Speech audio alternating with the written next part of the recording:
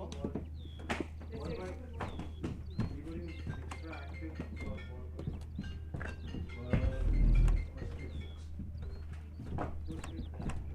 Okay, sir. Numbers. Yeah, I will call you. Nobody does ball picking. Yeah, ball picking. Ball boy. Numbers, scoreboard numbers done. I don't know. Scoreboard numbers I don't have. It's not here. But I think it was in that, the other one. The other container? Yes, yes. I saw, I think Akash taking it inside there. In the Yes. over there.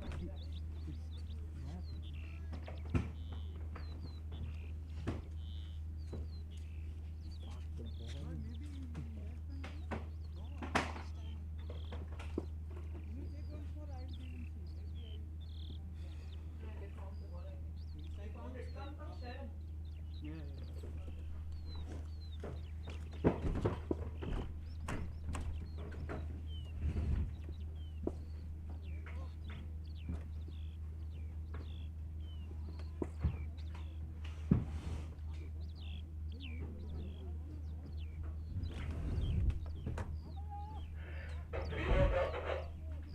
Yes, yes. 3 balls up. Score is 16.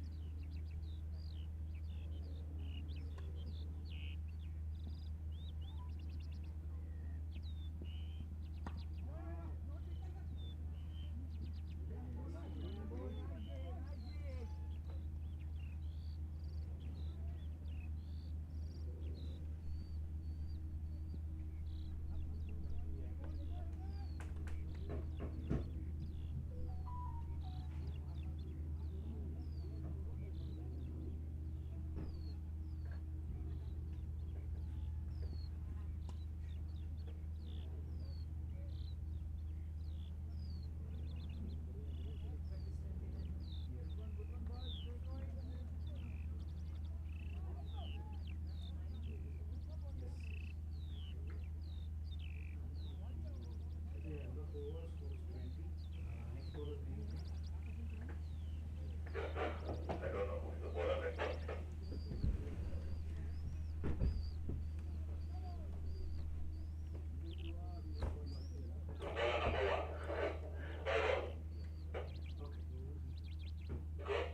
Yeah, yeah, yeah.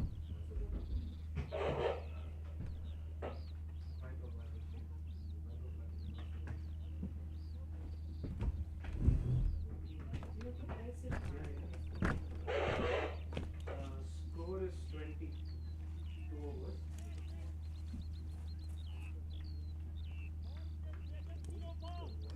Yeah, this is.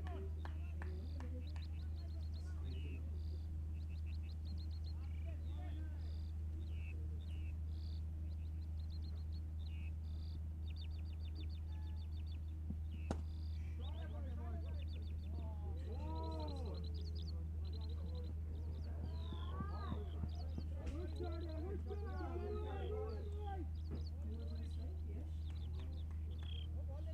Yeah, yeah, the other one.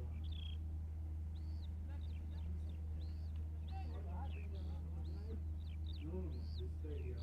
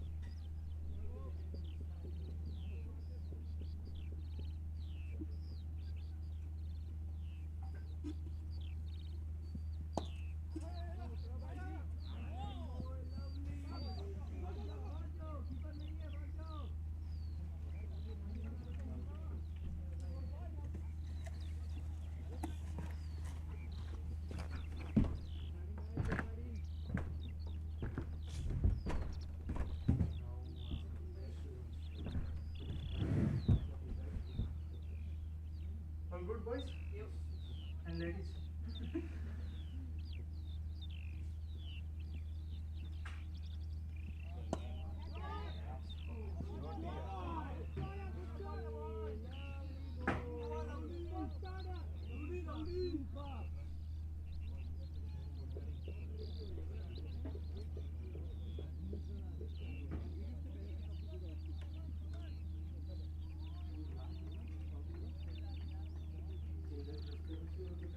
क्या? हाँ, आ रहा है। देखना चाहिए। नहीं,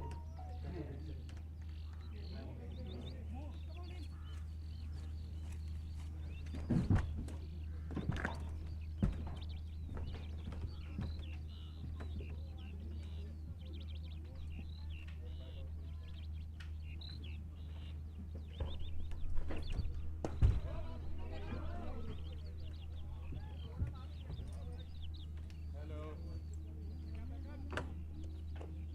Morning. Hello.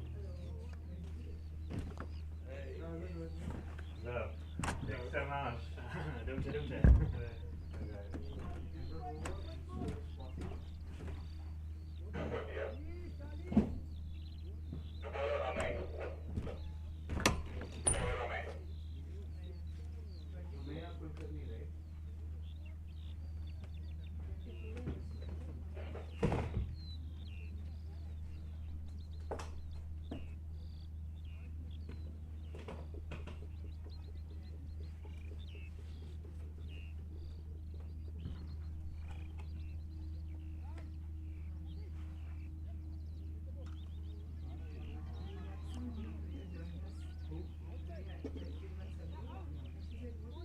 Magic is happening.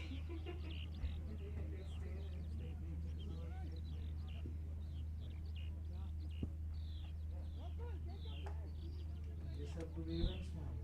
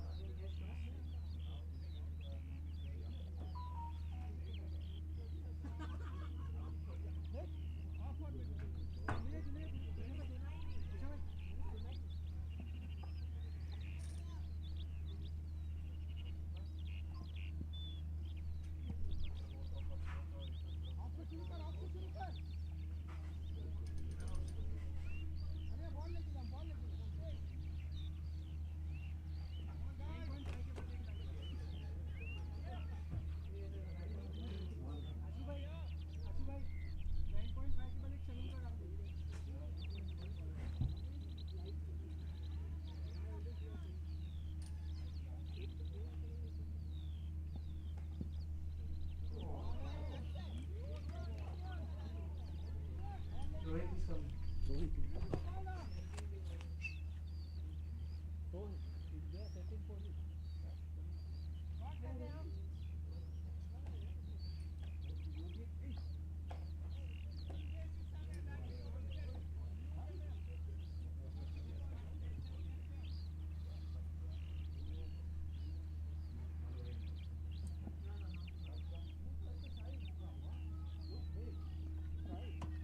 No man, no sleep with little one. Want to play all night. Like this, 1-2 years. Too shy. Too shy, yeah? Too shy. No company. No man. This Rohit, Then you just sit with another microphone.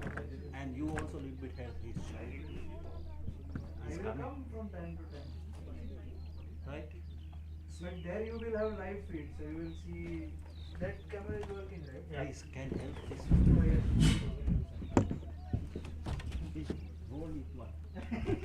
Roll, then finish. Then you start. Then Lallu Panju. Who broke this?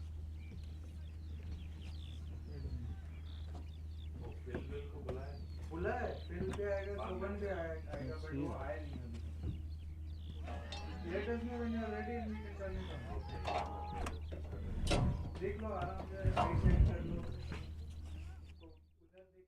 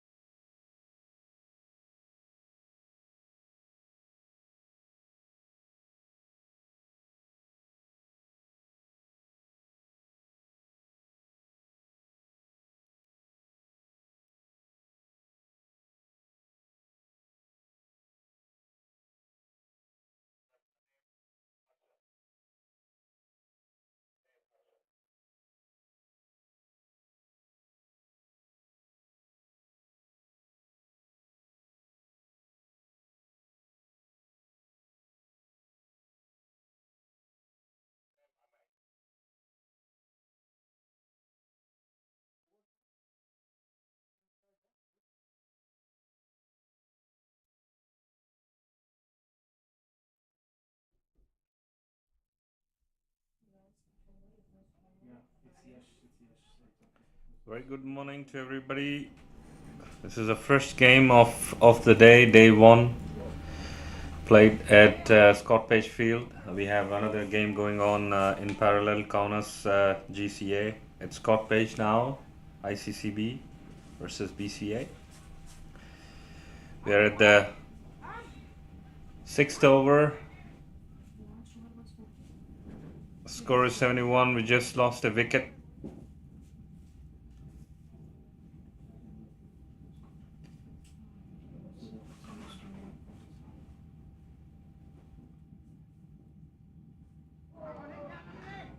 Pretty good line, outside off stump. Amaya is keeping it tight. No wickets so far, 10 runs conceded.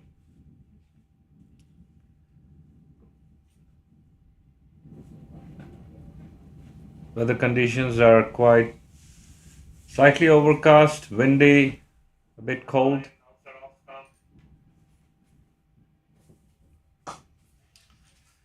Good bowling, keeping it really tight. A single with the long on.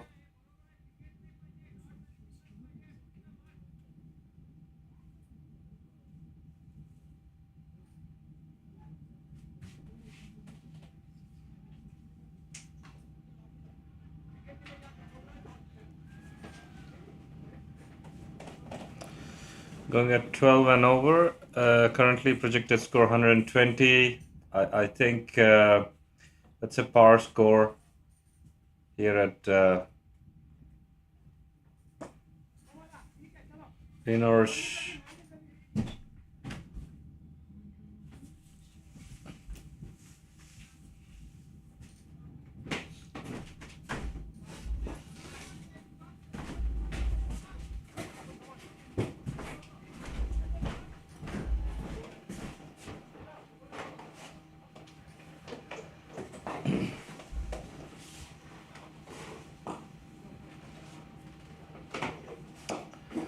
Amaya to Yash. Been nudged over to backward square. Looking for a 2. Quick return.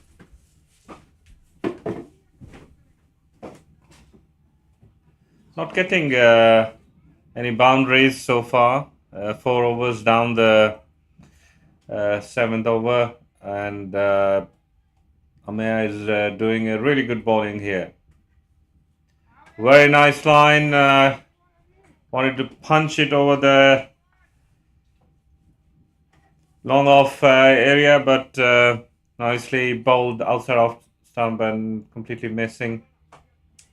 Another dot ball scored ball in this format of the game.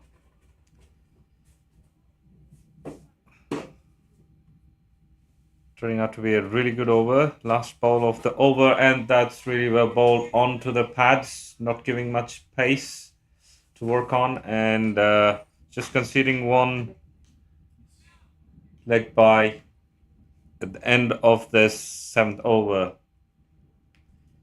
So pretty good bowling from Amaya, and with that, I believe he has finished his spell.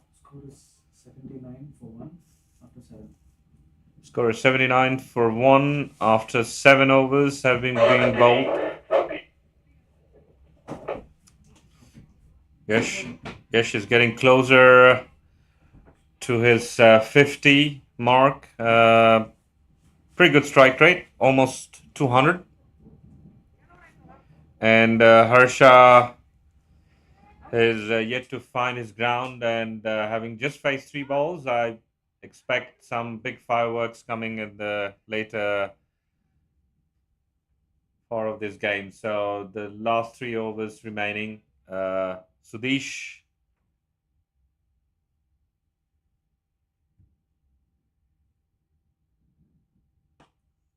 Full toss, slowly. Haven't really been converted, just for a single at the deep mid-wicket area.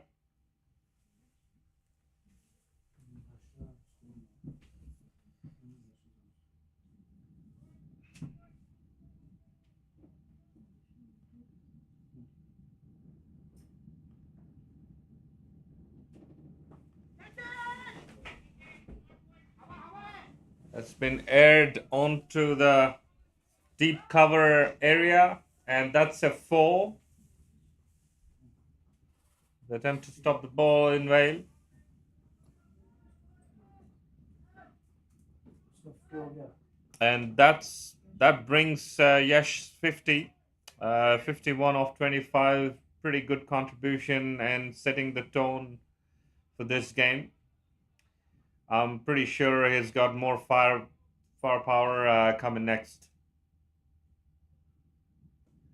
And that's been connected over to the deep mid-wicket area. That's a bale 6.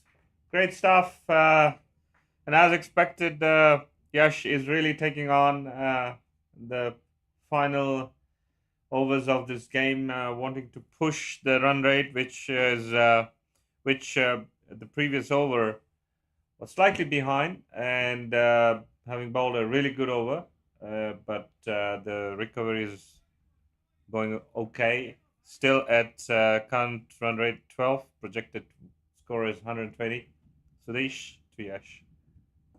Nice bowling, nudged it over the covers for a single.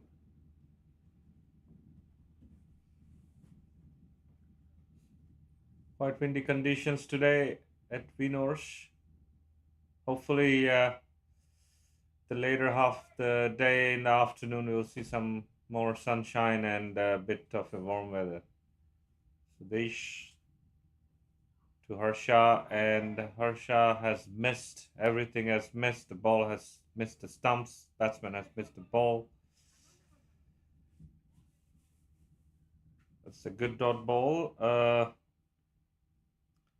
Sudesh hasn't got any wickets. Only 1 wicket falling for Iccb so far.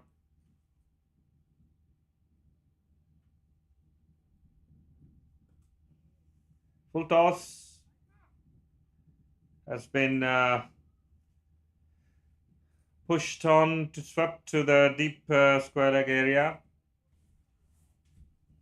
Just for a single. And that's the summary of the match so far. Iccb cruising towards that 120, 115 mark. End of this 8 overs, and we are looking at some good finish. 92 score at the loss of 1 wicket. Sudesh has finished his spell for conceding 23.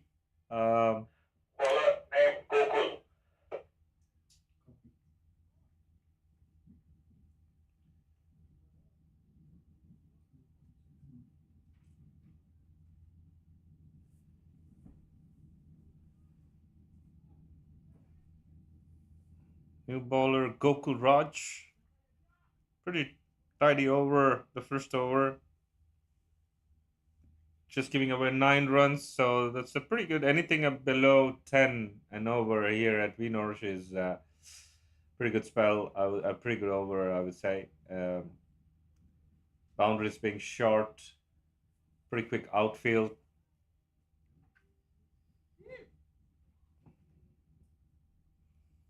Having just lost 1 wicket, Iccb really would like to push harder, and I really think that they should go full guns blazing at this moment.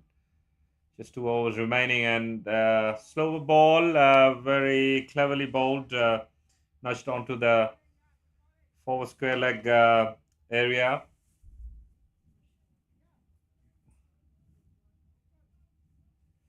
Slow ball is a good tactic at this stage, not giving anything to the batsman to connect. So good strategy from Gokul, and I think this is not going to be very easy. Nicely bowled, and that's really good stop from almost the third slip, in between third slip gully area, let's say, and just for a single, lucky. it could have missed. Definitely would have been on the boundary rope, being the downhill at that side of the ground. So Gokul to Harsha. Harsha waiting on to the ball, and batsman and the wicketkeeper have both missed. And what happened there? That's Sudesh has pushed it across the rope, and this is a 4 byes to Iccb. So all welcome runs at this stage. Really good bowling, but the man behind the wickets hasn't really been able to stop the ball. And as I've mentioned, it's really a downhill on that side of the ground and easy pickings. Waiting on that. Again, not offering any pace to the batsman on the tip mid wicket area, just for a single. Really struggling Iccb here. Run rate is falling down below the 120 par, so that's not something that you would like to do at this stage of the game. So you really want to. Okay, that's a beautiful shot, and there, deep cover area. Being a fielder, I think we have missed an opportunity there, and then that's lethargic. I mean, conceding extra runs. So that's really rubbing the salt on the wound here.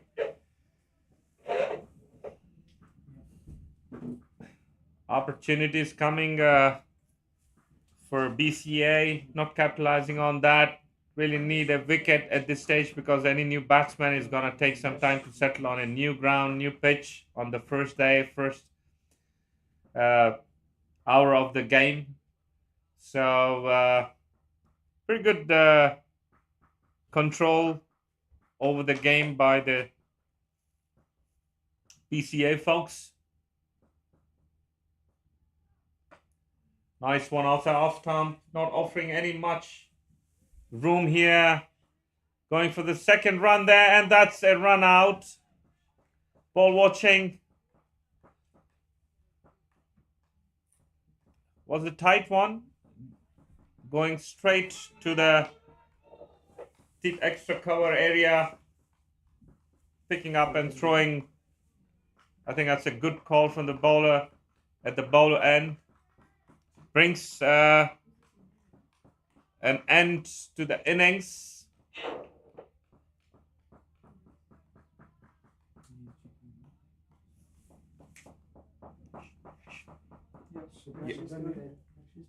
Harsha. No, sorry, Yash got out. Yash. Yash has just gone back to the pavilion.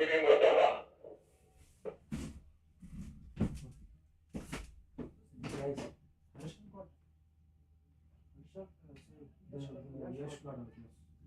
Put it wrong in the next batter, who did? Did you put Harsha or Yash? Yash out. Yash. What's Yash the is batter's name?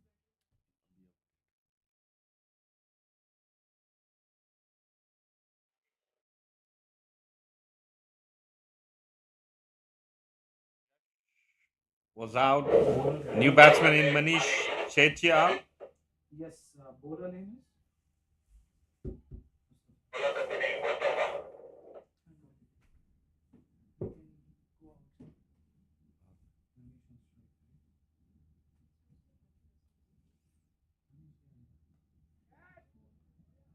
The last over of the game, Mo bowling outside off stump, giving enough width to free his arms, and that's a 4 runs. All the batsman had to do, the new batsman had to do, is just connect the ball, and Manish off to a good start. First ball 4, boosts the confidence. Still looking at the 120 mark, I believe, and it's pretty doable. 5 balls remaining. Anything can happen.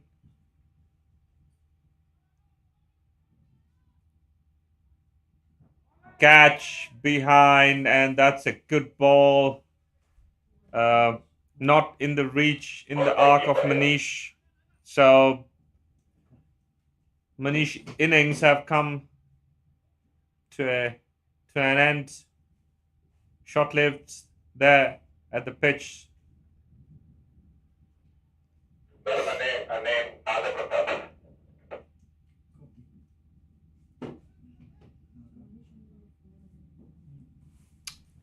Mohammed has 2 scalps on his name, so pretty effective. 2 for 18 so far, going as a second over. So pretty impactful. I would say he's a very experienced player. He has played on Vinorsh in the previous seasons, previous editions as well. So he has read the conditions very well, and I really believe that he's going to be very impactful in the later half of the game, and also at the other games and during this tournament. So new batsman in here, Naga.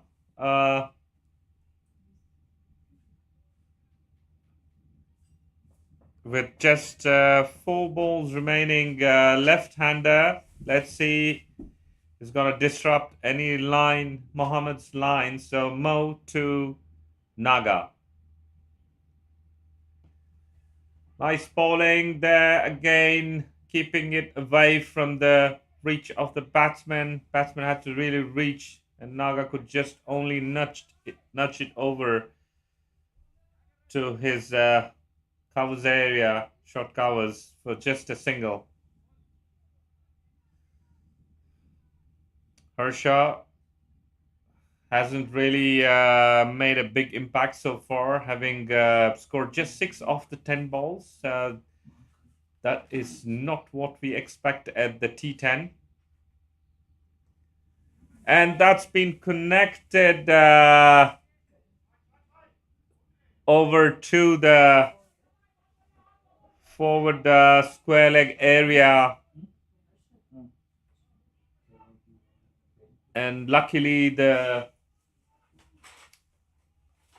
fielders have been able to stop the ball. That's a 4, sorry. Yeah, that's considered 4. So good pickings there.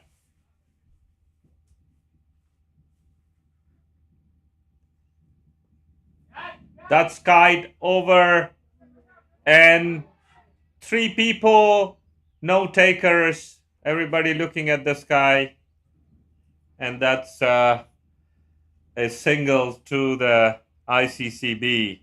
It's a pretty pity. I haven't heard anybody calling for the catch, and I really thought that the guy at the point area should have come forward to take that catch. Easy, could have been a simple, easy catch. No way, the ball was nowhere near to take that one. So, yeah. Wicket given away. No big damage so far in the final over of this innings. Naga facing Mo. This is the last ball of this innings. Naga moving away from the wicket, trying to nudge the ball over to the fine leg area. Wide. Only thing missing the left stump pretty much is a void in this format. Mo has to re-bowl the last ball of this innings. Again, drifting down towards, this is where Mo and any bowler could be struggling with having the right hand and left hand combination, and slightly disrupting the line. Could have been really good line for a right hand batsman. Unfortunately not for the left hander. Mo has to find his line. And that was a slower full toss and misjudgment at the mid wicket area. Fielder not really quickly coming under the ball, and ball going over the mid wicket area for a 4. So still consider power score 119, 10 overs. Could have really been a bit more. I really thought that they were in a position, having lost only 1 wicket earlier, could have really pushed it over to 130, 135 mark. But again, it's the first game of the day, first game of this series, and everybody is going to get a better understanding of the conditions and the pitch. So again, a good start for Iccb. 119, 120 round figure for BCA 12 and over. So really hope that the BCA folks could push harder.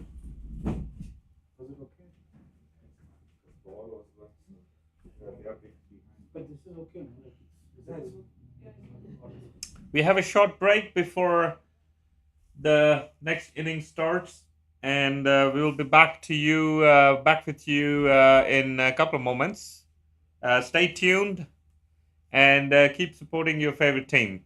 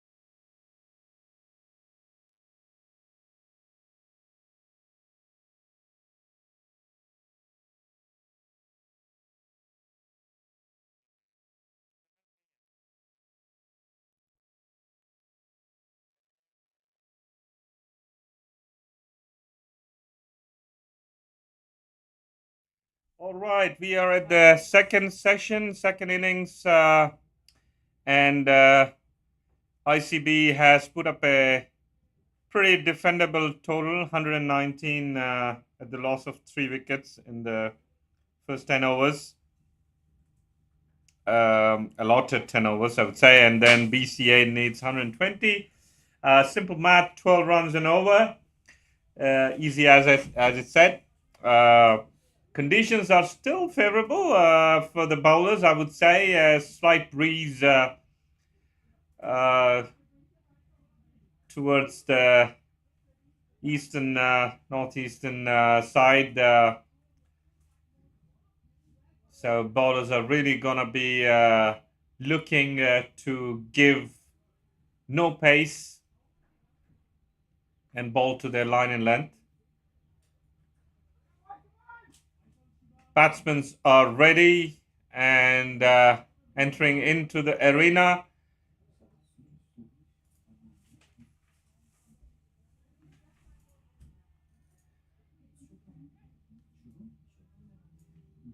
Shubham and Amaya will be opening for BCA.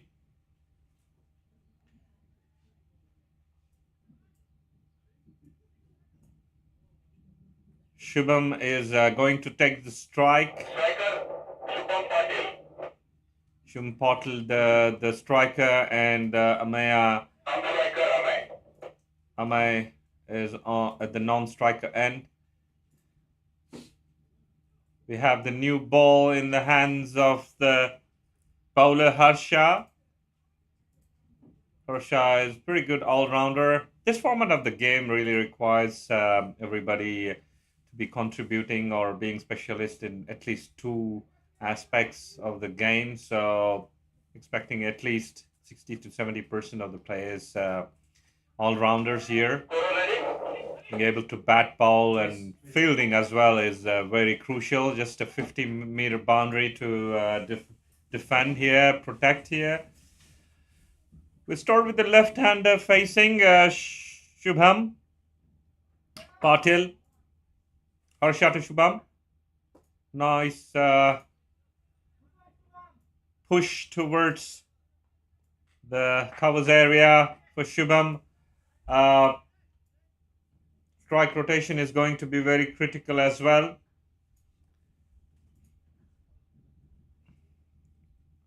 Harsha with high arm, unique action here. Sporting the famous number 10 jersey. Second ball. Good line there. Not giving enough for Amaya to connect.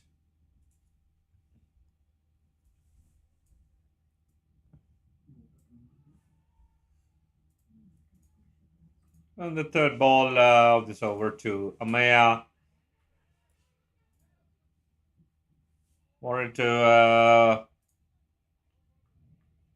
push it over to the mid wicket. Nevertheless, just 1 run inside the circle. So far, just singles. Just 2 runs coming off this over. Pretty good start, I would say. And that's another good ball right in the block hole. Not cramping him, not giving enough room to Shubham. So I really think that since it's been pretty good start for BCA, it's the run rate is gonna creep pretty quickly if this goes on for long. Okay, that was a wild swing and pretty lethargic there. Maradona in action and not using the hands, trying to stop the ball with his legs. Not really ideal. And with that at the fine leg, we have a boundary to Shubham's account and also adding up to a score of 6. Last ball of the over, Harsha has been pretty good so far. Really good bowling there. Again, fuller length onto the stumps. cramping him.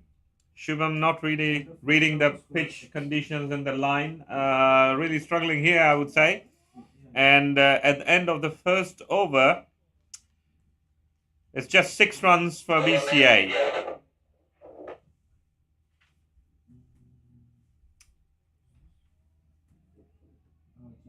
Remember, you need 12 runs, so run rate pretty much creeping towards the 13 mark now, required run rate 13.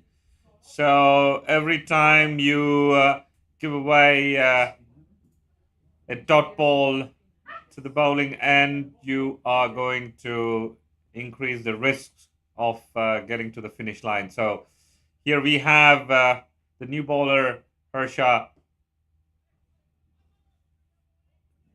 nudging over to the mid-on, not really getting anything out of it. Straight to the fielder. Second ball. And that's pitch shot on the leg side. Nudged over to the backward, between backward square leg and leg. One leg and single there.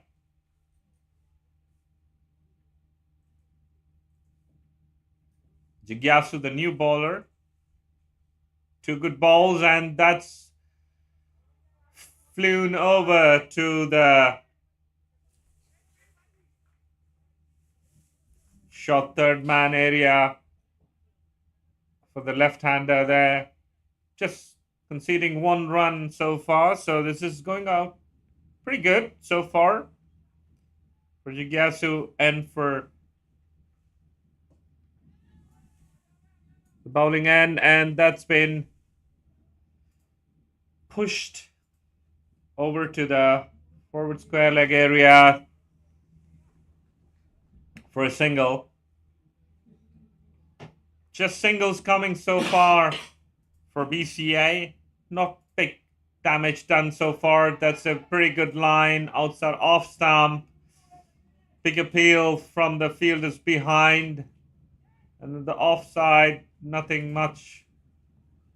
A good ball.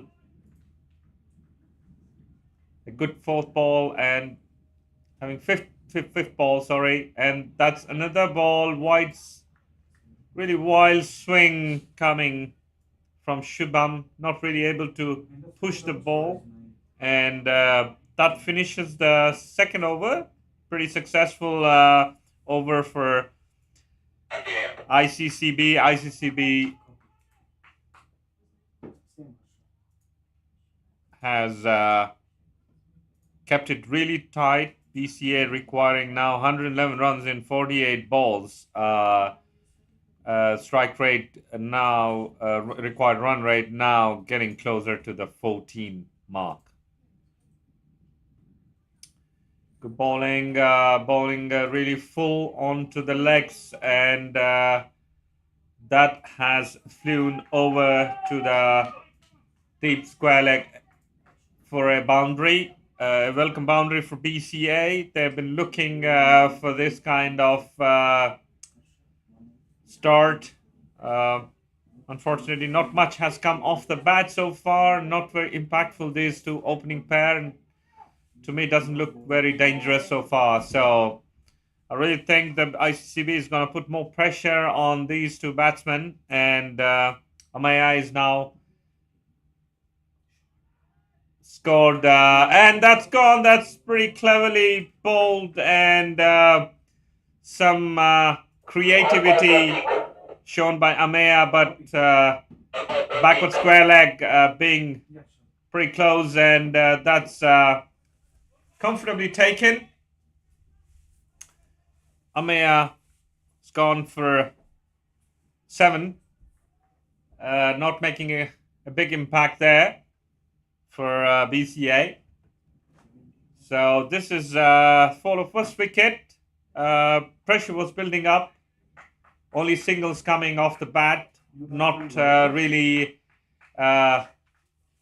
been the start that they wanted, BCA. So it's a big mountain to climb now. The run rate, required run rate, creeping towards the 14 mark, and that would pretty much look like you need at least 2 to 3 boundaries every over. And let's see, we have the new batsman in for BCA. Vaibhav is taking his guard, and let's see if Vaibhav is able to make any impact for his team BCA, pushing up the scoring rate. And Vaibhav has hammered this ball over to the long off area. And that's a very, very good start for the batsman. And this has brought the big score at the first ball, at the third ball of this third over. Full toss straight to the bowler. Not making use of this loose delivery here. And Harsha got away with this one, not conceding any runs. So lucky for the Iccb at this stage. Nice shot, and I think the fielder has misjudged at the covers area. That's a 4 runs. Remember, anything that passes the fielder here in the circle, that's pretty much a boundary for a 50-meter distance. So pretty nicely struck by Vaibhav, and Vaibhav is making a good impact so far with just 3 balls and 10 runs. So going at a good strike rate there.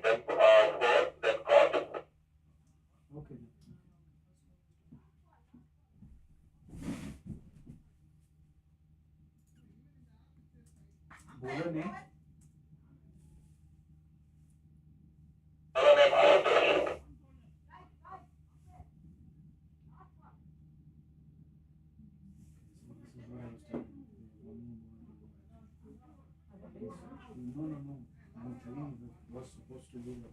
Some confusion over the finish. Umpires and the scorers have a walkie-talkie, so you don't need to interrupt in between. Yeah?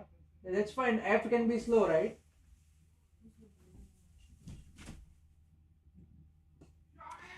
It's a big hit, and that's coming really under the... Oh, that's really well taken. Good judging. At some point of the time, I really thought that the long off was not really coming under the ball. But it's a good catch taken at the long off. And Amay taking a pretty good catch over the head with the palms facing the sky. So pretty safe tactic, I would say, and very well judged. And that brings Shubham's innings to an end. Good intent there, but unfortunately couldn't clear the 50-meter boundary rope. You can I'm here.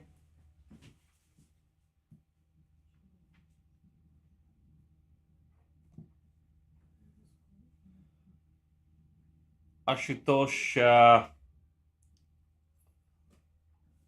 has had a good impact, good height. And we have the new batsman, left-hander Shiva, facing Ashutosh. And again, a big swing and a ding, no run coming off this ball outside off stump. Good line, good pace there. And, the wicket, and then pretty good pretty good start again for Ashutosh this over. 4 balls bowled, not much conceded here, and BCA is looking at a bit of a trouble here, where this required run rate now is creeping towards 15, and that's a good placement there for Shiva, and pushing on to the deep cover area, and that's a good shot there.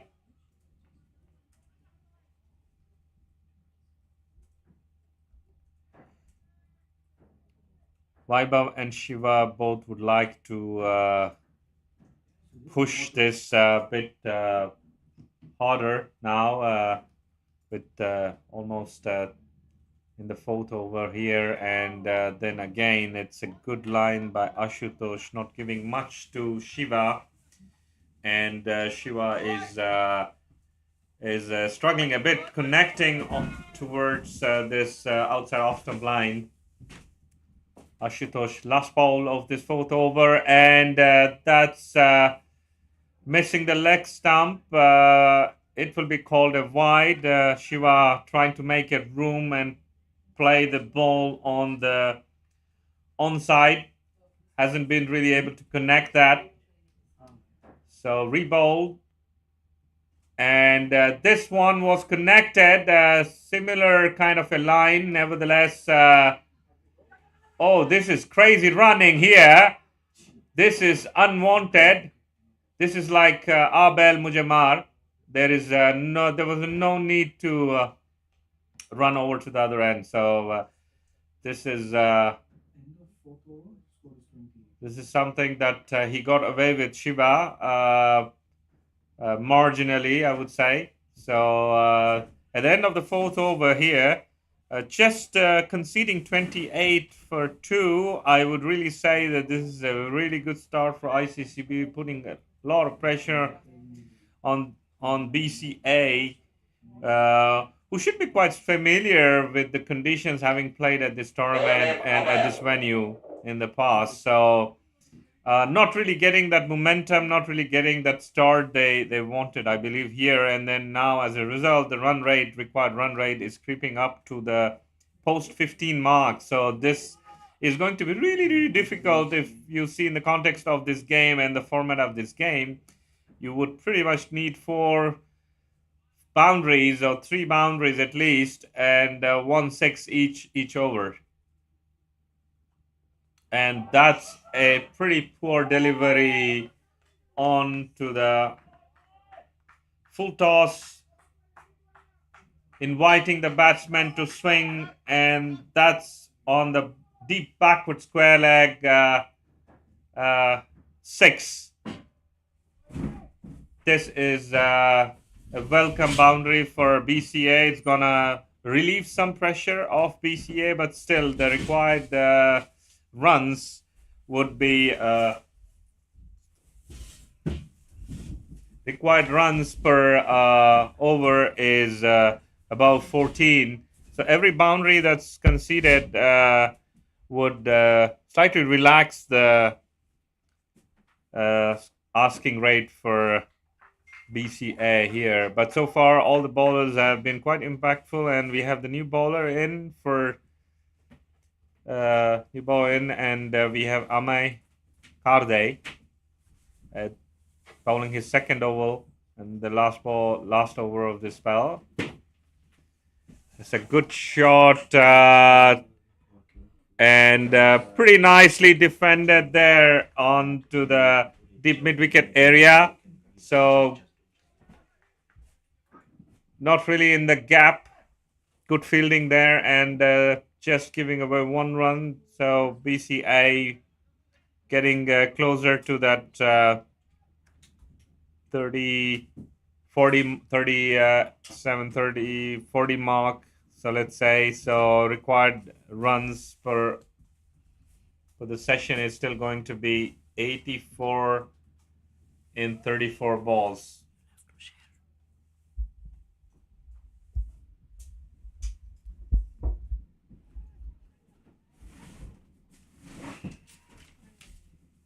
It's a beautiful game here. 36 for 2 after 4.2, 84 from 34 needed. At this point in time, you have to definitely back the bowling side because 5 overs, 83 runs required. It's going to be an uphill task for the batting side, but nevertheless, at this ground, we have seen some miraculous innings in the past. The southpaw is on strike. A very different bowling action. It's hit on the pads. And they will still get a single for it.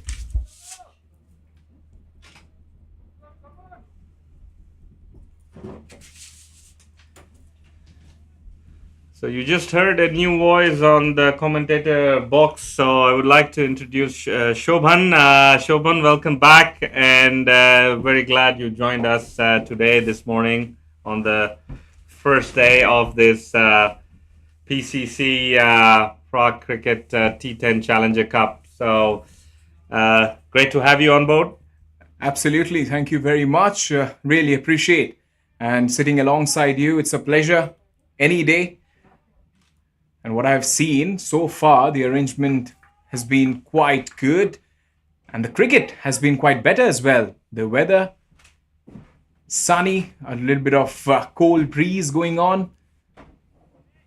So it's just... Absolutely. I think today's start, we had overcast conditions and breezy. That's nicely played over to the cow area, and that's 4 runs for the team. Yes, the weather has been pretty cold this morning, breezy, but it's hopefully it's gonna get better. The skies are clearing, and we pretty much would see some blue skies all across.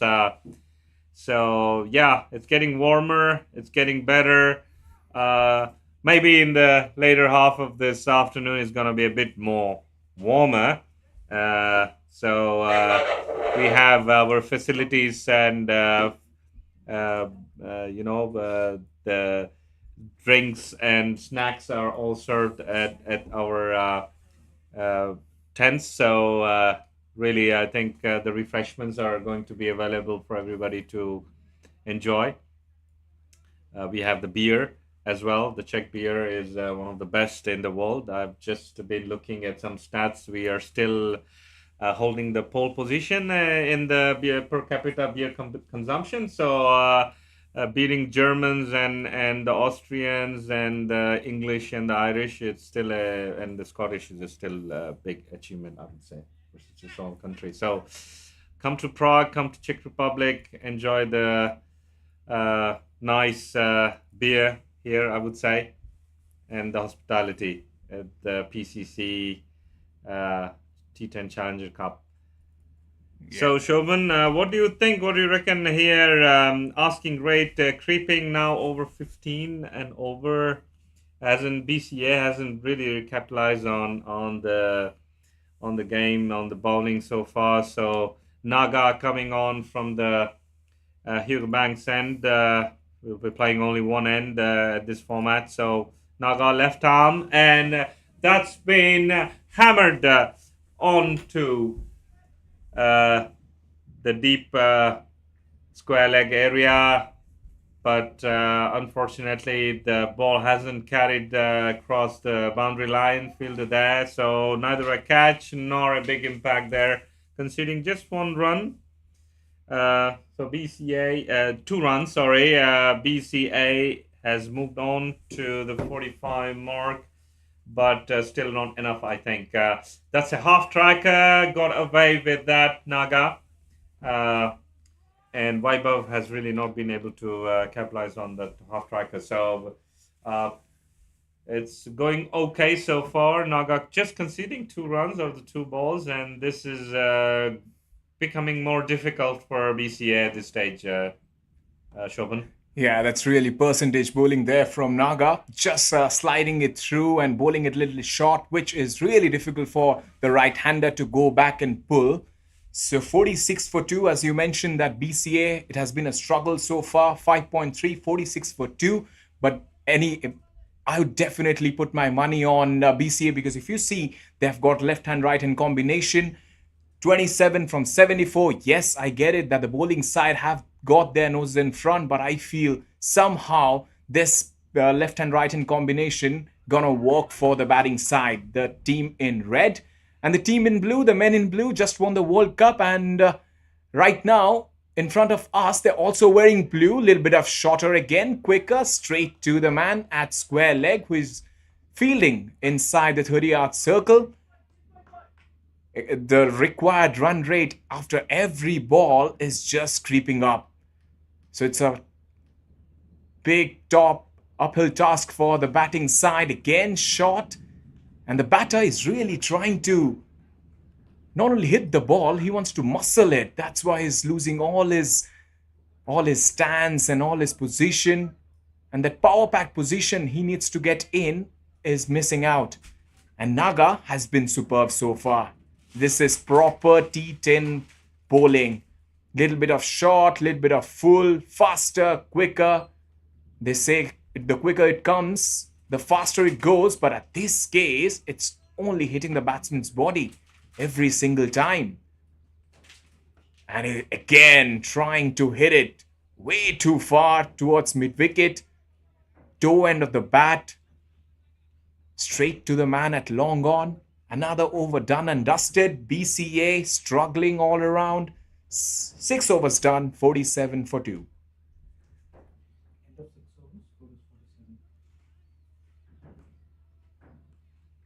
But the men in blue has been quite superb. You have been doing commentary since the first over. You must have seen how ready they are. And it feels they're on the mark, on the money, as they say. But 3 batters in front of us, ready to rock and roll.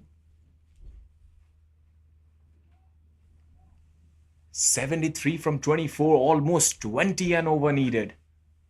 Little bit of change in field. There was a slip, but he has been taken back to third man. The long leg comes in. This over, really crucial, make or break. Again, goes for that drive, misses it completely, and he has been given out. Little bit of edge. That's just demise for Shiva. 9 of 11 has been, definitely a very poor innings from the left-hander. Yeah, I think this game is now creeping away from BCA now with required runs per over above well above the 18 mark now, at 19 required every over, and with just 23 balls remaining, 73 of 23 is still doable, I would say. Still doable. 50-meter boundary. Remember, still we have 6 wickets in hand. But yes, we need a better conversion here. Every ball has to be flying over the rope from now on. So good, really good bowling from the Iccb. I think they've been really impactful. Pretty solid team so far, and having not much experience here playing at Vinors, I think that's a really good start for these guys, having read the conditions very well. Very breezy today.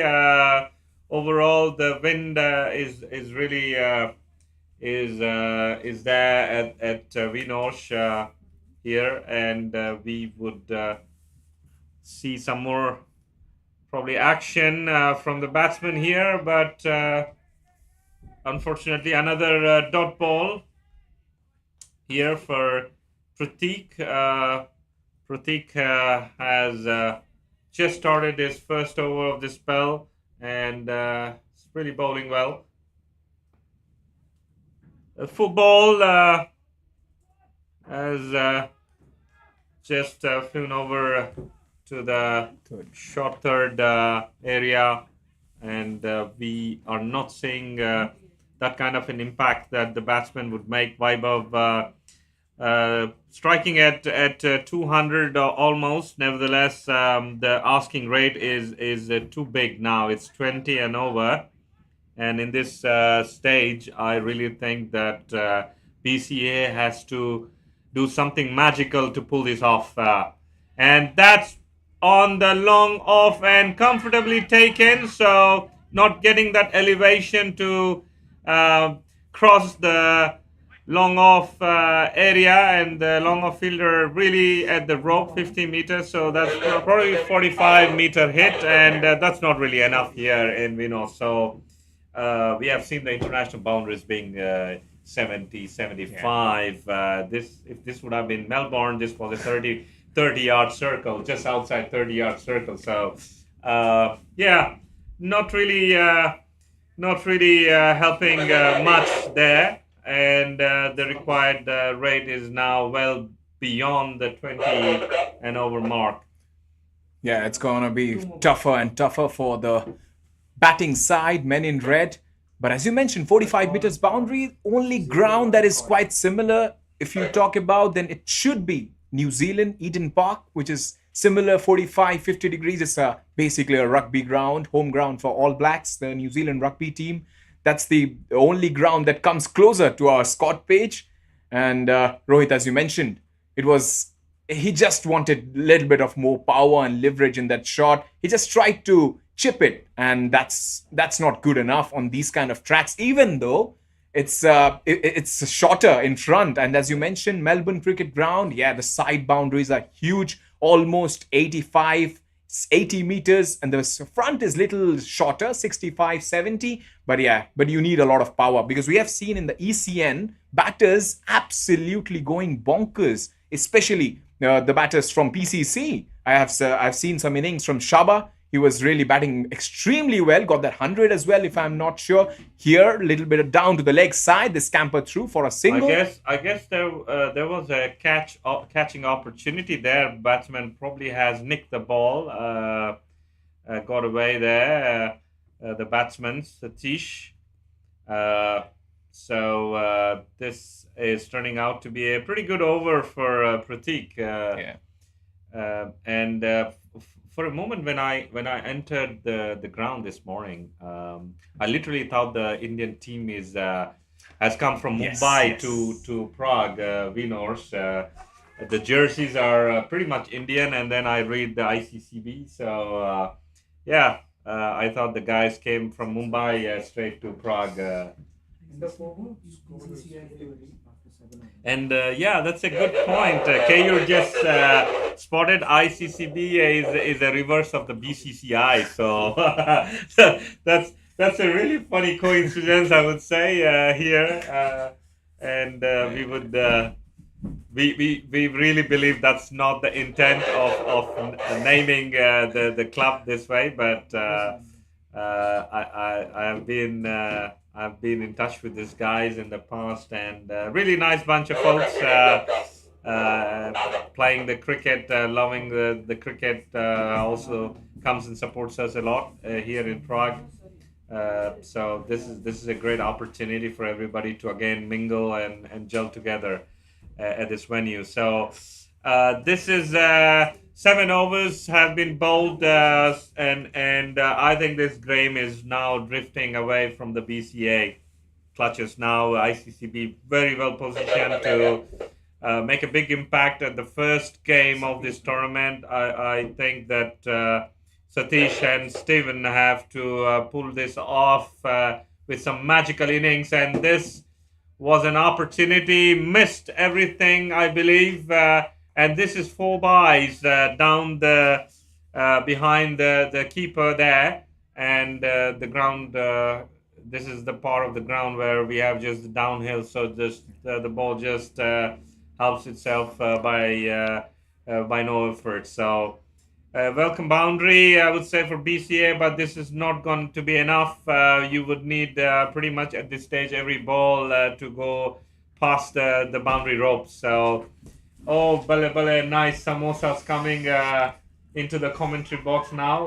Mr. Roy doing a great job here, taking care of all the PCC working staff. Yeah, and fantastic job from our support staff with this Balle balle, as you mentioned, samosa. But 58 for 4, a little bit of blemish there from the wicket keeper. Again, the kind of performance they have performed, and that's a huge hit. And it has gone all the way. Has it? No, one bounce. That's gone for a boundary. Much needed. That's what the doctor wanted from the BCA. But as you mentioned, ICCB, they have played definitely like Men in Blue have performed at Barbados, winning that T20 World Cup. What a crowd, what a reception they could receive yesterday. And it was absolute carnage when I saw the pictures on media, all over social media flooding in. And I was like scared, like people would die and there'll be a stampede. But yeah, the ambulance was not, the ambulance was not getting to the hospital. This was a situation yesterday. But now he's trying to cut. Has it? Yes, it does. Oh. Maybe it has come off the wicketkeeper's gloves, or the batter was not at all interested in going back to the crease, but somehow they have got a wicket. Yeah, a bit of a lungi dance from the batsman there, not really in the balance and not being able to recover from that drop, and not really the kind of the style you would want to get out. So unfortunately, it's stumped and closely watched by the PCC veteran, one of the very experienced players and umpire there, Prakash Sadashivan Nair. No station there and given out from the square leg umpire. Brings down another wicket for BCA. One in, one out. Not much impact so far from any of these newcomers in the batting arena. So Naga on to the 8th over. 2 more balls to go. Half striker banged it on to the extra cover areas, but just conceding 2 runs, and probably there could have been another run, but batsman more interested in make up there at his end, so trying to not really focusing on the call from the other end, so could have taken a single, but not interested here. Naga is bowling his spell of a pretty good spell so far. Last ball of his spell, and that's been pushed on pretty hard, not really connecting it very well onto the mid-wicket area. So just conceding 1 run, and this brings us to the end of the 8th over, and I think ICCB is really now cruising on to the victory line with the asking rate being 27.5. I guess it's more the required runs, 55 of the 12 balls. Even I think Chris Gale couldn't help here at this stage, I believe, if you bring him on. So the new bowler taking up his mark, and this is going to be also the last over of this spell for Jigyasu. Jigyasu has been extremely good with his first over, just giving away 3 runs. I mean, how good is that, Shobhan? Yeah, there I can see a little bit of Mankad. He was trying to Jigyasu there, but he just stopped himself, and Satish, the non-striker, just came back to the crease at the right moment. As you mentioned, 12 deliveries, 55 runs. Yes, it's possible, but every delivery has to go to the boundary. Wrapped on the pads again, and there the batter has missed out, pitching outside the leg stump. I don't know why the bowler is asking for an LBW. But yeah, but the hairstyle of Jigyasu is really fascinating. Most of the cricketers here in Prague enjoy this kind of a hairstyle. It's good for the summer as well. And I think you have got a similar kind of a hairstyle. Well, I think at this stage, everybody is going to that styling, and no offense there for Jigyasu. I didn't understand why a non-striker was interested more on taking a single there, but that's a great shot there.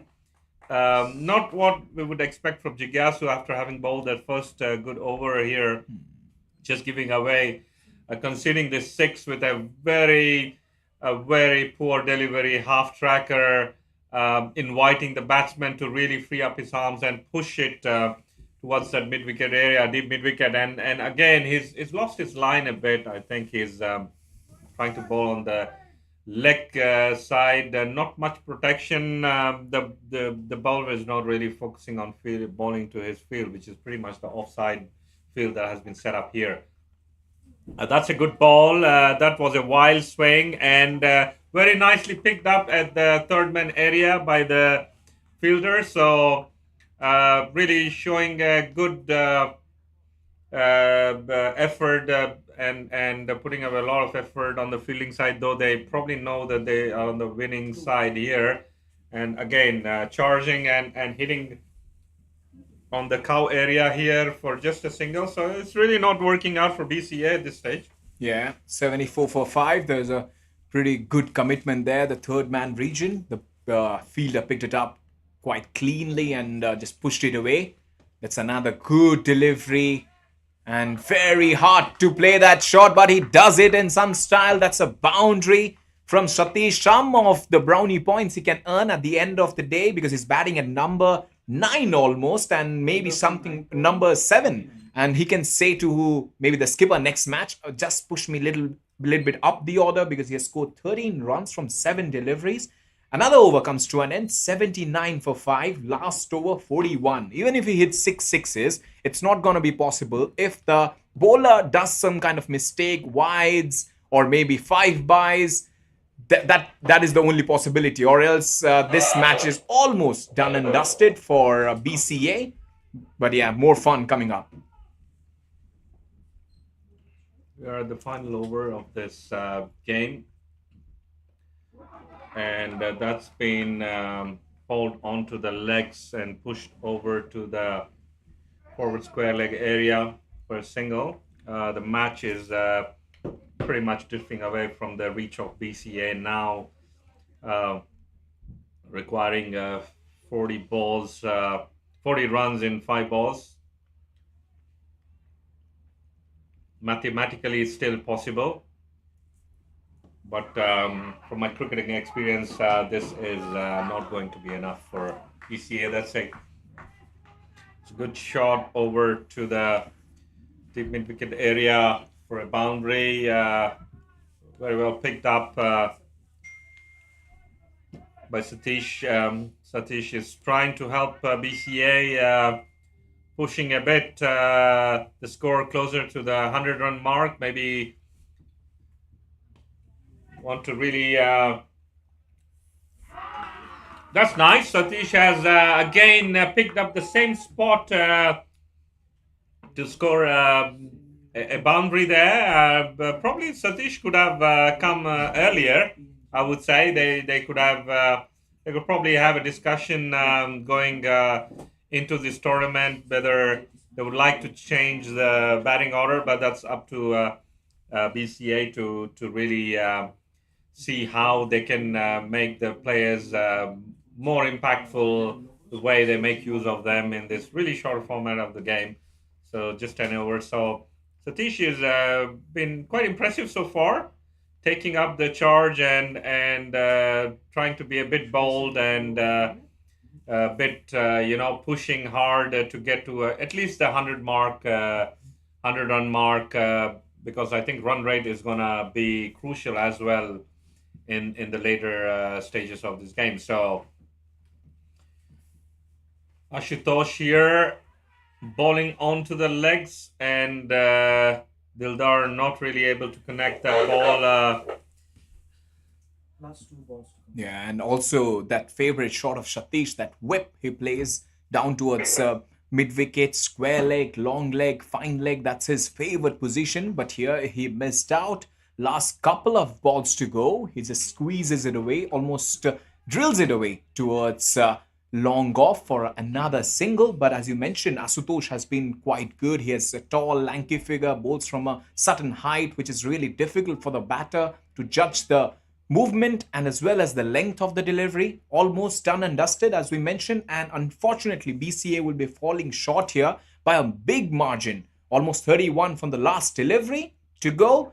And there it is. A big comprehensive win for the team in BCA. blue, ICCB, and there's a run out as well. Oh dear.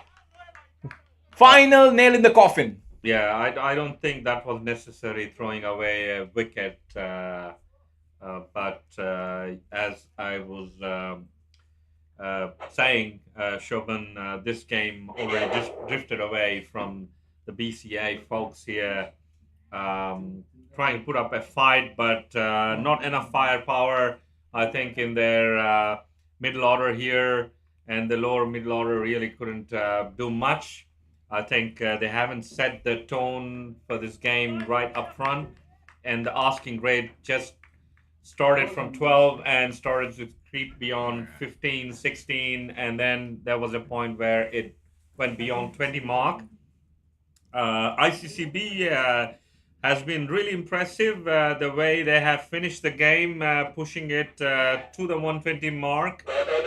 Some recovery happened while they were batting in the first innings, and now I could see some all-round performance from some key players from ICCB, and as expected, they have won this game by a big margin, 29 runs. So in the context here of the games and so on, every other team is going to watch out for ICCB playing here with this Indian jersey and the reverse of the BCCI ICCB. So it's going great here.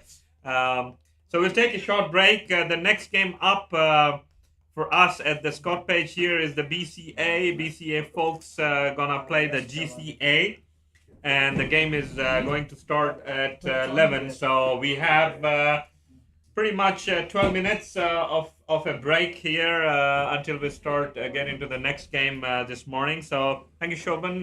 Let's reconvene and let's look what the GCA guys have got in the bag. And we have seen BCA playing now, and BCA really would like to get back into this tournament and would like to win their second game. So it's gonna be a good challenging game for us, the second game of this day, and we would be back with you in a short while. Thank you.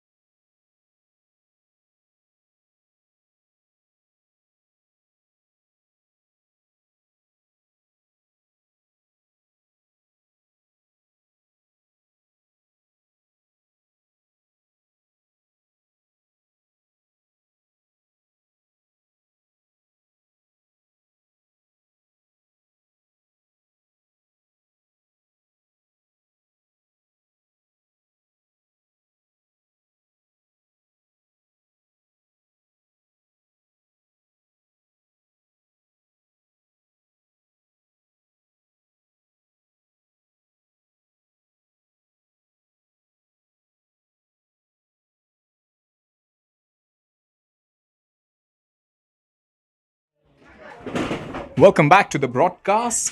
It's BCA taking on GCA at Prague T10 2024. BCA batting first. They just lost the recent match against Iccb quite comprehensively by 29 runs. So they have to prove themselves. Shubham and Satish, the two batters at the center. Shubham, the left-hander southpaw, is going to take the strike. Mirbaz has the ball. So there's a very good atmosphere right now. Cool breeze going across the ground. And it's a good field setup as well. They've got a slip, so they're attacking from the very first over. And BCA is under the pump because they need a win desperately at this point in time. When you lose the first game by such a heavy manner, you have to come back for sure.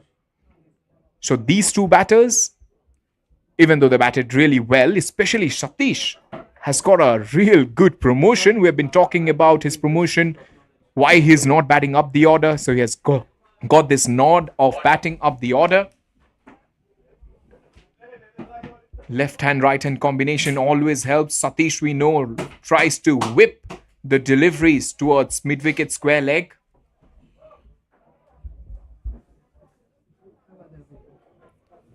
But Mirbaz has the ball.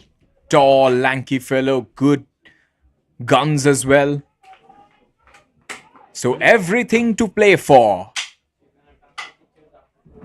The two fielders outside the 30-yard circle. We are still in the power play. First ball, BCA taking on GCA.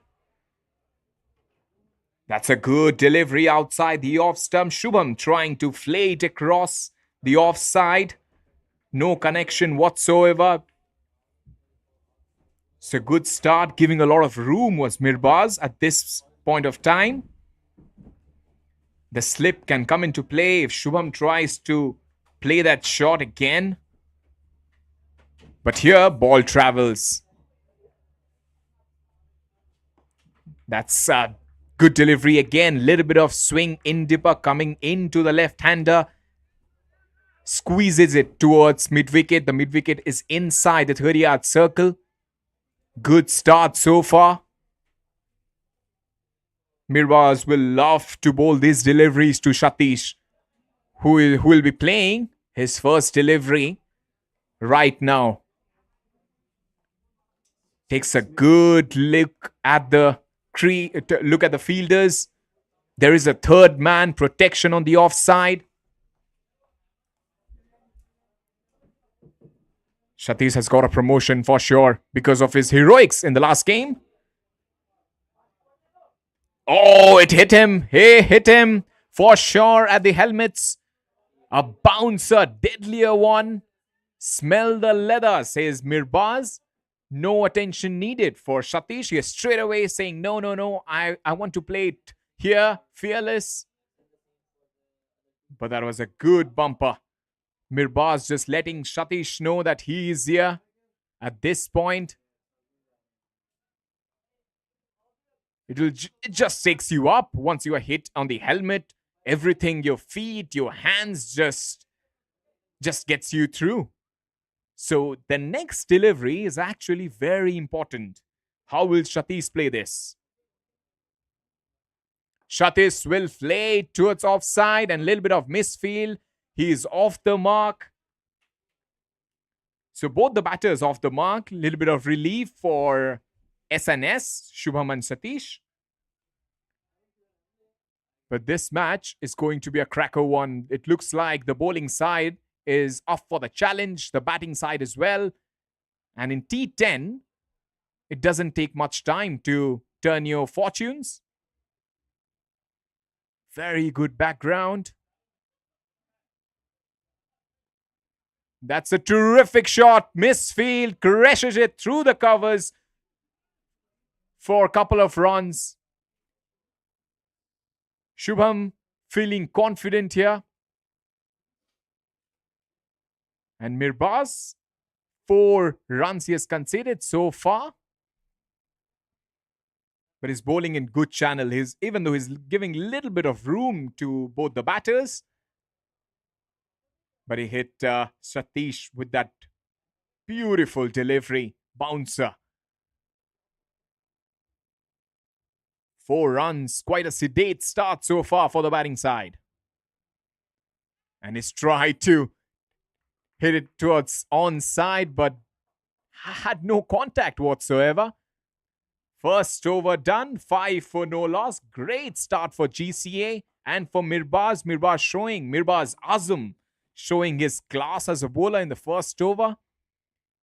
Hitting both the batters, surprisingly. Sun just playing hide and seek at this point in time. The current run rate 5.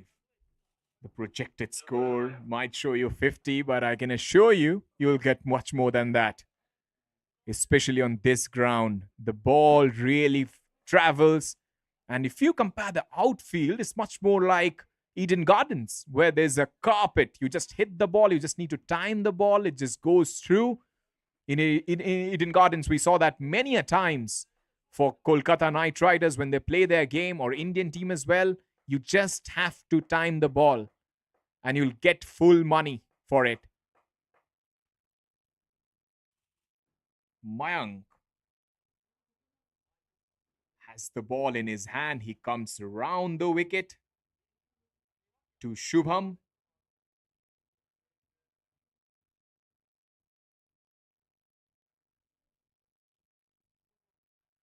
And it's a good delivery, even though outside the off stump, way outside the off stump, wide signal by the umpire. I said good delivery because it was kind of a little bit of slow delivery from Mayank. But yeah, big opportunity for Satish here. He has got some runs under the belt, even though BCA fell way short of the target. Shubham plays the big shot. Shubham plays it handsomely. Over cover for 6. That's a statement from BCA and Shubham. Glorious shot. Mayank over pitching at this occasion. And the left-hander southpaw accepting with both hands. 10 of 5. Welcome to Prague Challengers T10.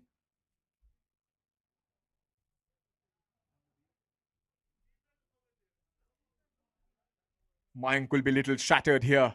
He has been pummeled and has been a very good shot from Shubham, surprisingly. In T10, you see this sloggers going through, but this is a class. Shubham tries to repeat the shot and misfield. You don't want to be sloppy at this point in time. Only 8 deliveries bowled in this match. The fielder was on his heels for a little bit of time. Shubham has been looking good so far, giving room on the offside, trying to flay it, using the offside region more often. Wholesale changes on the offside. Fielders coming up into the 30-yard circle. There is a third man point. Covers mid-off. And he gets an outside edge. Streaky boundary. Doesn't matter in T10 as long as they come. Another boundary for Satish. Actually, his first boundary. It has been quite a strong start from BCA. 17 for no loss. Mayank will feel a little bit dejected because it was not a delivery that should have gone to the boundary. But the field was set up in such a way that even if you give little bit of width, it will go to the boundary. Fine leg back. And he bowls a full toss. And he gets little bit of gap. It's a boundary. As I mentioned, it's a carpet here. You just have to get little bit of bat and the ball will travel. Second, third boundary of the over. Mayank has been dispatched so far, 16. It's a rocketing start for BCA, 21 for no loss in 1.5. Final delivery. Will Satish play it safe and give it to his partner, or will he go for the big shot? These are the little moments in the game that just defines it. Satish finds the gap. Has he? No. The fielder recover. They're going back for the second run. Chance of a run out there. And the wicket keeper makes a meal of it. They get 2 at the end of the day. Couple of overs gone. And still a delivery left. How is it? One more to go. That's what the men in charge on the ground suggest.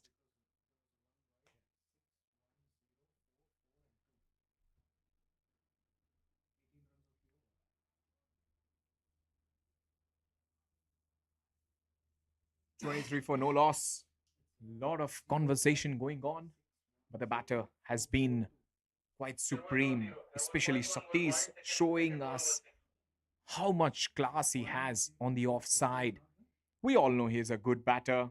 He batted really well in the last game, whipping it towards the leg side.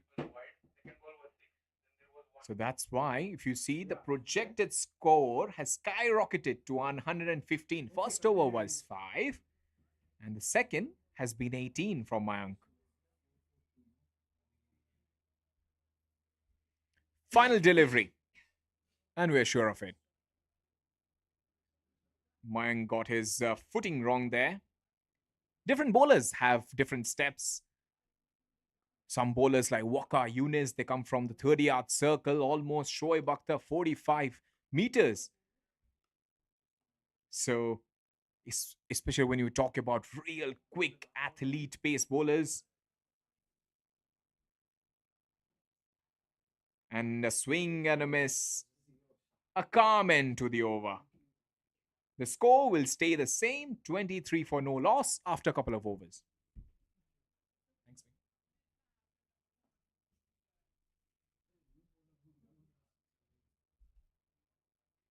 A very good time for us. Smith Patel just delivered some beers. So we all are very happy.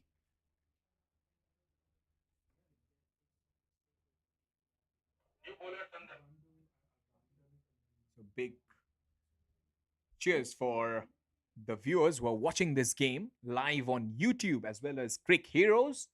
If you type Challenges T10 Prague, you'll definitely find the scorecard, or else you can visit the Prague Cricket Club Instagram page as well as Facebook. There you'll get all the live updates every second, whatever happens at the ground here at Vinosh. So you can follow us on all social media platforms. You can watch this game, as I mentioned, in top quality. The broadcast has been quite superb so far. Couple of overs, 23. And there is a chance. He drops the catch. Oh dear. Look at the face of the bowler there. Sandan can't believe it. It was straight in and out. Shubham, 11 from 7, gets a reprieve early in the piece. Will Shubham make it big? He has a big chance here. Trying to just play a shot which he had no control of. Yes, he does it while reaching at the non-striker end, playing it straight, but he didn't play it straight at that time. But he'll give the strike back to Satish. Satish has been batting at a strike rate of 175 almost, 11 from 6. So he has got his mojo here.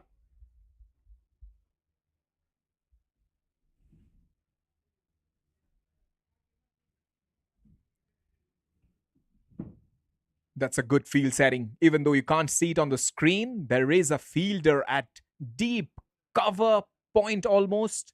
There is a protection there. And there is a fielder as short third man, which you can see it on the screen, of course. Slow delivery, intelligent stuff from Sandan there. And also, if you see Satish mentioning his partner that it was a slow delivery, it didn't rise at all. But there's an insurance policy there for Sandan. He has a fielder exactly for this delivery. So even though he bowls it, it might not go to the boundary. On the stumps, inside edge, 4 more.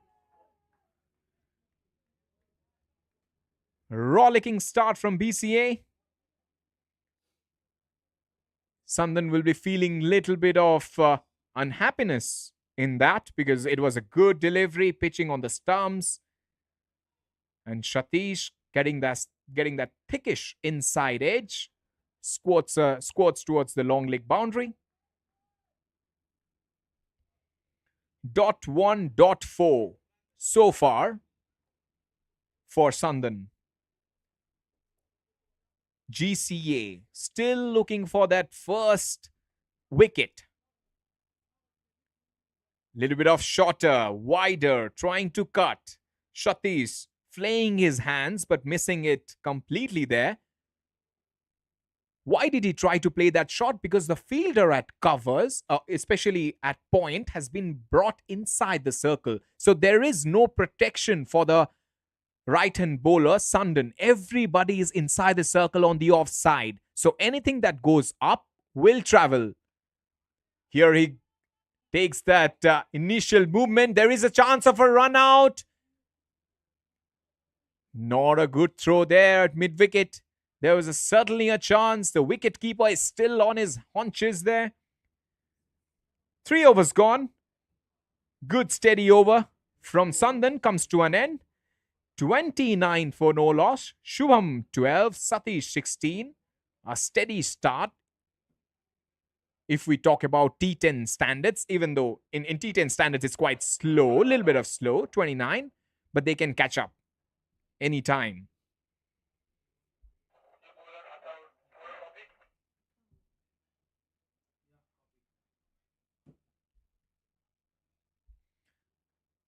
Looks like the wicket-keeper has called the 12th man for the helmet. So it looks like the first sign of spin so far in this game.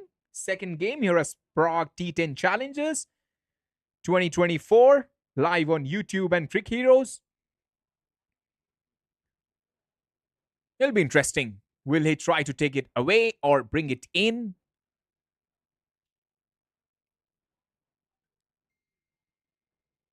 Satish is on strike.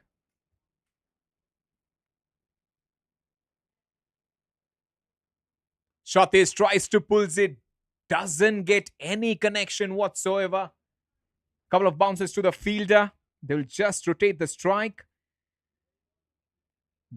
Again, it has clamped down the current run rate, 9.42. In front of your screen, 30 runs, 19 balls. Shubham Patil, 12 from 8. Satish, 17 from 11. Atar is trying to bowl. A lot of deliveries there. He can bring it in. He can take it away. But the looks of things, he might bowl off spin here. Different challenge for Shubham here. 12 from 8. Shubham tries to play the big shot. Shubham has gone many a miles for 6. Second big hit for Shubham. Important strike for the left-hander and for BCA.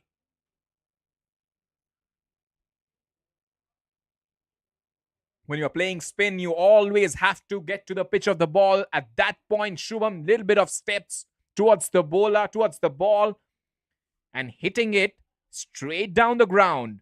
I would say the most safest hit in any cricket ground. Shubham goes again. Shubham thrashes it. There is protection. They will come back for the second run. Atar giving little bit of flight there, and Shubham straight away, his eyes just lit up. He's trying to repeat the same stroke. But down the ground is his favorite position at this point in time. Shubham gets a lot of room and he thrashes it for another single. There is protection. This is good bowling from Atar. He knows that he has got protection on the offside. He's bowling it short. He's bowling it a little wider to the stumps. allowing Shubham to go for that cut shot. And he's towards that offside region.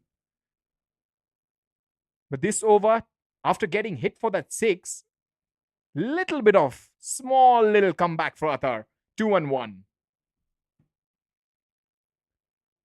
There is a long off. And also, there is a mid-wicket. And he just makes misfield there. And it goes for 4. Unfortunate there, Athar looking at his field and looking at the skies and saying, what's happening here? Guys, come on. Because he gets a boundary. Satish, we've been mentioning about his prowess on towards that onside region. He's favored. He just loves to hit cow corner, mid-wicket, long on, square leg. Brilliant shot. Gets the gap for 4. That's over extra cover. Quality there from Satish. And hitting an off spinner with this kind of strength is quality, as I said. 4 overs, 47 for none. BCA are flying.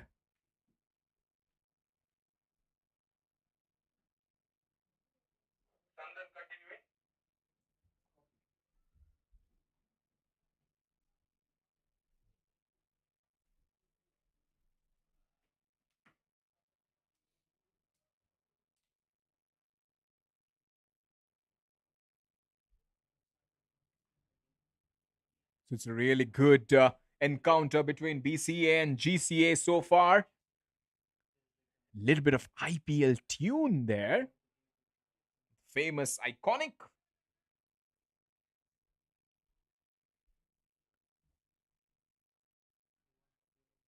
The people from Prague who are very new to cricket, 4 overs has been bowled, 47 runs. To make it simple, the batsman has the bat, the bowler has the ball. There is the fielder who is fielding behind the wickets, is called wicket keeper. So now the batter is on strike. And he gets an inside edge again. They're coming back for the second. Shubham makes it. Big dive there from Shubham. Wicket keeper has been hit on his head. Straight away, medical emergency needed. Big moment in the match. Because the wicketkeeper is really a key player at this point. So little bit of break now. I hope everything is in order. All the batters, fielders, everybody's showing their concern towards the wicketkeeper. And that should be needed at this point in time because he just got hit. He was trying to get the ball and trying to run out the batter. And on this kind of tracks, on this kind of outfield, you are never sure about your footing. So the ball can come sometimes and hit your shin. The next delivery can also hit your head. That's how unpredictable the outfield is. Even though it is a very good surface to play on, the outfield is little bit unhealthy when it comes to when you're fielding on fielding everywhere almost. But Schofield, Page, ground has been, we have seen a lot of encounters. We have seen a lot of runs. We just recently concluded ECN T10 and we saw scores of 160 and 70 and especially this club, Prague Cricket Club, we saw many batters scoring a lot of runs, especially in the T10 format. And I was just mentioning, I saw an innings from a left-hander called Saba. He scored 100 of almost like 34 deliveries and he was hitting it to every parts. Arvind as well, who is on-field umpire, left-hander. So left-handers enjoy this kind of a track.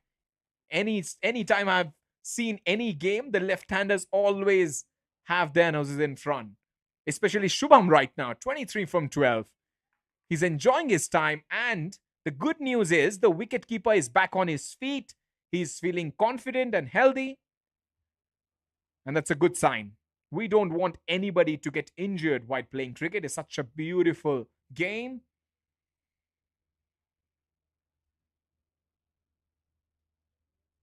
So all in readiness, back again. A lot of changes on the offside. If you can see on the screen, there is almost a flying slip. And Shubham again using a lot of power and gets a boundary. Terrific shot from Shubham and also helped by the fielder. Sundon is disappointed there. The lot of blemish so far, which they can't afford. 50 comes off for BCA with that brilliant strike. 53 for no loss, half century on the scorecard, gives confidence in the group as well at the dugout. 53 for no loss, 4.2. The projected score 122. They can certainly get it if they strike this way. Outside edge and it's taken. What a catch! The fielder, the wicketkeeper who was hit on his head, couple of deliveries back, has taken a specky. And that's the first wicket. First blood has been drawn by GCA. BCA losing their first wicket, 53 for 1. Brilliant catch there from the wicketkeeper.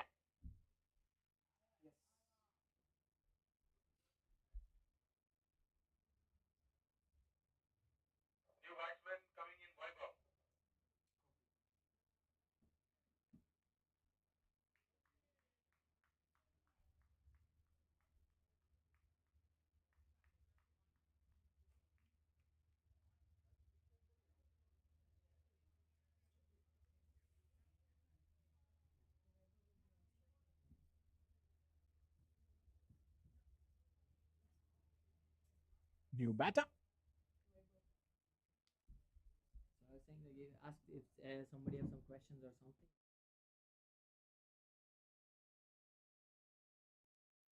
They will ask.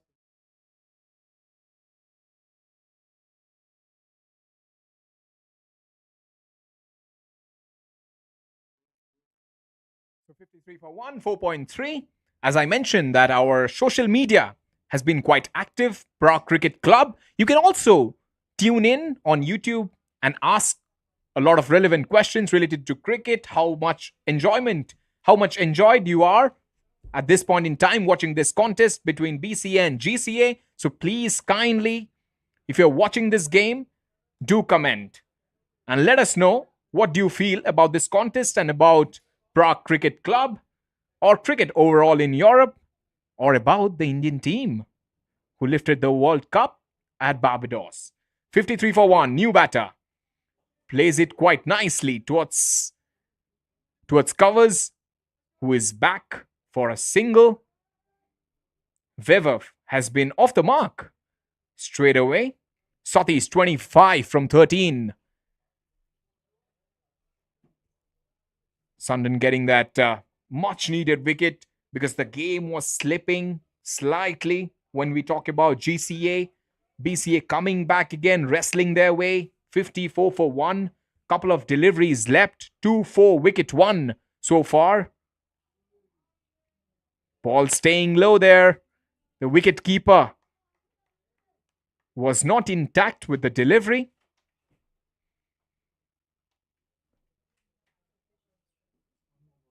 One delivery to go. 54 for 1.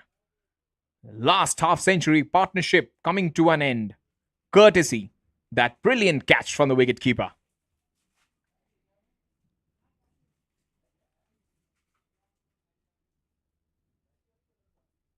That's a top shot again.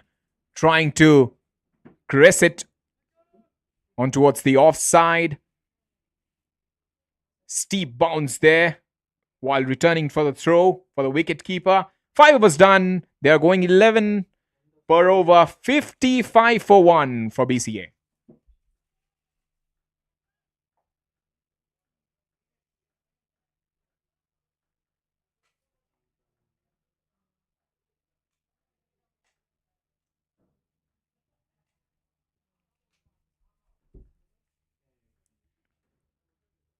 lot of engagement activities going all around the ground. We saw the photographers.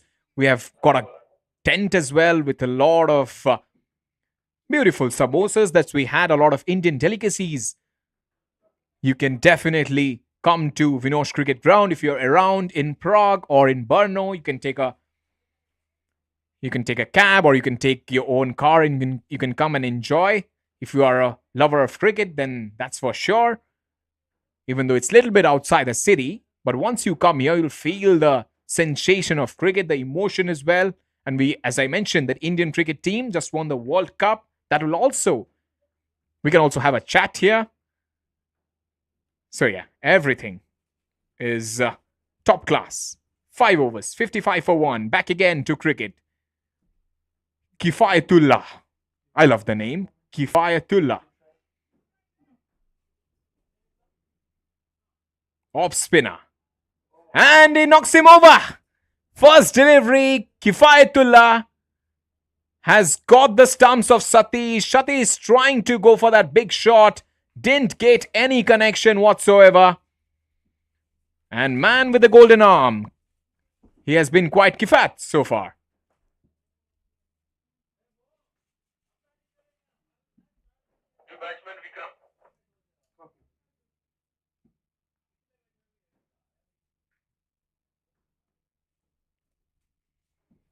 Vikramjit Singh, 28 matches, 14.77, strike rate 93.66. So he's batting at number 4 with a strike rate under 100. So maybe he has got more to it.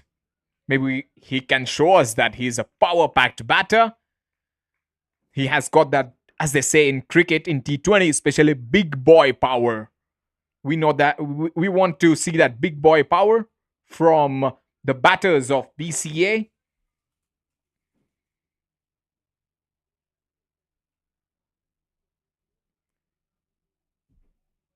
But that name itself has so much of gravity there. Kifayatullah. Very interesting scenes here. Off spinner. We have seen many a times Virender Sehwag saying off spinners are not bowlers. But Kifayatullah is giving us a little bit of reply to our Indian star batter. Ooh, pushing it through there. Little bit of guile from the right-hand off spinner. Wicket keeper up to the stumps. Vikramjit Singh. Vikramjit Singh again trying to towards the onside and wild throw. Missed it. Missed the stumps. They scampered through for another single. Actually, the current run rate has slowed down because this over, he has just put the screws on in front of the BCS batters. The BCS batters still trying to get that big hit because big hits only keeps you alive in this format. Down the ground, pushed confidently from Vaibhav. 1. He's bowling to his field. You might not see it on the screen, but there is a long off positioned and also a long on. Again, good shot. Straight to the man. Kifayatullah is trying to bowl. He's trying to bowl on and around that off stump region, middle stump regions. He knows once the batsmen miss, he hits.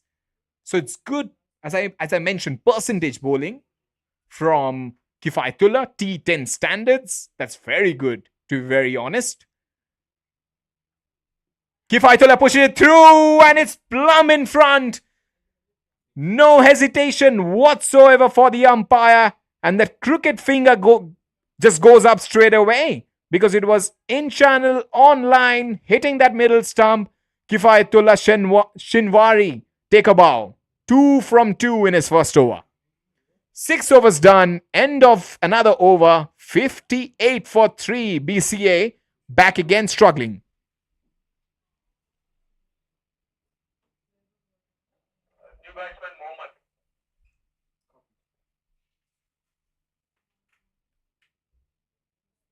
Mohammad Ashik, matches 69. has a highest score of 27, strike rate of 90. So you need big strike rates. You need that big boy power. You need strikers who can clear the boundary. Having a strike rate of 90, 97 doesn't help, to be very honest. So you need more from your middle order. That's why when you are watching that Vikramjit Singh has a strike rate of 97 overall in his career, Mohammad also has a strike rate of 90.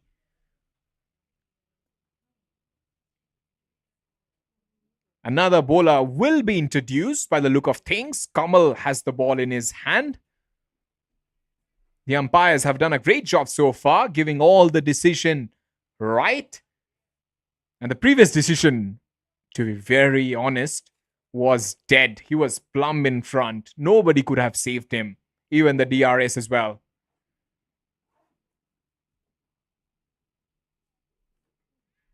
Good Yorker there from Kamal. First delivery, and Kamal is, in fact, it's a second delivery. Kamal has bowled it quite nicely. Mohammad, what can he do in front of us here in Prague? Mohammad has been hit again on the body. Maybe he's not in line and not accustomed to play those big shots. That's why when you see batters, when you see steady batters going across the line, they're hitting on the body, that just gives you a feeling that he's a correct batter, but he's trying to do something he's not known for.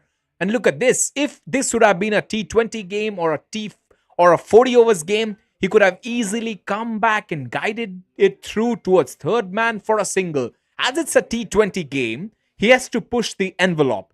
So he is a steady batter, but he needs to play those big shots to keep his team online. Look again, getting that inside edge. Even though it looks very ugly, but sometimes you can afford to be ugly and play those big shots. You just need to score that big shot, or you just need to score runs for your side. Doesn't matter as they come, as long as they come. So 59 for 3. 6.4 overs gone. Mohammad and Vikramjit batting both under a career strike rate of 100. 3 dots and 1. Again, somehow he manages to push the delivery. Boundary comes at last. Mohammad gets off the mark in some style. Even though he was a little bit jittery while playing that shot, not in balance. But again, doesn't matter how they come as long as they come. So he has now a strike rate to show 400. Will he able to continue this momentum? That's what matter. Longevity. He comes down the track. He smashes it, almost blasts it towards that fielder at cover. Fielder at cover does well. 7 overs, 63 for 3. Shubham was the top scorer in 27 earlier in the day.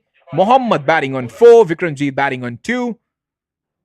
Predicted score 90. Current run rate 9.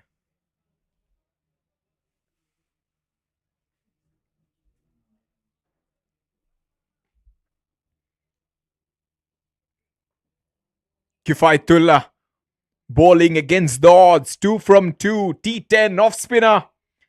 Big situation for him. But both the batters, Vikramjit and Mohammad, are actually, I feel, are ideal for the situation. Because when you have got a quality off spinner, you need some quality batters. Playing a proper cricketing shot there for another single. The fielder is quite aware, quite agile at long off. Restrains the batter from going for that second run. So this is what happened after BCA opting to bat, earlier winning the toss, 64 for 3. They have lost the previous game by 29 runs. If you have missed out. Oh, it has missed everything. The ball goes down the hill for a boundary by a signal by the umpire. Much needed runs. Lucky runs there for the men in red. And runs they need for a fight in the second innings. Kifayatullah, you have done nothing wrong there. It was just unfortunate that the wicket keeper was not aware which way the ball would turn. But you have got good figures to show, isn't it? 2 for 3. That's enviable, to be very honest, as an off spinner. Where you see all these big shots going down the ground, you see a man, Shinwari, doing all the tricks. So he has got protection on the offside and on the onside. Long off, long off, long off and long on back. And he gently taps it towards that fielder for a single. If they get anything around 100 and above, they will see that how they will fight towards defending this total. But 100 is a bare minimum on this kind of a track. 1 is the call and 1 is the only thing that it will get. He has been quite kifayati, if I would say in Hindi. 2 for 5. 7 fours and 2 sixes so far. Trying to play reverse. And the ball is a big turn. It will miss the leg stump. The umpire must have thought the same as well. Good decision at the end of the day. Mohammad, 5 from 5. Mohammad scored that first boundary in his first ball. And then, as I mentioned, that the strike rate, career strike rate of 90, just prevailing there. And is appealing again. A lot of turns saved Mohammad there. The strike has been rotated. Last 13 deliveries to go. And it's the end of 8 overs. 71 for 3. Couple of overs left. That 3-figure mark is very important for the batting side. That has been the story of BCA, starting very confident and then losing the plot in the middle overs.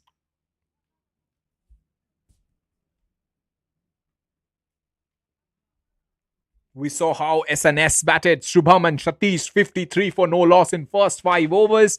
But then it has been quite slow. Swing and a miss. Kamal, intelligent stuff there, bowling that slow delivery on this turf kind of a wicket. It's just sticking in, even though it's a very good surface to bat. But still, if you're bowling it slow, and you are slow, it comes to the bat and it's knocked him over. You miss and I hit. Mohammad trying to break free, trying to go for a big shot, has been castled by the right-hander. 4 wickets down, BCA. Kamal strikes his first blood.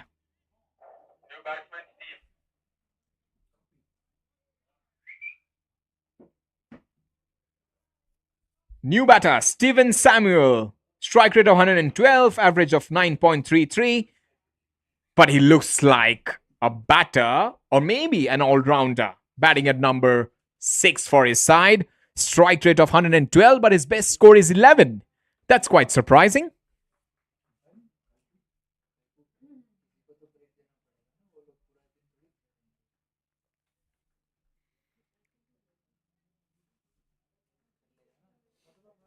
Steven Samuel. 85, the projected score. 10 deliveries to go. Has he got something which we have not seen?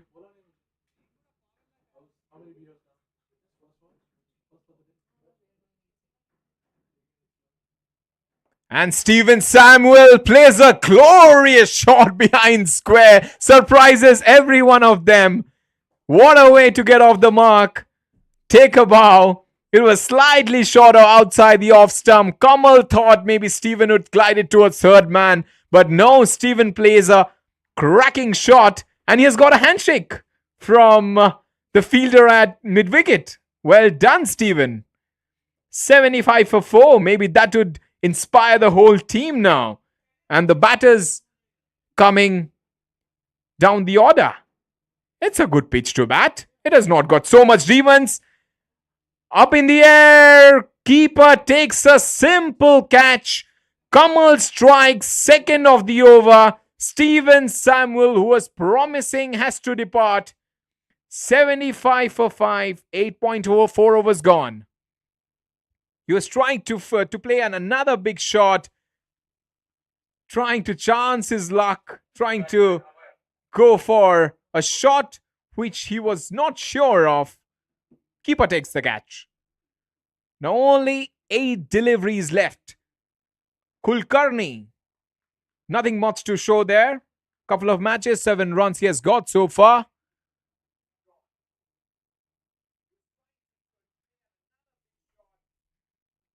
Vikramjit, 4 from 9. He is stuck in the non-striker's end. Kulkarni, the man for BCA. Kamal, 2 from 9. Has been hit down the ground. They're thinking for the second run. Vikramjit Singh is interested. Vikramjit Singh, but Amir Kulkarni says no to it. Quite a good, wise decision there. It would have been quite a suicide for both the batters because it was quite impossible for Kulkarni to reach the popping crease at the batter's end. Good shot, good fielding there. Only for a single. They're thinking for the second. Fielders are quite agile inside the circle. Eventful over comes to an end. 9 overs, 77 for 5. You can see the batting scorecard in front of your screen. Just a second back.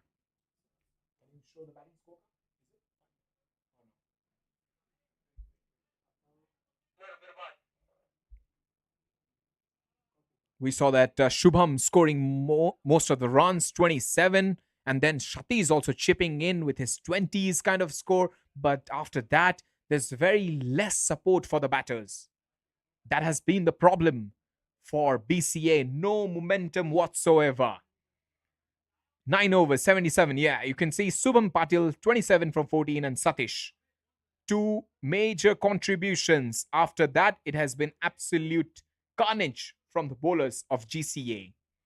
Mirbaz, who bowled that first over and hit a couple of batters on the head as well. He is back.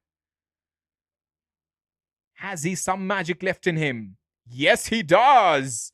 And he's quite interested as well. A little bit of words with a batter. When you see a kind of a bowler like Mirbaz coming in, bowling that delivery, and you get bounced from the good length area, as a batter, you tend to push back. I have seen this before. If you talk about South African pace bowlers, Bonnie Mockle, Dale Steyn, that good length and then bounce. That's just really difficult for any batter to play. In fact, Vikramjit Singh, who has been batting a below striker of 50, will face a tougher challenge here. Vikramjit Singh has been caught. Quite glorious catch there at covers. Trying to hit that delivery, trying to get the gap between the offside, and brilliant diving catch from the fielder at covers.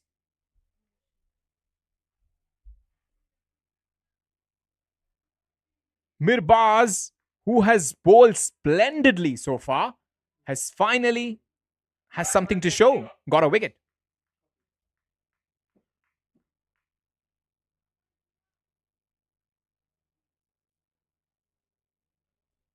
Shiva Rajendran.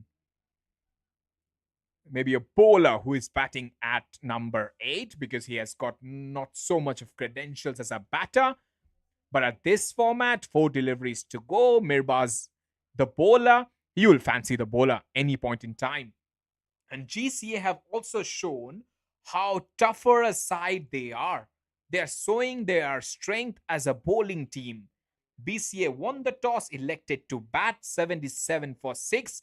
It just gives away how well GCA has bowled so far. Mirbaz, 1 from 5. Mirbaz again targeting the stumps. And it's a terrific shot there from Shiva. Even Mirbaz and everybody is surprised with that shot. That's a classical offside play from Shiva. The left-hander, and left-handers have this magic of elegance. When you talk about Saurav Ganguly, when you talk about Brian Lara, when you talk about Chandrapal, or especially Matthew Hayden, Gilchrist, recently Travis Head, and our golden boy of Indian cricket, Yashasvi Jaiswal, they have some kind of elegance when it comes to left-handers. They always strike the ball with a lot of beauty, elegance. And Shiva just showed how classier a drive can be. Mirbaz is a little bit shocked at the bowler's end. Again, outside edge of the bat, much needed runs. Runs which will keep BCA alive for the second innings. Another boundary. No real control there. Shiva was trying to play it on the offside. And luckily, with Mirbaz kind of a pace, you will always get that boundary. And especially when there is no fielder behind square. And there was nobody behind square, so he got a boundary now. So now they've got a little bit of protection there. The third man is back. Oh, that's a good reply from Mirbaz. Mirbaz just putting it on towards that line. Ball going away. The breeze coming from left and right. Ball taking away from the left-hander. Always helps. Last delivery coming up. BCA 85 for 6. This over, even though they have conceded 8 runs, they have got a wicket. BCA will feel confident. Might feel confident with this kind of a score. Because we saw in the previous game, we saw the second innings, the real magic happened when Iccb defeated BCA by 29 runs. The projected score 86. Last delivery coming up. They're wrapped on the pads. Big appeal there. And it goes down the hill for a boundary. Lucky runs there. 2 batters are very happy there to get the end result. Mirbaz is on the floor. And somehow that score, that psychological score of 89 for 6, they need 90 GCA in 10 overs to win this game. Even though they have not reached a 3-figure mark, 90 is a score where they can fight. So all the viewers who are watching on YouTube, do comment, is this score enough for the second innings, or do you think GCA will sail through and win this game? You have got the live section chat. You can comment in, and you can also watch this game on Crick Heroes as well. So we'll come back in the second innings. A lot of stories to say, a lot of things to discuss. Keep tuning in, keep watching in Pro Cricket Club YouTube channel. It's 89 for 6 in the 10 overs. GCA need 90 in 10. See you in 5 minutes.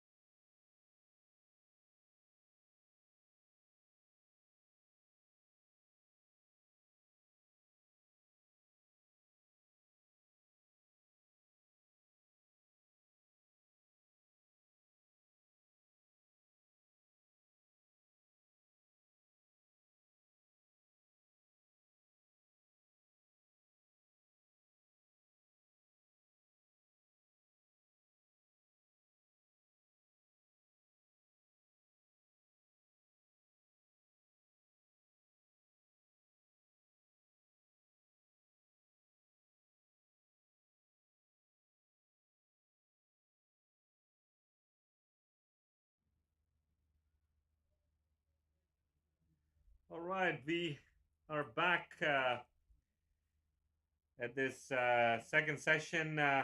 GCA chasing a total of 90. So, all right, great start at this moment for GC BCA going down the line. More Alexstam line here. Giving away 2 runs now. Vaibhav, the bowler. Noor on strike. Mustaq on the other end. Not a big total here. 88 required of 60 balls. Very much doable.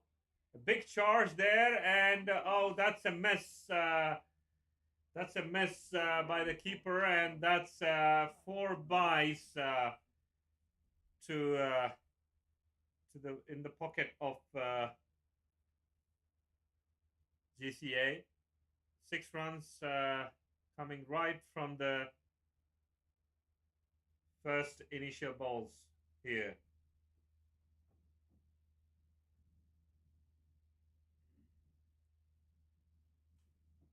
Yeah, very breezy conditions. The slight sunshine that we saw, some ray of hope has disappeared now, and some strong winds blowing here in Vinosh. Vaibhav. And that's a opportunity missed here by the wicketkeeper there, just behind the stumps. Should have been taken, and that's an opportunity for BCA to come back into the game. And this is slightly disappointing. The bowler is not really happy the way the effort that's been put behind the stumps. So Vaibhav has made a good comeback here. And this is again another ball flying behind the stumps. Extra runs that are gonna be really, really painful for BCA, because defending such a small total and giving away easy runs, easy pickings for the batting end without even making any effort here, it's not really nice. So it's just 2 balls have been bowled and 12 runs. So that's a lottery for BCA at this stage, and I really think that Vaibhav needs to focus on his line and length and try to get something more valuable out of this over. So Shobhan, that's the required rate, required runs per over, and required runs per ball remaining. It's really getting closer. I think the gap is really narrowing here, and it's not a big ask. 78 off 58 balls. So yeah, what do you reckon? Yeah. Who are your favorites in this game? Absolutely, Rohit. Good to see you back again in the comm box. The first innings we saw, it was a very good partnership from the guys, BCA, Satish and Shubham. 53 was the partnership, but here, if you see, they have got to a rollicking start. 12 from 3, even though they have a lot of extras involved in there. But I fancy for sure GCA another wide, because they have got a strong batting order. Mustaq and Noor, there are a lot of people in the middle order who can go for the big shots. So no brainer, it should be GCA, and the kind of start they have got, they will be looking at this game to finish it off in 6 overs or 7 overs, just to take up that run rate, current run rate, because that's also net run rate. That's also very important at the end of the league stage, because you need better net run rate to qualify for the semi-finals and finals. So I feel that GCA, with the kind of batting strength they have, they should fancy themselves to finish it off in 7 or 8 or 9 overs, but not to take it to the 10th over. Yeah, I don't think Vaibhav is really up to the mark here. And that's another ball into the gaps of the third man area, wide third man. And this is a disappointing fielding effort from the BCA, where they have conceded another boundary here. and batsmen just utilizing the pace of a much fuller delivery from Vaibhav here. Vaibhav this hour it's turning out to be a really expensive one with 18 runs so far from the just 4 balls, and the over hasn't finished yet. Fifth ball of this over, and that's finally missing the blue marking, the wide line mark. So I think well executed. But Vaibhav has considered quite a lot of runs here, and he really definitely want to finish this off with a wicket maybe, and it's a good finish, I guess. Finishing with 2 dot balls at the end of this first over. We have much more firepower, I believe, at the GCA side as well, and they are off to a good start. 18 runs of the first over, and the required runs per over are just 8. So this is very much doable. I believe 72 coming off required off the 54 balls. So good start so far. Just 5 runs coming off the bat. The remainder of the 13 have just come from the extras. So if BCA can focus on restricting and keeping it tight and not giving away too many extras, I think they can get back into the game and put some pressure on the batting side. Gokul Raj bowling his first over, and this is a bit wider delivery outside of that wide line marking, given a wide, so another extra adding up to the total of GCA.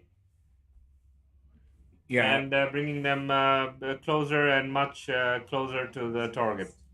Yeah, it's been quite a dream start, I would say, for GCA. A little bit of appeal there, even though there was no connection of the bat from the ball. There was a daylight gap between bat and ball. But still, I would say that it's a dream start for GCA, 19 for no loss, while it's a nightmarish start for BCA. They lost their previous game by 29 runs, and this game, they have not got off to a great start. That just shows the confidence level has been slightly low. That's a big shot. That's a glorious shot for 6.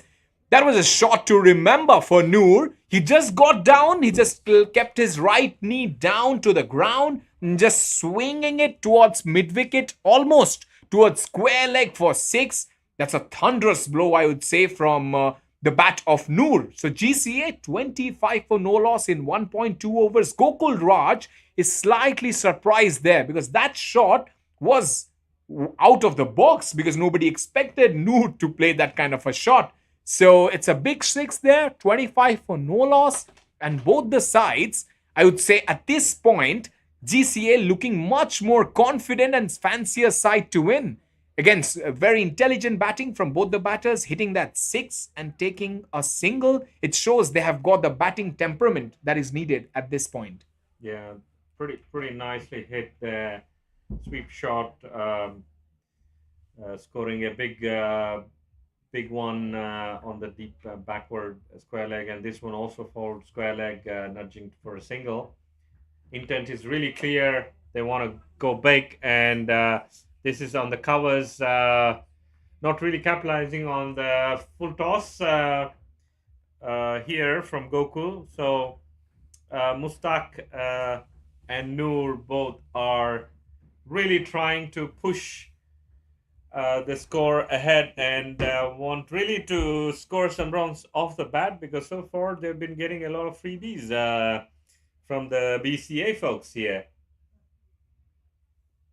Another full toss, and that's nicely utilized and pushed onto the covers area again for 4 runs in the pocket. So they're, really, I mean, these kind of bowling is really not going to help BCA get back into the game. So they really are now defending a mere 59 off 49.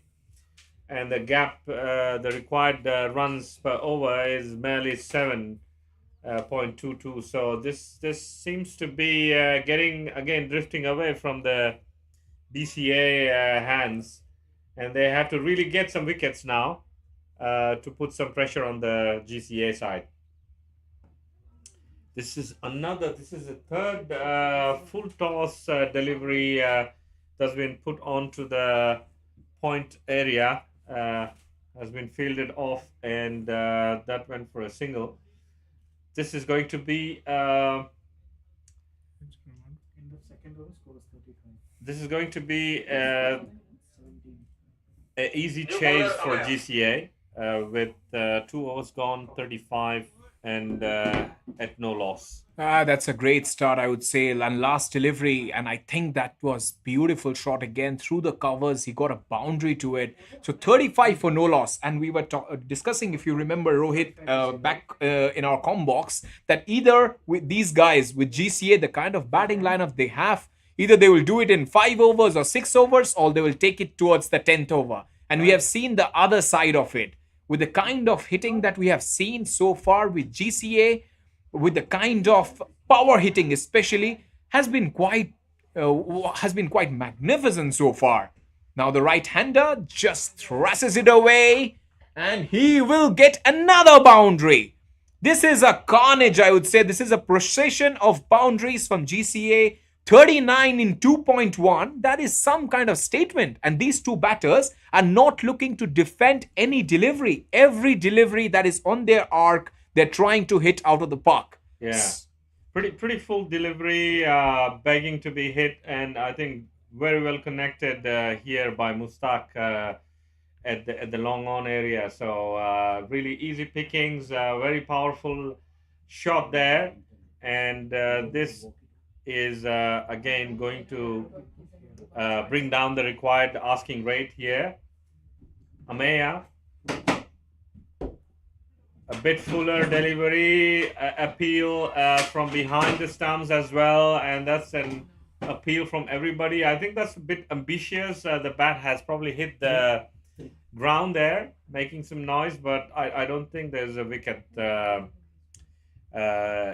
for any review requiring. So this good ball, and Mustaq hasn't been really able to connect that one properly. So that's a dot ball. Ameya has been quite consistent. The last game he's bowled quite well, and I remember his second over was quite impactful. That's another shot onto the long off, a bit straighter here, and again a very nice pickings for the batsman here, and Mustaq has a bit opened up, and he really wants to finish off this game. Now it's just 47 required of the 45 balls, so you can see the 20 run gap that we have had between the ball and the bat is really narrowing now. Oh my goodness, this is like the flying saucer just flew away, hitting the deck, and nobody could do anything. And that's again extras conceded by our BCA folks here, and that's another boundary extras that we have been given. So this seemed to be 4 buys, and if you count the extras given so far, it's really disappointing. And yeah, and as they say in old phrases, in old English adage, adding salt to injury. This was exactly what Ameya did. The batters were going big shots. It's okay, it's fine. You're bowling at a good length region. You're trying to get a wicket. But bowling this kind of a delivery of 4 no balls has been signaled, which means he has delivered it quite wide and it has gone to the boundary. It means Ameya is feeling the pressure. And with the kind of hitting power that Mustaq and Noor have, that's another big shot, strong shot, and it will go away for a single. But if we take the reference point of Afghanistan cricket team, the batters especially coming through are all power hitters. And if you see Noor and Mustaq, the kind of play they're showing in front of our screen is it's a kind of a cricket which is a very risk cricket, but you will get the maximum reward for it. If you try to hit the deliveries, if it's coming in an area, go for the big shots. That's what both the batters are doing it right now. Here we saw a little bit of style there, a little bit of guile from the batter, just playing it towards that fielder at covers. But yeah, Noor and Mustaq have shown us how to bat, especially on this kind of a track. We saw BCA, they were just trying to play the deliveries according to the merit of the ball. But GCA, with the kind of strength they have, they don't care. If the ball is in their area, they will go for the big shot. And again, slammed away. And that's gone for 4. That's a statement and a half. And if you see the batting seat on the screen, the batsman's reaction after hitting the shot, like he belongs to this situation. That's what he has shown in this shot. Yeah, that's creamed off to the mid-wicket area. Pretty much power behind that shot. And I think they are in the course of easily making it closing off this game within the 8th or within the 7th over mark. So I think that's just 7:37 required of 42, and the way these batsmen are going, Noor and Mustaq, I think this is a matter of probably 3 to 2 overs max. Shobhan, I guess. So yeah. I think we will get some free time to have or enjoy our beer and some snacks, I guess. So let's hope that there is a bit of a fight back from the BCA folks. Yeah, absolutely. And as you mentioned, 3 overs 53, maximum 6 overs. They will be thinking about 6 overs because 3 overs 37, 18 balls 37 is very much needed. And the kind of the way you said, they're looking to finish it off in style. 37 in last 3 overs, they can do it for sure, but they want to also creep up that net run rate, which is very important. And both the batters extremely confident at this time at the center. It's a slow delivery again, dispatched quite forcefully there, and that will go to they're going for the second run. It's a very good run. But yeah, these 2 batters have been giving their statement every single delivery, and GCA at the driver's seat. And also, I think, Rohit, I would love to see some spin. We have seen a lot of pace bowling, and sometimes you have played enough cricket to know that if you are playing pace, it's quite easy. But if you bring a little bit of spin, a little bit of uniqueness to the track, it might work wonders for you. But I'm surprised. Sudesh is one of the most experienced bowlers in the side, and I really think he's showing a good variation now, right in the block hole here. He's also putting in some slower balls, and doing a lot of variation could help, and that's what I would think. I would say the teams have to look, the bowling side especially, if they want to restrict hard hitting batsmen, because that's the brand of cricket that these Afghanistan players play, right? Yeah. They go very hard onto the ball, and they really like the pace, and that's a good placement. All the batsman had to do is just stick the bat in the middle there, and that flew over. So this is a bit of a wide-ish delivery from Sudesh, and easy pickings on the wide third man area, or let's say backward point, deep backward point. So easy pickings. The gap to the target is narrowing, and just 30 runs required of 39. And the beauty of this innings is that they haven't lost any wicket. Yeah, and Noor showing another style of his batting. If you see that previous delivery, just opening the face of the bat. That's wide. Oh. That's gone for another 6. That's a tremendous shot there from Noor. Balle. And that was like begging to be hit. It's like Abel Mujamar, and easy full toss, juicy full toss. Even my granny could have picked that up and hit it over. So not really great bowling here. Sudesh really needs to come back. Back-to-back boundaries for GCA here, and this is now becoming very, very easy for GCA to close on into the game. And we would pretty much see that BCA has to do something magical here. Yeah. If they have to pull this And as you game off. mentioned, Rohit Granny, it just reminded me of Jeffrey Boycott. He used to say it on the comms. I could have brought your granny.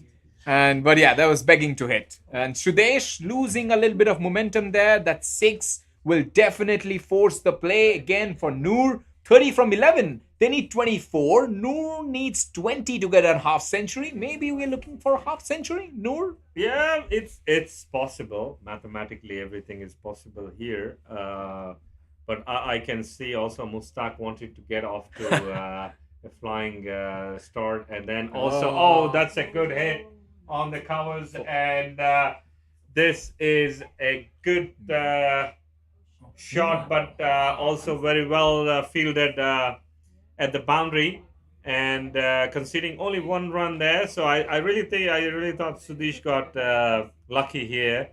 A bit of a force there, could have just easily thrown the ball flying across the boundary rope there. Sudesh, last over, last ball, and that's good return from Sudesh there. Batsman trying to get off his crease, fancying his chance for a single, but finishing off with a dot ball. And this is 67 at the end of 4 overs. And GCA requires 23 of 36 balls. Yes, quite easy peasy for GCA. 4 overs, 67. Almost 16.75 the current run rate. Required run rate is 3.83. No problems whatsoever. Looking at that required run rate. But the only thing that GCA are also sending a message to the opposition team who are participating in this tournament that if you post a score, anything related to 90 or 100, we are going to go big. We are going to go with a bang. 67 for no loss is a statement that should be everyone must be watching this game on YouTube or also in Crick Heroes, and they must be wondering, GCA, what a team they are. 4 overs, 67 with Noor 31, Mustaq 17 from 13. It's a blockbuster. It's a blockbuster jodi, as they say. Outside the off stump again and wide. And Mohammad, the new bowler introduced, maybe he has certain kind of change in pace there, but it's very hard to stop 2 batters who are going all guns blazing. You need a lot of spinners in there. I feel maybe a leg spinner can help, but BCA have different thoughts. That's why they're still persisting with pace bowlers, and that's a huge hit again. Persisting with pace bowlers brings more maximum for Noor. Noor is right now looking for a half century for sure. He goes for that big shot and he just nails it. And it goes to the boundary. And what a batting. What a start from this opening pair. 74 from 4.1. Noor needs 13. GCA needs 16 to win. Yeah, that was a very powerful blow there on this bowling here from Mo. Very experienced bowler though, and forward square leg boundary area, and now this is again another extra conceded. The number of extras conceded in this innings is really staggering. So not really the kind of attack plan that I would expect from BCA, having also lost their first game here. I think they were a better bowling side in the first game than this one. So a bit disappointed seeing them. Good ball. This is the line I think they need to stick to keep it really simple, and want to really probably get back into the game here. Still, it's not over. 15 runs required, but then having not lost any wickets, GCA, this is looking like a walk in the park for the GCA folks. I mean, this is all nice, green and fluffy for GCA. It's like bed of roses given by the BCA folks. Oh, that's a beautiful shot, but that's a great catch. That's a great catch at the cover, deep mid wicket area. Beautifully taken, very well judged. One of the most experienced players as well here. And Steve, the very athletic Steve, good old friend Steve, has taken a really nice catch at the boundary rope there. So Mo and Steve, one of the most senior players at the BCA, have really taken the first wicket down for the GCA. So this is probably 75 for 1. not going to be a big blow for GCA. Plenty of batting firepower, I believe they have in the back. So I think they're in the right course to win this game. 15 runs required, just with a lot of balls remaining. So it's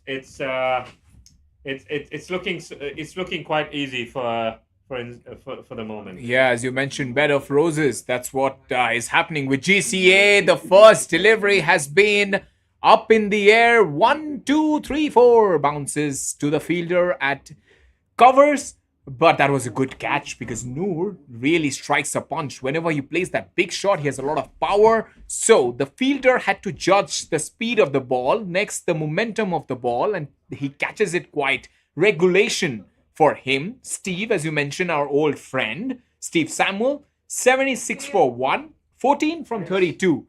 So both these batters will be looking to score these runs as soon as possible because that net run rate can go to a positive plus 4.4, 4.5. He goes big. He goes huge. And that's another big 6 from the batter Mushtaq. Mushtaq is definitely showing what he's made of with that kind of a strike because it was a slow delivery. He had to generate a lot of power and force. And as you said, he's from Afghanistan or maybe from Asian region. So power just is inbuilt in their body. But that's a big strike from Mushtaq. 23 from 14. And he's just racing along. So GCA need 8 to win. Mushtaq goes big. Mushtaq has timed it to perfection. Big 6. Back-to-back 6s. Wonderful striking from GCA. That's a great innings so far from Mushtaq, where he's really 88. pushing for an early closure here. I think the shop will be closed very soon. Nothing more to sell from the BCA folks. I think they have given a very tasty platter for the GCA guys to munch on, and this is not really the type of cricket. 88 for 1. If you wanna play, if you want my opinion, you're giving gulab jamun. A sweet dish on the platter here for the GCA guys who are very keen on taking it. Yeah, and so this is all gonna finish very soon, and just 2 runs required of the 30 balls. So I really think that the GCA folks could be one of the contenders and the finalists in this tournament. The way they have been playing the cricket. Yeah, definitely. As you mentioned, finalists, the way they have played. I mentioned 5 overs and they have not let me down. 88 for 1 in 5 overs. They just need 2. So maybe they will think every fielder in this ground has come up to inside the 30-yard circle. So you will see a ring field. Oh, that is beautiful. They've got a first slip. They've got a second. They've got a third. They've got a fielder at mid-wicket. They've got a fielder at mid-on. Mid-off, everybody is up. So this is a very good kind of a ring field they have got. Very good for the cameras and photographers. Couple of runs to win. Satish has the ball. Will GCA be able to do it? And they do it in some style. He plays it quite nicely. That's gone for 6. And GCA win this match with some kind of confidence and vigor by 9 wickets. Wonderful ball striking. This is even this has turned out to be even worse than what I predicted, and the game is all finished by the 5th, just after the 5th over. So imagine the way and the strike rate that the BCA guys have been on, yeah, they could have easily scored like 200 on this Of pitch. course, So this is all over for our BCA friends here, and GCA has cruised into this tournament with a very comprehensive, very convincing win, a win by 9 wickets, and I think the BCA has got some learnings out of this game, having lost 2 back-to-back games here. I think they really need to pull them together, build a new strategy, and come back stronger. And I believe they have the ability to do so.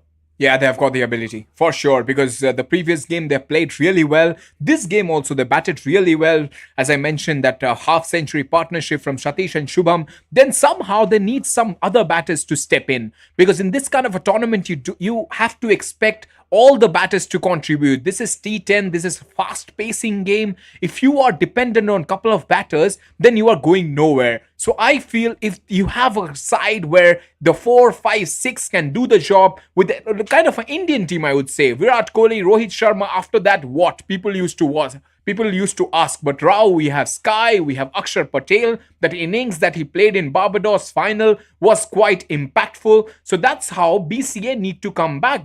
But they have got all the rights to come back. They have got the confidence as well from the first game, even though this game was just taken away. There was a smashing defeat from GCA by 9 wickets. But talking about the winning side, the kind of confidence they will take from this game, the bowling has clicked, the batting has clicked. What more they want? They have taken some spectacular catches. So all the 3 departments on the ground has been quite spectacular. Yeah, absolutely. So we would take a break. We would take a short break and reconvene in a few minutes. The next game is going to be another interesting one. Iccb, having won their opener, will play the Alby Zalmi at close to 1 p.m. Here. So thank you, and stay connected, and we will be back with you sooner.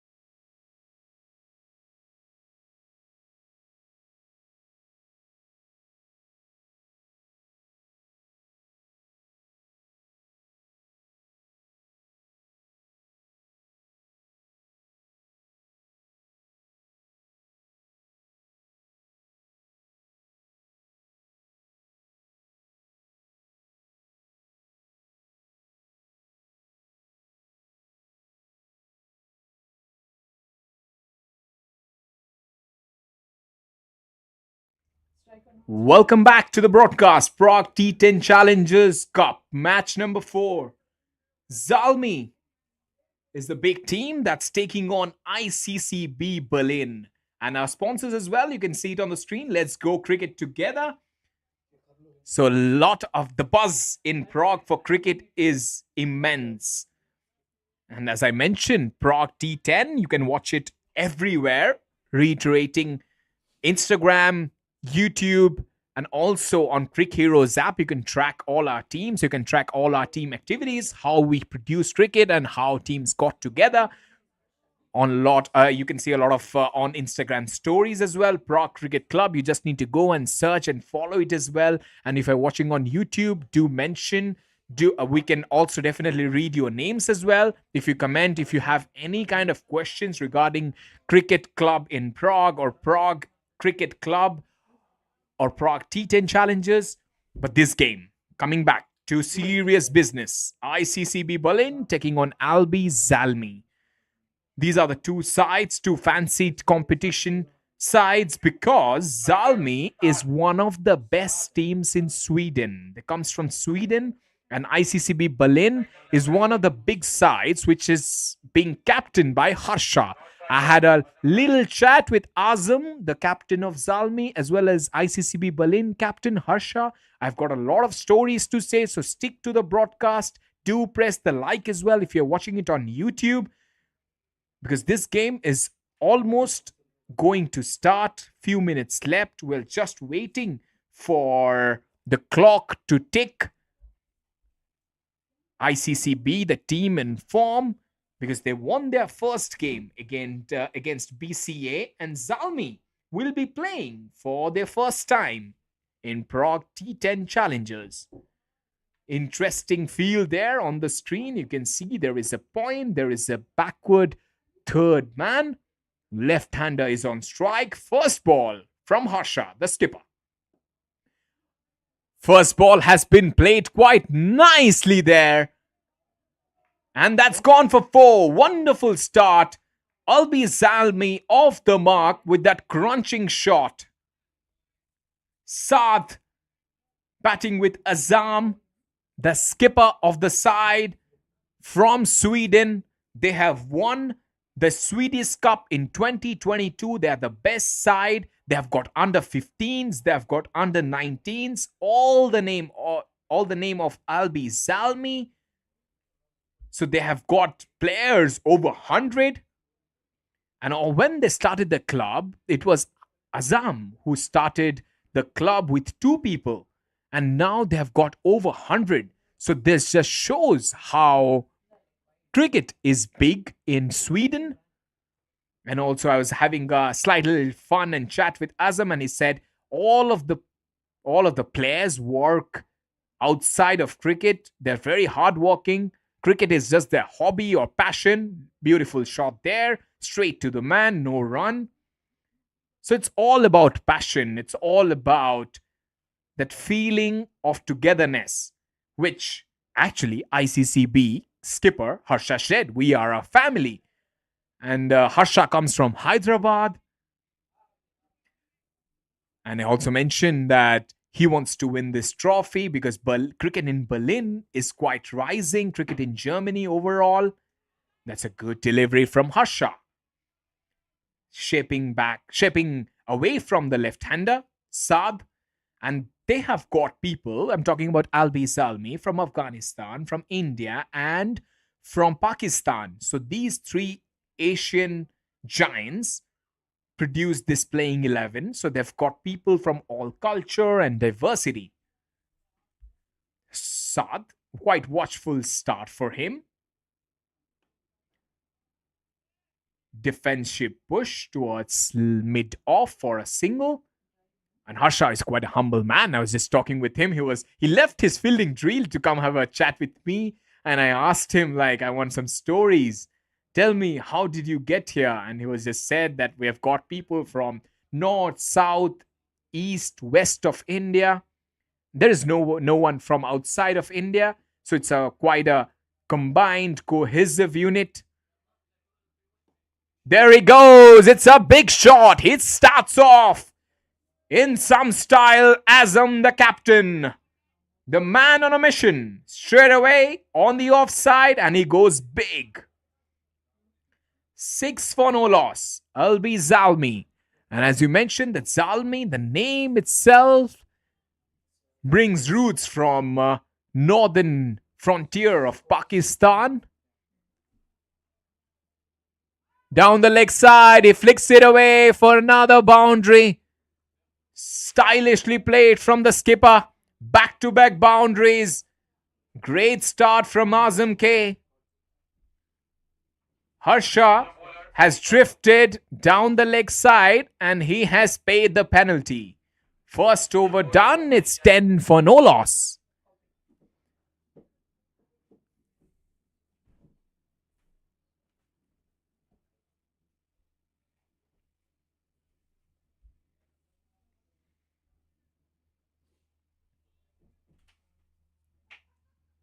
$14 for 1. Welcome back. We are discussing about Zalmi. We've got a team in PSL as well. Peshawar Zalmi, captained by Pakistan skipper Babar Azam. Beautiful shot. Look at the poise. Look at the balance. One for the photographers. Saad playing a glorious off drive for a boundary. And Zalmi have got off to a great start. No fear whatsoever. Very impressive from the left-hander. Jigansu didn't expect that to come back. But wonderful strike from Saad. 9 of 5. Zalmi mean business. That's a good delivery, but outside the off stump again. Way too wide. These are the match round league matches going on in Prague T10 Challengers 2024. After that, we have got semi-finals and finals. There's a 3-day event. Powerfully pushed away. Little bit of misfield. But there is protection at long off. He'll gather around. So it's a 3-day event. July 5th, 6th and 7th. 7th we have the semi-finals and finals. And 5 and 6 we have the round robin games or the league matches. So plenty to play for all the sides that are participating in this tournament. Oh, and he has knocked it over. Brilliant delivery there from Jigyansu. Coming back in. Azam, the skipper, trying to play it on the onside. Didn't know where his off stump is and he has to go back. He is quite disappointed. But a much needed wicket for Iccb.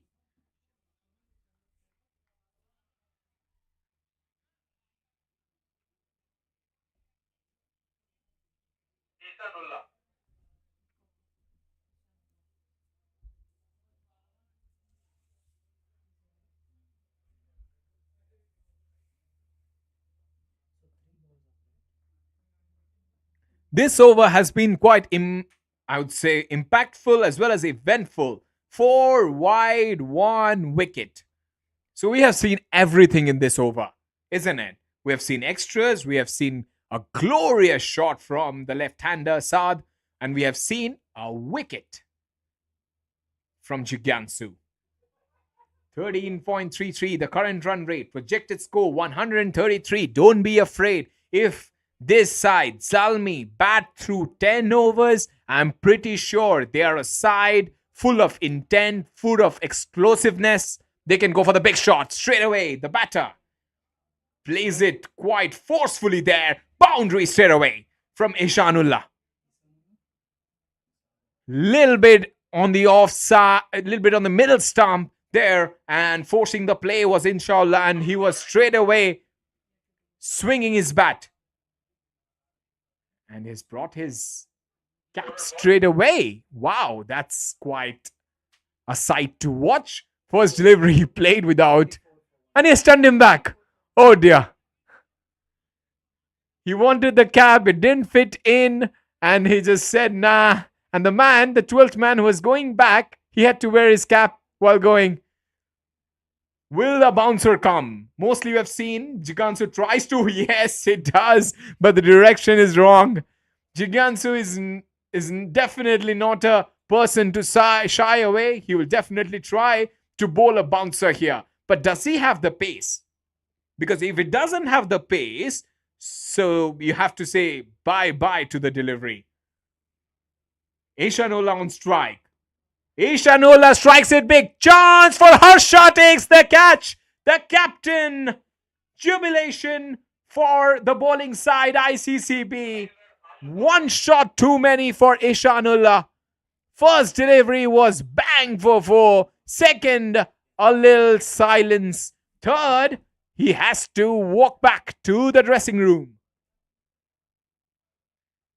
24 for 2.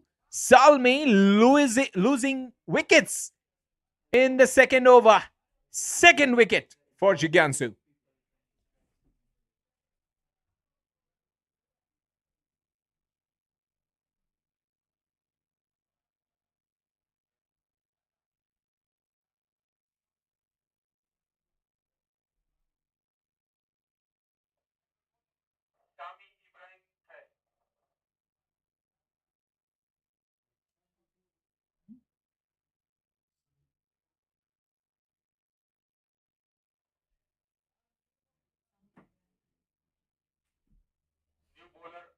But yeah, it's been quite a tremendous comeback from ICCB after being put to bowl. But excellent from Jigansu. 2 from 10.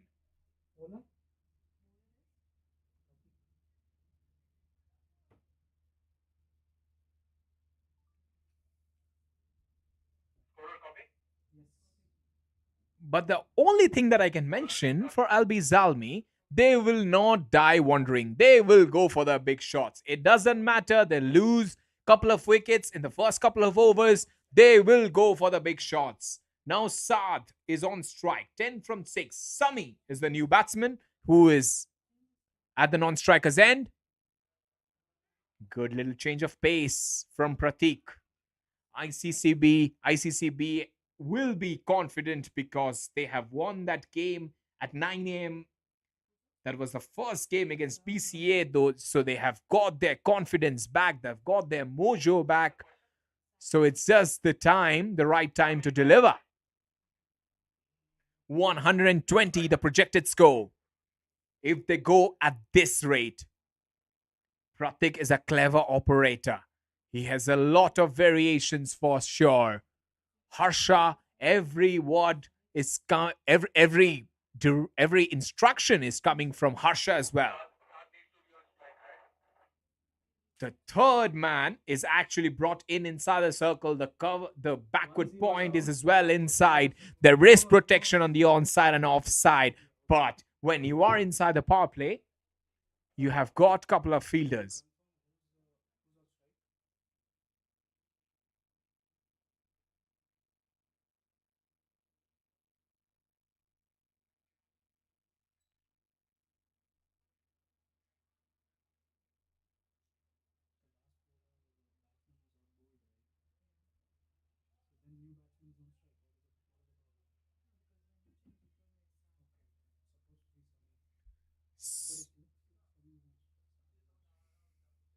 Two overs, 24 for 2. Zalmi. Not right at the middle of the bat. Squats it away towards Harsha, who is fielding at mid-on. There is a cow corner back. The mid-wicket is back. So he has to be a little bit careful there, the left-hander. If he wants to play the big shot, it has to be with the right conviction. He cannot go half-hearted because there is a fielder over there. There he goes! That's a big strike! All the way for 6. No chance. In fact, that's gone for 4. Just one bounce. Surprisingly, it has got the elevation, but at the last moment coming down. Beautiful shot there. Pratik has been taken to the cleaners in first couple of deliveries because it was in his arc. when you're bowling to a left-hander, you have to take care of the line as well. Yes, length is important, but line is also important. You cannot drift down the leg side. Slow delivery. He has not timed it. Big chance there. And somehow he gets a boundary, trickles down to the fence. Good shot there from the left-hander. Back-to-back boundaries.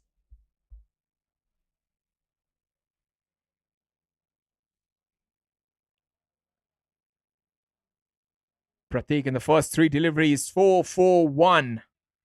Saad 18 from 8. These are emergency signs for Iccb. There he goes! Toe end of the bat. Harsha is underneath it. Harsha takes the catch. Second catch for Harsha. The captain does the trick. And Sadhan departs for a breezy 18.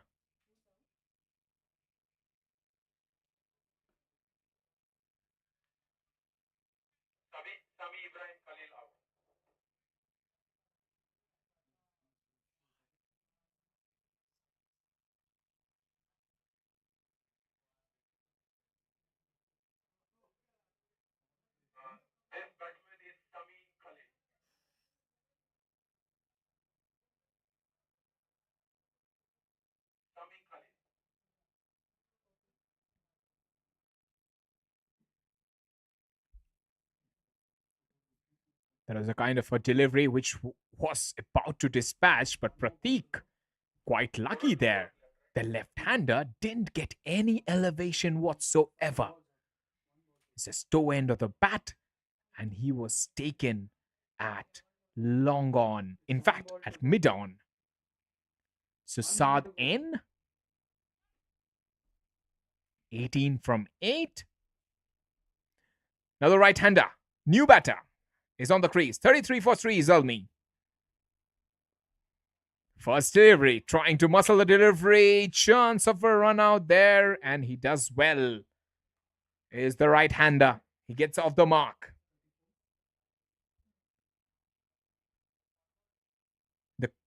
The previous partnership was brewing. The previous partnership, they could have converted into a big milestone.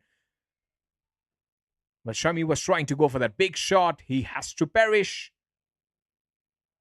2.5 overs, 34 for 3. It's a beautiful day today here in Prague. The heart of Europe. The sponge on the ground. Harsha with number 10 on his back. Defends it. So we had Sami Ibrahim Kil. The new batter is Sami Khalil. So there's a lot of Shami in there. Shad is still at the center, 18 from 9. Shami is batting on 1. The current run rate, 11.33. The projected score, 113.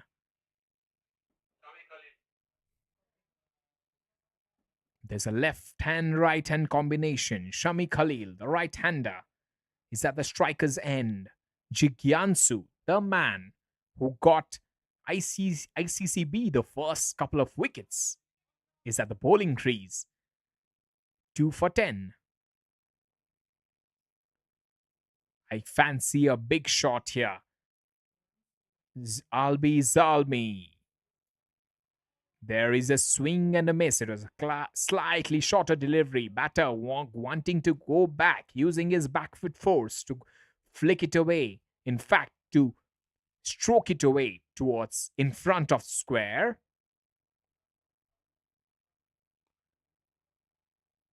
Good cricketing shot. Back foot punch always helps you to get a single. And it's a good decision from the right-hander to get Saad back to strike. 18 from 9. He's batting at a strike rate of 200. He's looking confident at the crease. He has got the measure of the track. So he knows what's coming for him. Jigyansu at the other end, he has got this change of pace, he has got the slow deliveries, he has got this back of the hand slow deliveries, and also a surprising bouncer. Slow delivery again outside the off stump. Maybe you're challenging the umpire's decision there, but he got away with that. Projected score 100. That's coming down at the rate of knots. Wow, that's stoppage. Oh, he has gone straight to the man. I was trying to think of words how to describe that shot. But in the meantime, the left-hander was trying to play that offside stroke over covers has been caught. Saad N departs, who was batting really well. 35 for 4. Zalmi losing their head at this time.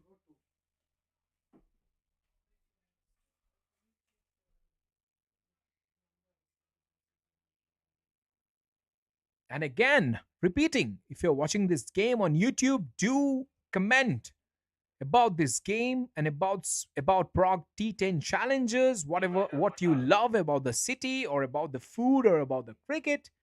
And also let us know how do you feel about the Prague Cricket Club family as well. That's edge down towards third man. Zalmi losing their head at this time. They need to be careful. They have to play 10 overs. They cannot get bowled out before that. If they get bowled out before that, it's a big ignominy. Outside edge again. No connection whatsoever, but boundary for the right-hander, Sami Khalil. Jigyansu was the bowler coming round the wicket. Batter saw the room outside the off stump. He went for that big shot and he got a boundary. 4 overs, 40 for 4.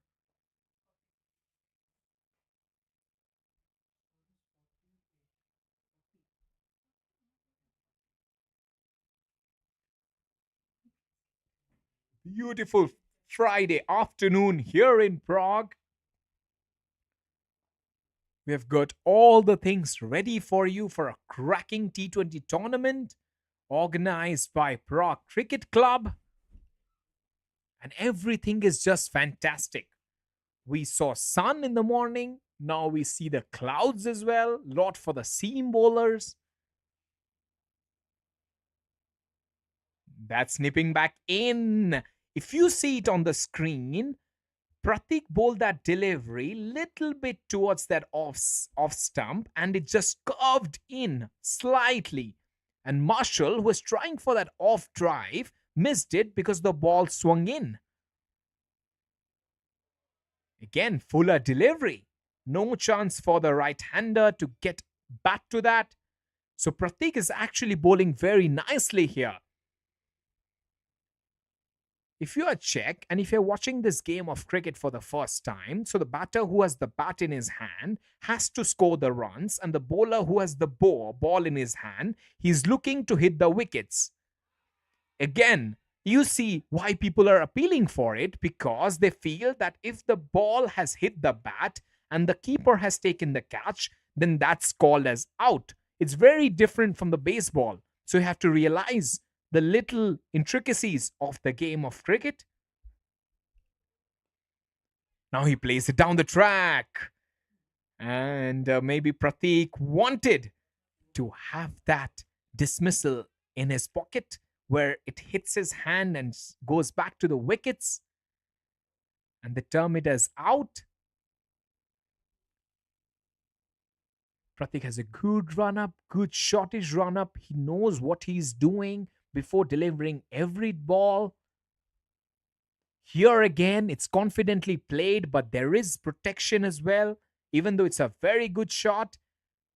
But these two batters need to realize that their team is in trouble.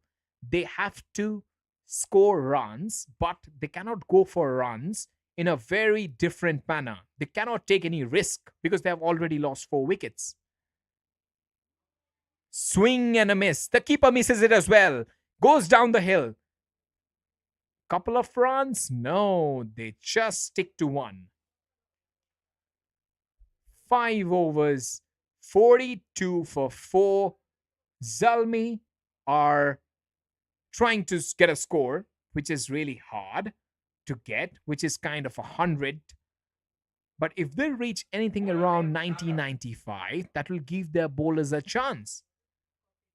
But we have seen in the game against GCA and BCA that BCA got 90, 89, but they were nowhere near.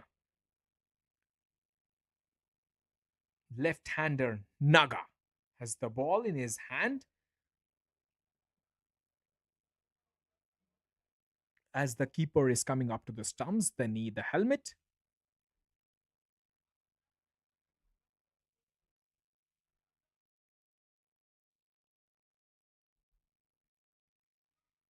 You can see on the screen there are 2 batters, and also there is a fine leg which is very square, and also the third man which is coming inside. It is like a shortest third man and a fine leg. And the other fielders, if I can describe it to you, there is one at the long on, there is one at the mid wicket, and also there is one at square leg. And also there is a man in front of point. Short delivery. So Naga will try in this over, trying to prevent runs, because he knows that his fast bowlers have done a tremendous job. 42 for 4. Now as a spinner, you feel relaxed. You are not up against it. So you can bowl whatever you want. Like here, he bowls a flighted delivery. There is a fielder in front of square in the back. So there is a single. So you're much more relaxed. You can bowl your deliveries. You can give the ball a little bit of air as well, which is called flight. There he gives flight. If you see, there's a big pushing delivery, which is in front of the batter's legs, and it's almost yogged himself there, the right-hander, Marshall. Beautiful delivery. If you are a left-arm spinner, you will love it.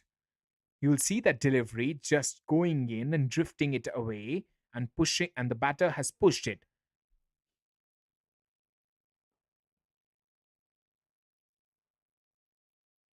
That's a brilliant delivery again. Naga knows what he's trying to do. And if you're surprised that why Naga is bowling that length, because Naga is confident with his left arm spin. He's not looking for prevention of runs. He's trying to get a wicket here. That's in his arc. Pounded away for 6. Shami Khalil. Little bit of shot there. Naga didn't turn at all. And right-hander just swung through. 6 overs, 50 for 4. Expensive last ball there.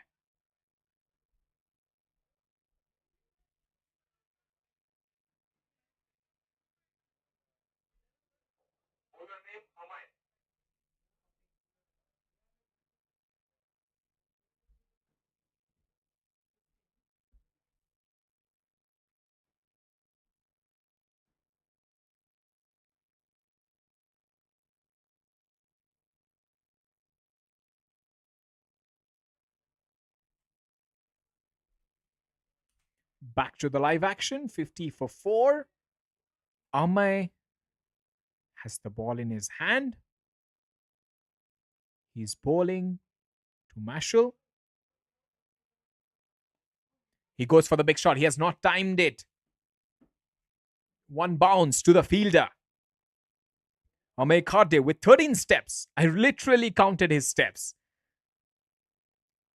So you have seen this kind of bowlers. Virat Kohli does it as well with a little bit of medium pace, dibbly-dobbly that we call.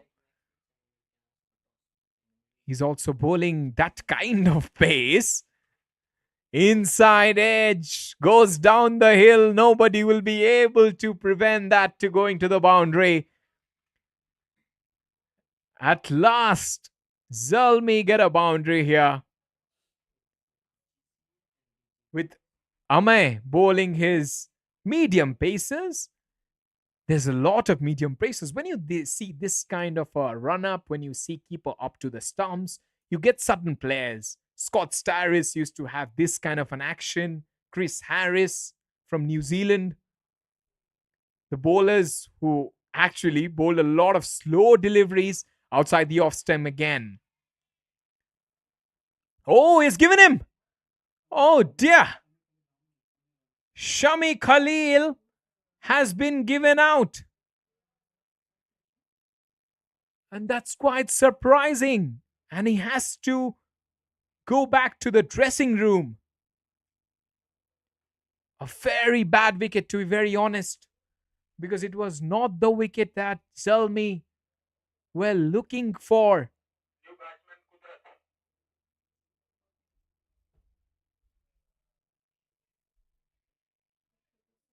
55 for 5, 6.3 overs. Amay, who was looking very slow, somehow has managed to get a wicket in this ball.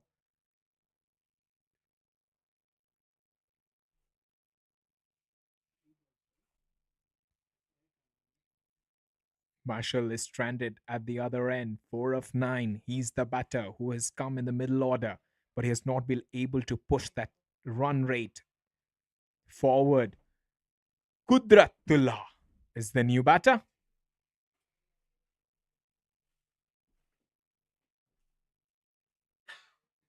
That's a high full toss. Kudrat goes big. And that's gone for a boundary. They're asking for a no ball as well. He gets a reprieve. That's a no ball and free hit. That's a very high full toss there from Amay. Not able to control his length there, bowling it full toss. Kudratullah, 12 of 2. Inside edge, goes for a boundary. Back-to-back boundaries here. Significant strikes from the batters of Zalmi. 16 of 3. They say Kudrat ka Nizam. That's what's happening at this point in time. Amay has been taken to the cleaners.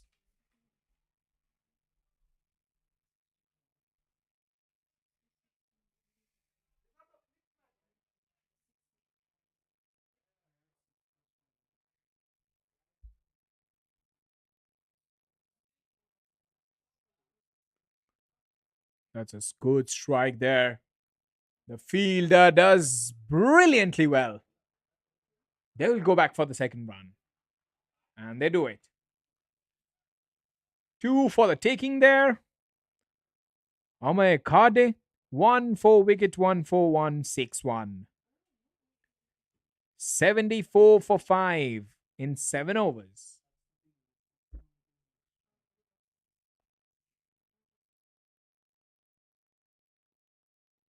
Slow delivery and is given. Yes, it was out. It's stuck on the pad on the middle stump. The umpire had no hesitation whatsoever giving that out. And it's a very big blow for the batting side as Kudratullah, who was striking those big shots, has to depart.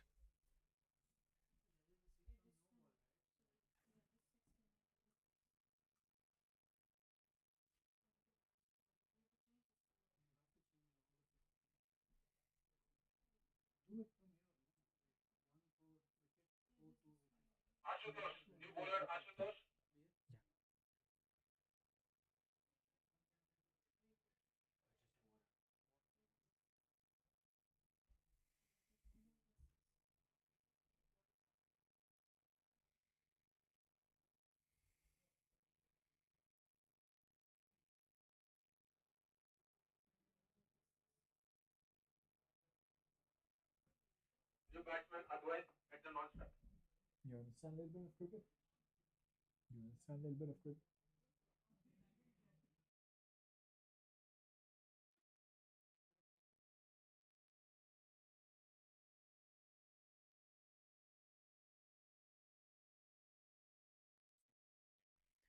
Couple of runs there. Brilliant running between the wickets from the right-hander. As we are commentating, we also have a lot of Czech people over here, and I was just trying to ask, are you understanding a little bit of cricket? And he mentioned that yes and no as well, which I get for sure, because cricket and ice hockey is the number one sport in the country, of course. Swing and a miss. And I was talking about ice hockey, the number one sport in Czech Republic. But cricket is growing in Czech for sure. Because you have seen a lot of progression in terms of players and clubs. Swing and a miss again. A lot of clubs joining in. Newbies, as they say, they're playing Division 3. We have got 3 divisions, Division 1, Division 2, and Division 3.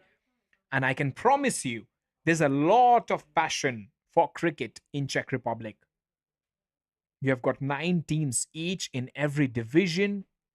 They fight their way through. Beautiful shot. Tremendous strike for 6. There's a sudden class there from Marshall. Little bit of off stump there. And he just flicked away like he belongs. No fuss whatsoever from that shot.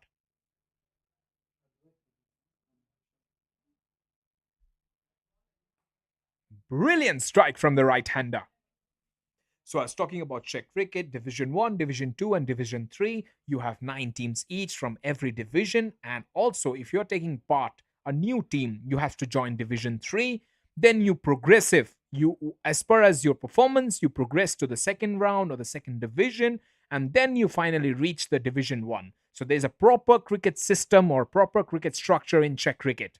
So if you want to play, if you aspire to become a Czech cricketer, you have to go through the grind. You have to go through the domestic cricket. Down the leg side. And the fielder has made a mess of it. But still, the fielder at deep third man does a good thing of stopping the boundary. So if you're aspiring to play cricket for Czech Republic, then you have to go through the grind. You have to play the domestic cricket, Division 3, Division 2, and Division 1. If you are the highest performer, if you play well in all 3 divisions, then definitely the selectors are put in place. They will definitely look forward of inviting you to the camp, the national camp. You be in the national camp, you attend all the sessions regularly. There is a definite chance for you to play for Czech cricket or the Czech national team one day. So the domestic structure is really strong. Missed out here. Adaveet, little bit of bat and he would have taken in between the third man and point region. So as they grow, the players from the subcontinent also give their interest and they come over to play in the Saturdays and Sundays. Good shot there and straight to the man. And once the domestic structure is strong, it just says how far your cricket team will go. A little bit of Aji Baji there from the wicket keeper. 8 overs, 72 for 6. Saad, the top scorer, 18 from 11. Couple of Saads there. One right-hander, one left-hander. And if you want to progress, you have to make a real challenge. You have to come to the practice sessions every day. You do little bit of things step by step, and then you progress through. There's a proper system on the place. We've got a lot of cricketers as well from Czech participating.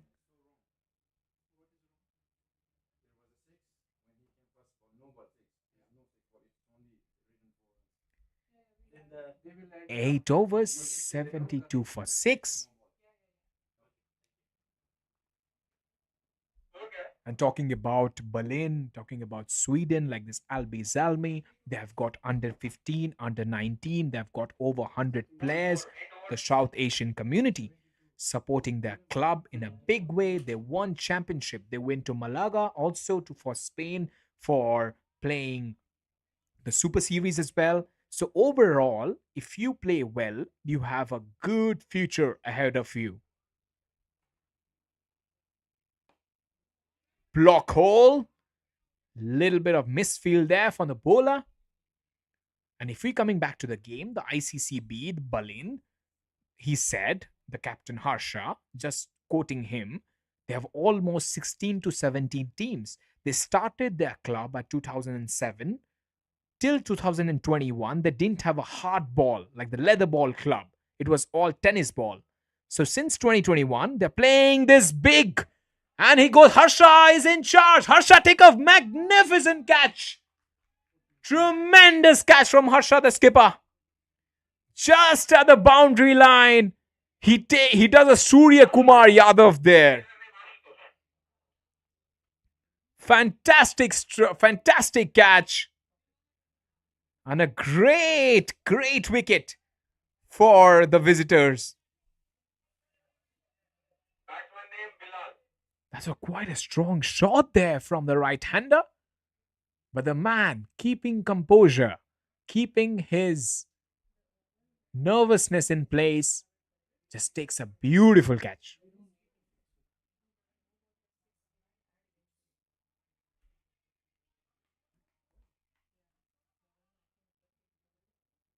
In fact, it was, I beg your pardon, it was not Harsha. It was one of the other fielders. Harsha is at covers. They're trying to go big here. Swinging for the heels, as they say. They're doing that. Zalmi, 73 for 7. Zalmi started really well, but somehow the wickets, the regular interval of wickets, have costed them big time. He holds his pose. Monstrous strike for 6. Bilal with his first biggie.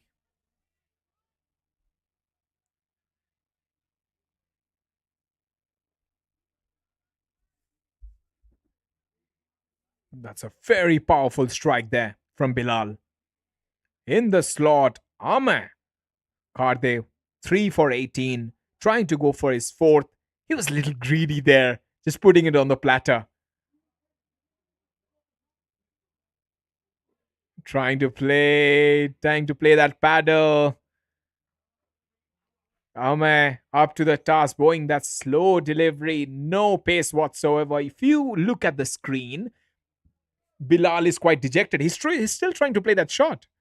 Yeah, that's a good shot from Bilal there when he was doing his rehearsals.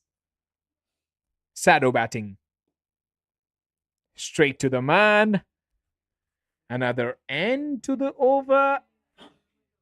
Yes, it is. 9 overs, 80 for 7. If you look at the scorecard. Can you show me the scorecard? Is it fine? Or no? Is it possible to show the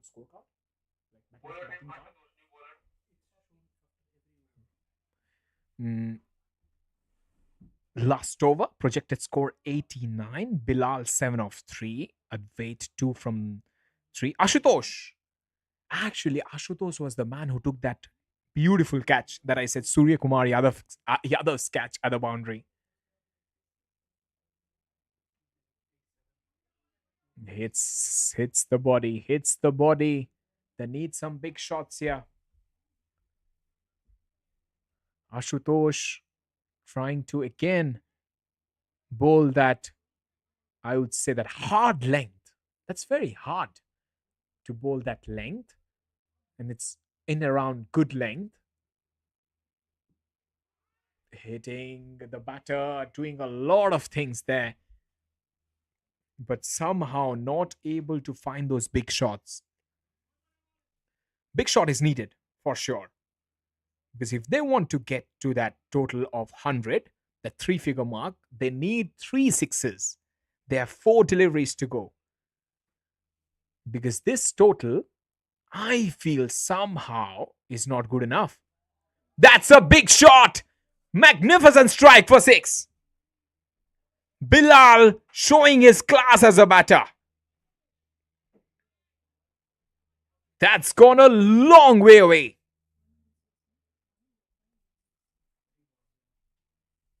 Beautiful shot.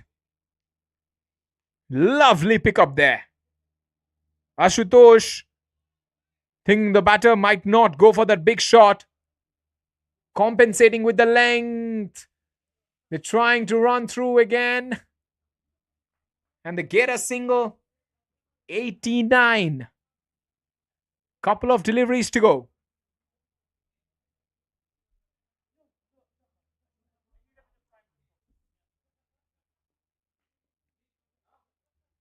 Couple of deliveries. Good shot. And the man has made a meal of it. And it's get to a boundary. That's not good fielding there at the deep. Taking his eyes off the ball. As we mentioned that this outfield can be a little tricky to field on. But still you have to grab them. Last delivery, 93 for 7. Powerful strike down the ground. They will be coming back for the second run. The fielder does good, nicely. Collects it. They're going for the second run. And they do it. They're going for the third. Oh dear, it's a run out for sure. Yes, it is. So they get a couple at the end. 10 overs has been done and dusted. Alby Zalmi, with all the trials and tribulations, they've reached 95, I feel. 96 will be the target. But they have to give a lot of credit to Bilal there. Striking it over 200. 15 from 6. Those big strikes at the end really helped Zalmi. So, Iccb need 94 in 10 overs. Will they be able to do it? That's a big question. But the kind of batting form they have shown in the first game, it's certainly for sure they can do it. Because they score 119 in the first. You are watching this live on YouTube and on Instagram. Please follow us on all our social media handles, Prague Cricket Club. And we will catch you at the other side of the break. We'll take a break. We'll come back quickly. And when you come back, you'll see the live action. Tata, ciao, bye.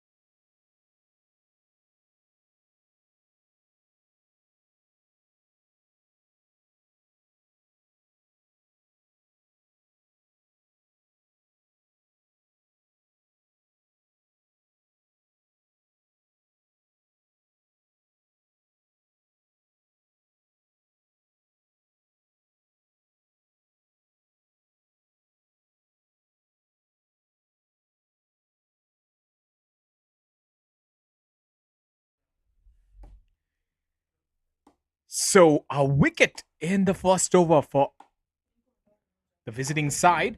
ICCB 4 for 1. Advait has got a wicket in the first over. I just waited for a little bit of time to have my lunch in between. I came back. They've already struck the first blood. Alby Zalmi. The Advait who scored a little bit of runs in the first innings, not much, has got a wicket. ICCB 4 for 1. Harsha, the skipper, 122, a lot of experience, 119 matches, over 1,000 runs. So first ball was dispatched to the boundary and the second has brought a wicket. They need 97 in 58. Is the team from Berlin. And the skipper is on strike.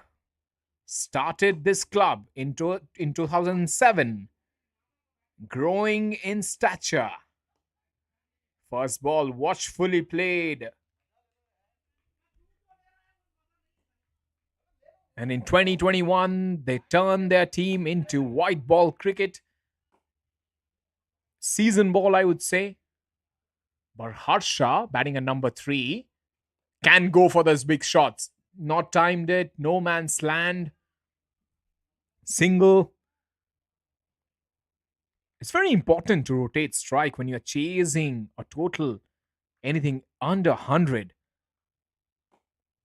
Because if you don't rotate strike, you'll get pressure from the other end and you tend to lose wickets in clutches. Yash and Harsha, 2 captains of the ship.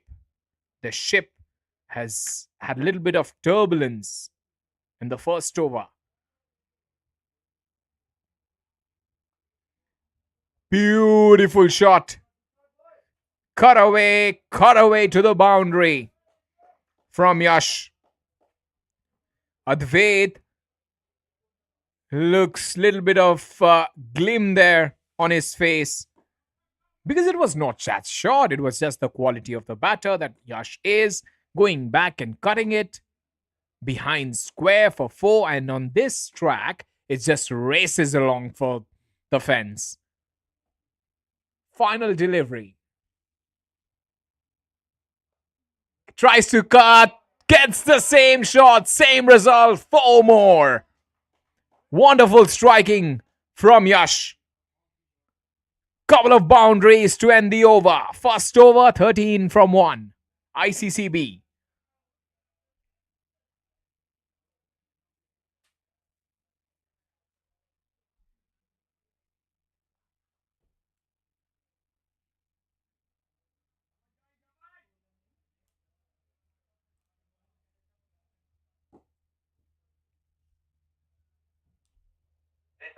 New bowler, Esanullah.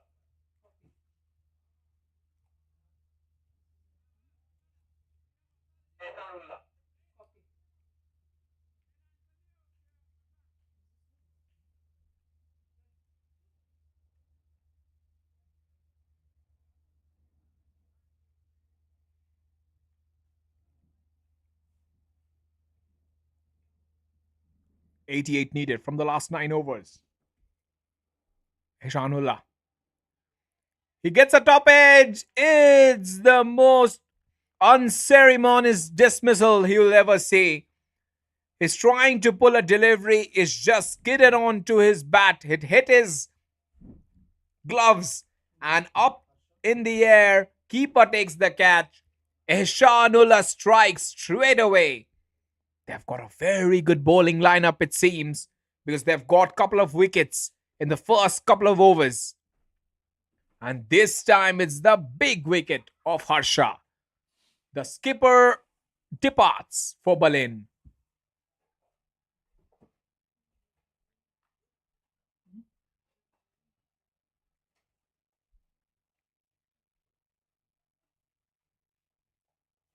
New batsman, Manish.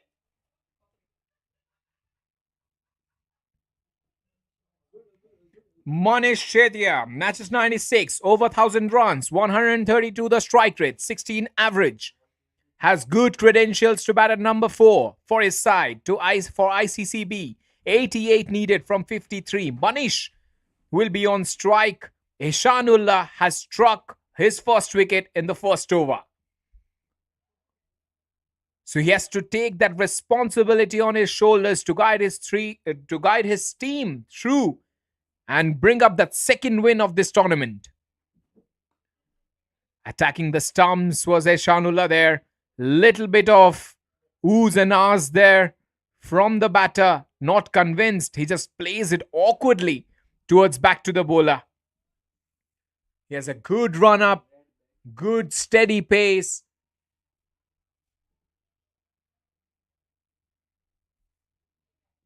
That's quick.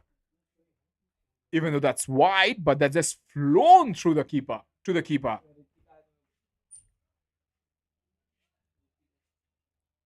Important innings this will be for Iccb. Because this is the target they will definitely fancy to chase. Whoa, that's went away again. Manish trying to cover the stumps, just trying to guide it through towards third man, missed it. Both the batters looking in, especially Manish, looking a little defensive here. His shoulders have drooped and he's not able to find the middle of his bat. Manish strikes it nicely there. Brilliant bit of fielding at covers. Straight away going for that high bat lift drive. Yes, if you see it on your screen, you can see he was trying to rehearse that shot on the offside, trying to go for that cover drive.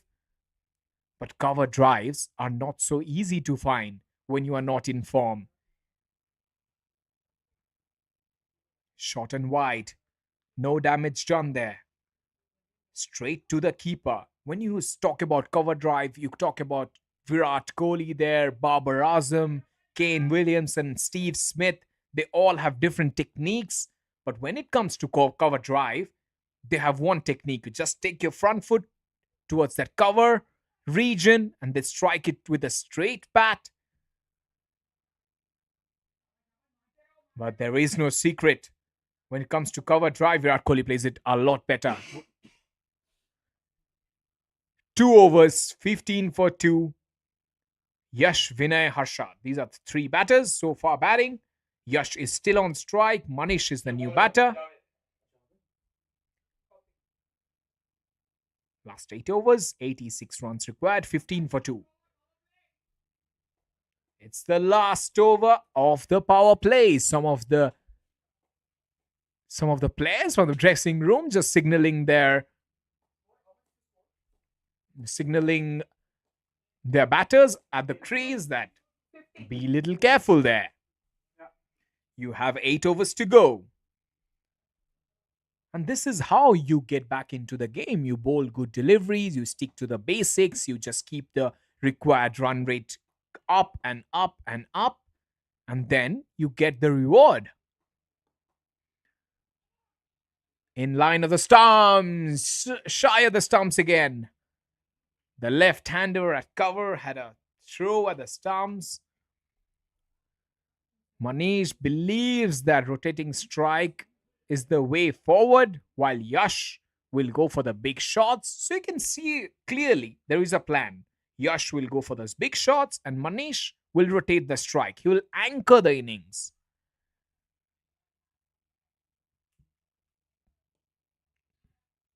Beautiful shot. Oh, he has taken it. That's a magnificent catch at mid-wicket.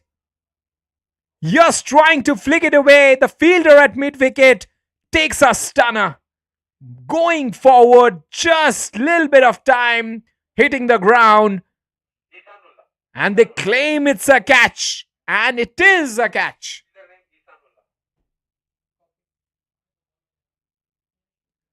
Ihsanullah takes the catch. And Javed Khan picks up his first wicket in his first over.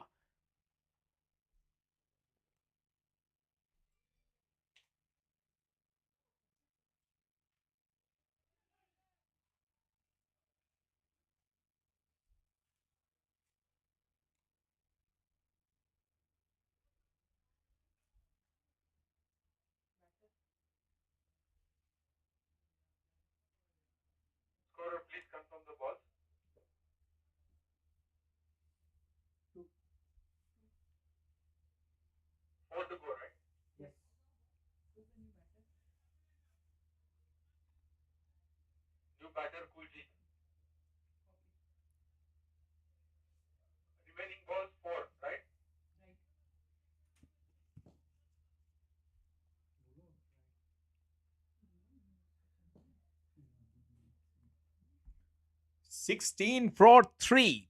2.2 overs gone. 85 needed from 46. At this point, it's kind of 50-50 because the kind of start they have given in as a bowling unit. Whoa, you don't want to do that. You don't want to mess it up here. Javed Khan. That was a juicy full toss on the leg stump. And Kuljit was trying to leave it away. Kuljit batting at number 5. Has a good head on his shoulders. Wide again, back-to-back wides. Why do you want to do that? Javed, your team is on the top. You have claimed 3 wickets in just space of 18 runs in 2.2 overs. You have to be on the money at this point in time because you have got a wicket, in fact, in the first ball. Good Yorker. This is perfect stuff from Javed. And the captain appreciates. There's a good, loud applause. Clap of hands from the skipper. Azam, who is fielding at long off. Number 3 on his back. Oh, he hit him there. He was not ready for that short delivery, Kuljit. And you can see he's still trying to get it through. It was a big, quick bouncer. It hit his neck almost there. And there is a little bit of medical emergency. And as our respective people from Prague Cricket Club, they're getting ready. If there is some medical emergency, they'll go straight away to the ground, to the batter. But right now, everything, all is well, as they say. So that's why the batter is taking back the strike. Down the leg side again. Everybody is confused why Javed is trying to bowl it. Javed has bowled the first delivery. He's got a wicket. He has got 2 dot deliveries. And he's bowling on the leg stump again and again. And looking at the field on the screen, you can see the fine leg is inside the circle. The batter just needs to get a little bit of bat. And he will get a boundary. Oh, lucky again. He rotates strike. Javed is flirting with danger here.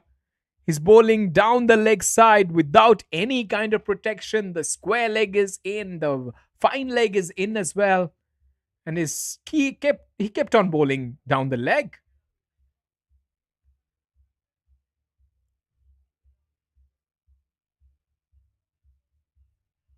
Again, wow, that's a terrific take from the keeper. Javed Khan has lost a little bit of steam here. Maybe he's feeling tired or he is too confused at this point in time. Or maybe he is trying to bowl that in swing. But then again, if you're trying to bowl that in swing, you have to start it outside the off stump. No point bowling down the legs of the batter. There is no fielder behind square on the onside. And there's another wide. This is going to be a long over. 1, 2, 3, 4, 5, 6, 7, 8, 9. So he has already bowled 9 deliveries. And still he has 1 more delivery to go. He has bowled 4 wides. Somehow, after an eternity, he finishes things off. That's the end of the over. A very big over comes to an end. 3 overs, 24 for 3. You can see the scorecard in front of us. Vinay 4, 8, 1, 2, 2. It's a little bit of like Czech calling number.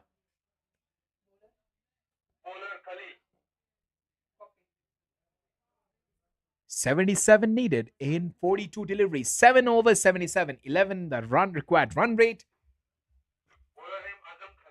But again, you have to know why Alby Zalmi are such a very good cricket team.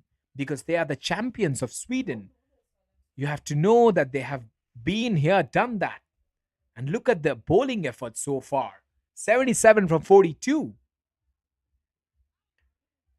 This is the captain, number 3 on his back, Azam. Azam, 2015, Alby Zalmi first played cricket in Sweden. They have their under 19, they have their under 15 clubs as well. One run is what they will get. And there's a lot of players from India, Pakistan and Bangladesh as well, and Afghanistan. That swung away. He finds the gap for the boundary. Much needed for the batting side. It was much needed. Batting was getting really difficult, but they got this at the very right time. That's what the doctor ordered for Iccb. Then it's 72 in 39. Manish, 6 from 5. Kuljit, 3 from 6. Azam, the skipper, none of 5, 0, 1, 4. Pressure is definitely on Iccb. The captain is at the bowling crease. That's a good delivery. It looked like a straighter one. 14 fours and 4 sixes so far in this match. There's plenty of action. Goes big. In fact, it just drills it towards leg stump and for a single. 72 from 38. And again, we are welcoming our viewers who are watching this in a Friday afternoon from Prague, from India, from different parts of the world. We say you a very good afternoon. 30-for-3. You are watching this live on YouTube and also follow us on Instagram, Prague Cricket Club. 30-for-3 in 4. And also, if you're watching it live, you can see a lot of people watching live, and you are also able to comment. How do you feel about this cricket game, about this tournament? If you have any questions regarding cricket or about the Cricket World Cup that's just recently concluded, where India were the champions. Or if you're a fan of Berlin, Iccb cricket team, or maybe you're watching from Sweden, because it's Sweden versus Germany. It feels like Euro 2024 back again. Kudratullah, who just struck it beautifully later on later in that innings, in the first innings, while they're batting, he has the ball in his hand. Top stuff there. Wicket to wicket, no room whatsoever. You have to defend these deliveries.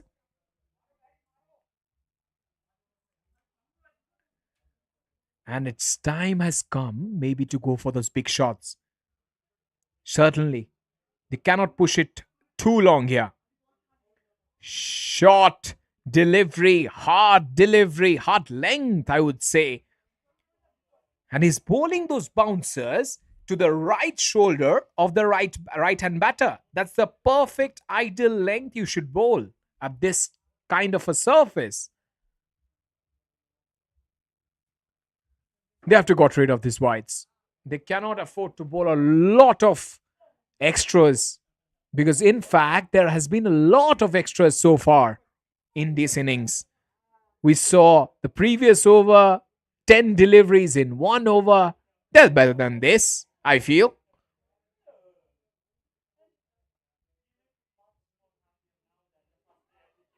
No run. Pressure of scoring rate increasing after every delivery. The batsman Manish, if you look at Manish, after he played that delivery, he was down on his knees and thinking, how can I get this through? Because he has lost all his timing there. It has to be a big strike. It's a big strike! Over! Mid-off for 6. Very much needed from Manish. When it was needed, his strike gold. Kudratullah Can't believe it. Big jubilation from the dressing room as well, as they say, come on, Manish. Previously, they said, you have to hit the big shots. Ab maro yaar. Right now, you have to hit it. And he did give it a big punch. Extras hurting the bowling side here. Current partnership 22 from 14. The dominant partner has been Manish, 13 from 11. This over, couple of wides, sixes, dots. We have seen it all.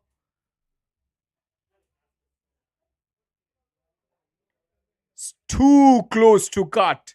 It was a right shot to play. If you look at the field, I know you cannot see it on the screen, but there is a third man which is inside, and there is no protection. Even in fact, there is a protection at cover. At point, the cover is inside, so you have to be very particular while you're playing the shots. If you're hitting it behind square, it's fine. Edge 4. Too close. Far for the fielder. Manish gets a crucial boundary, ends the over, 42 for 3 in 5.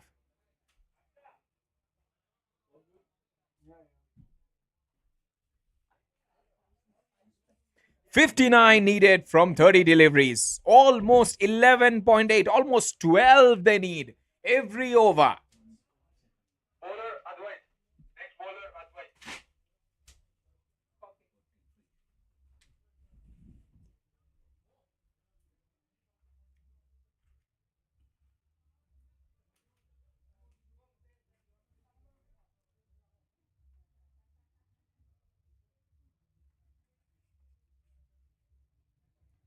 Advait, the left-arm spinner, has been trusted to bowl the sixth over.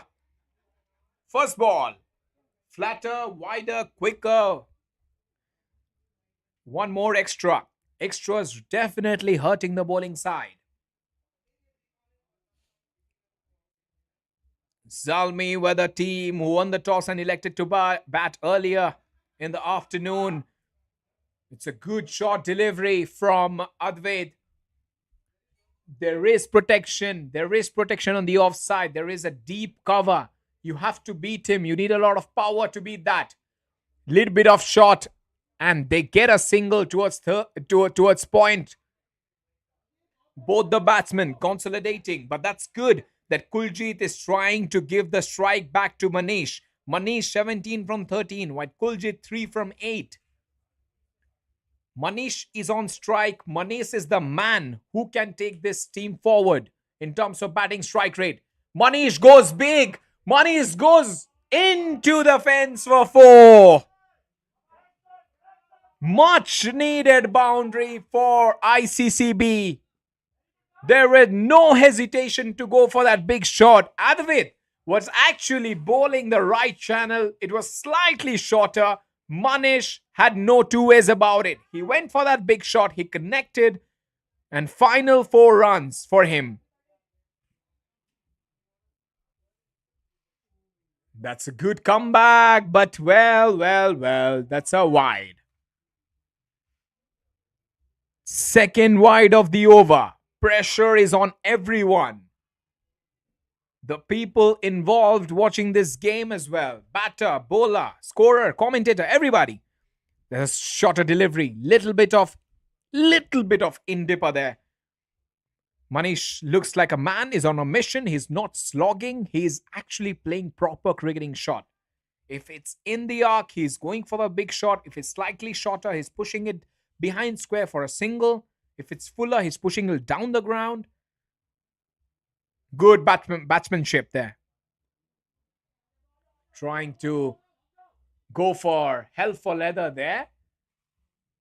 Kuljit has to support. It cannot be one-side traffic. It cannot be Manish all the time. It has to be Kuljit as well. Kuljit has to go for those big shots. He cannot let Manish do all the talking here. He has to come back with some kind of force and strength. Big shot! Magnificent 6! That's gone many a miles. That's a superb strike from his bat. And still, ICCB are still breathing, courtesy of Manish. Brilliance with the bat. 57 for 3 after 6.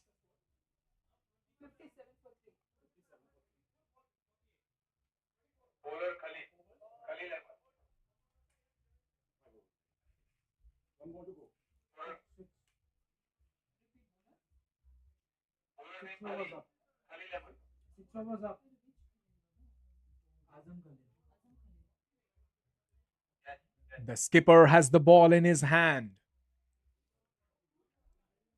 He's bowling a very crucial over. 11 every over needed. First ball, shorter, flatter in trajectory. The batter, Kuljit, he is making a mess of it. He's batting on 5 from 11 deliveries. He has to get Manish on strike. He's costing the game for his side now.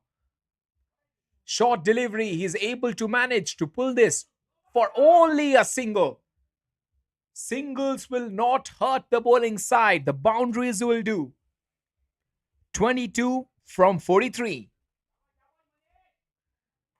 There's a lot of applause from the fielding, in fact, the dressing room. Manish is the guy. They believe Manish can do this. Manish is on strike now. Manish trying to cut. Manish gets a boundary. Down the hill.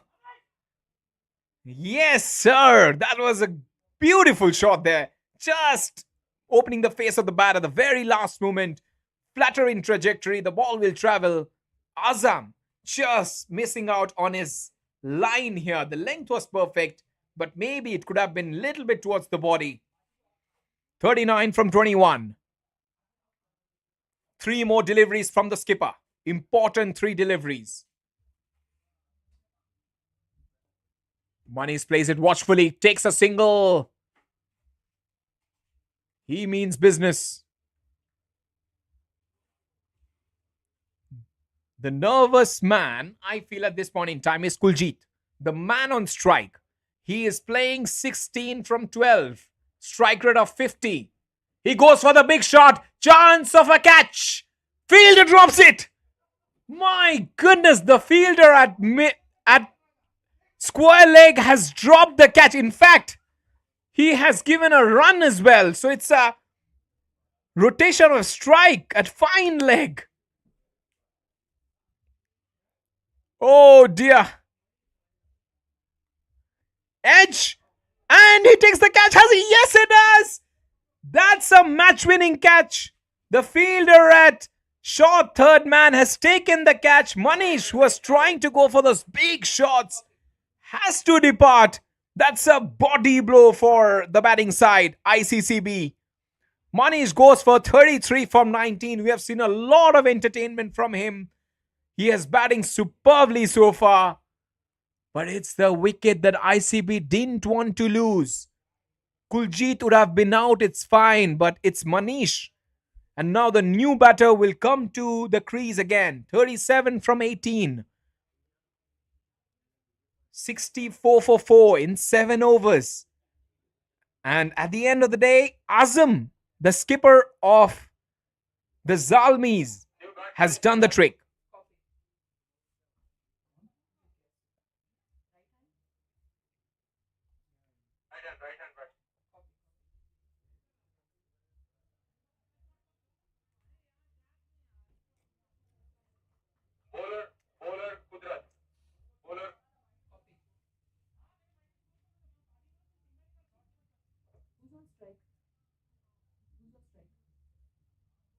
Strike Kuljit. Kuljit is on strike.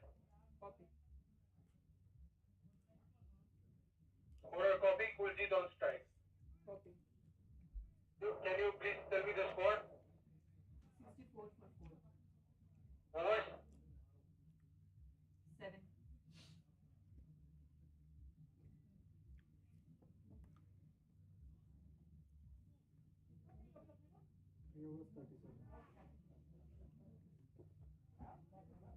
Welcome back. 64 for 4 in 7 overs. Good bouncer there from Kudratullah. He has got the pace. First bounce of the over. It will be very interesting to see either Kudratullah will go for that second bouncer. But so with the second bouncer, it's quite streaky. If he gets an edge, there is no protection behind square. If you look it on your screen, there is a third man. There is a fine leg, which are inside the circle. Kuljeet, 7 from 15, batting at a strike rate of below 50. His teammates on the dressing room at talking about him running for the bye. It's this situation of the game where they cannot afford to get those dot deliveries. 37 from 16. That's a good strike from Kuljeet. It's only a single. Jigyansu will be on strike. Maybe a new, fresh blood will come out and swing things in favor of Iccb. 36 from 15, 65 for 4 in 7.3. Kudratullah so far has been quite sublime. 3 deliveries is on the mark. Kudratullah bowls a brilliant delivery again. He knows he cannot afford to bowl as fuller deliveries. That fuller delivery, it means Jigyansu will have the leverage to go for those big shots at long on and long off. So that's why he's bowling little shorter, harder to hit. If you look, he's rehearsing that shot. Jigyansu, after Kudratullah bowled that delivery, there is some kind of protection on the offside, on the onside as well. Fielders are back. Again, another dot delivery. This is tremendous comeback from Zalmi. They're defending a paltry total of 97. We have seen a lot of sides struggling with that kind of a score, but Zalmi, with the kind of bowling power they have, they can defend any total. Last delivery to go. Swing and a miss. Very close to that off stump. 2 overs to go. Still they need 36.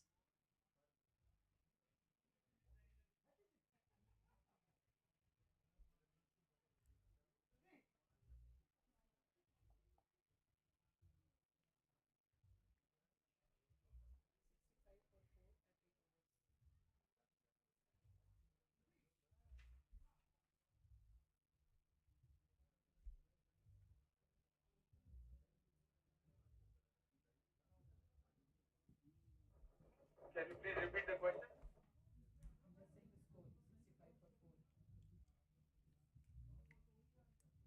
Bowler Isanullah.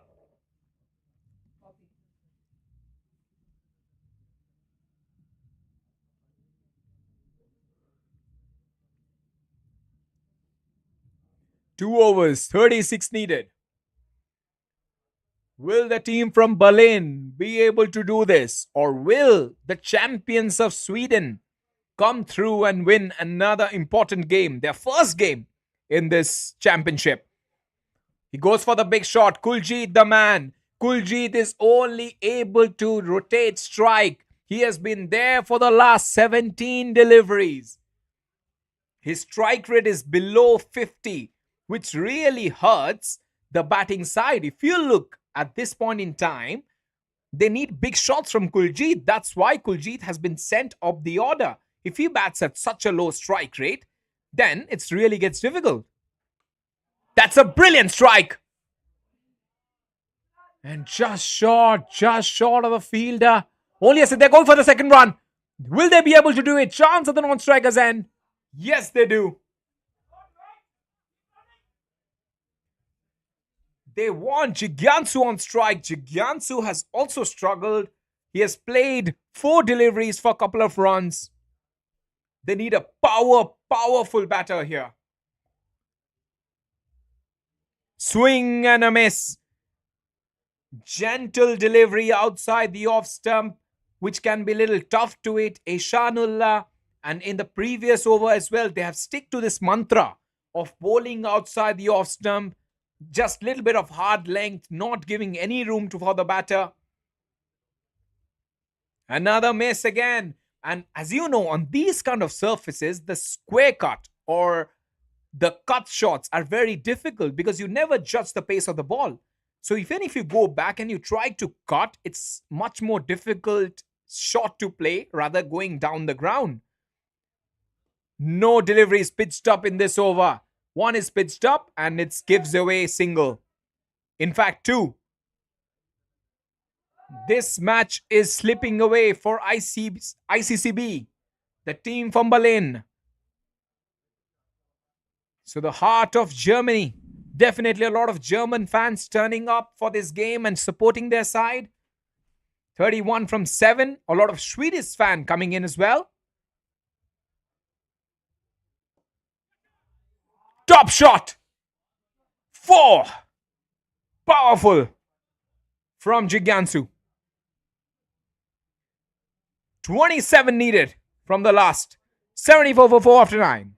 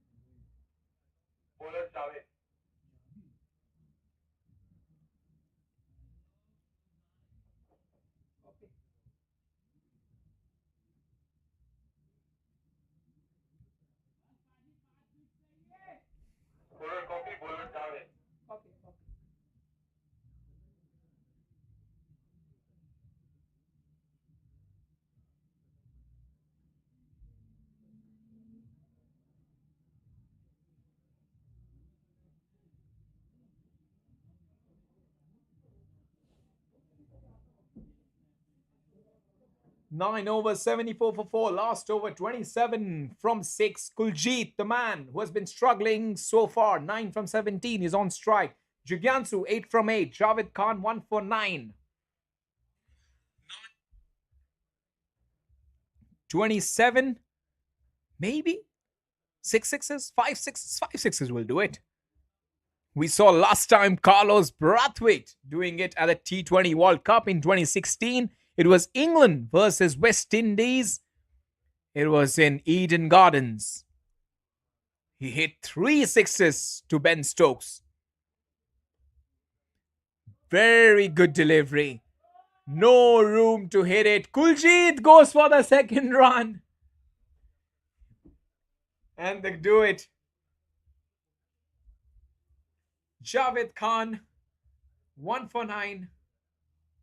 All the bowlers so far has done a very good job for the team from Sweden. They have managed actually to hit the right length. That's what I feel. Bowling at the right areas. If you see the last delivery, they're bowled fuller. And also it's very hard to play those cross-batted shot. Whenever you are not playing regular cricket, you are not playing professional cricket, that cross-batted shots are very difficult to hit. If it's full, yes, you go down the ground. If it cuts, if it pulls, then it gets a little harder. Like this, example.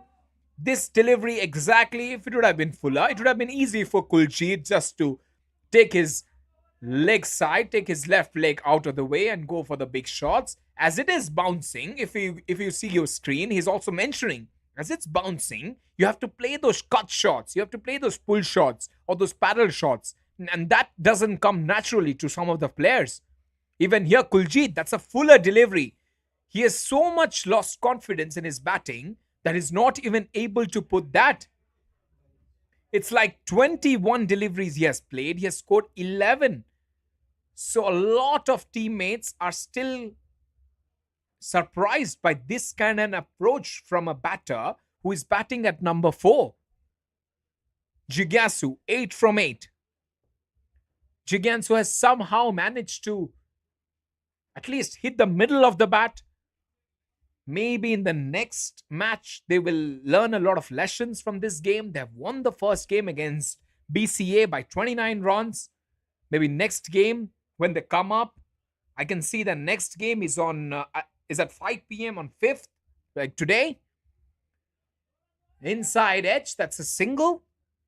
Next game, they will be coming forward for the, and almost is done and dusted and going for the second run. There's a chance of a run out, and He has tried to run him out. And what a way to sum up the game. Kuljit falling short of that popping trees, not able to time it.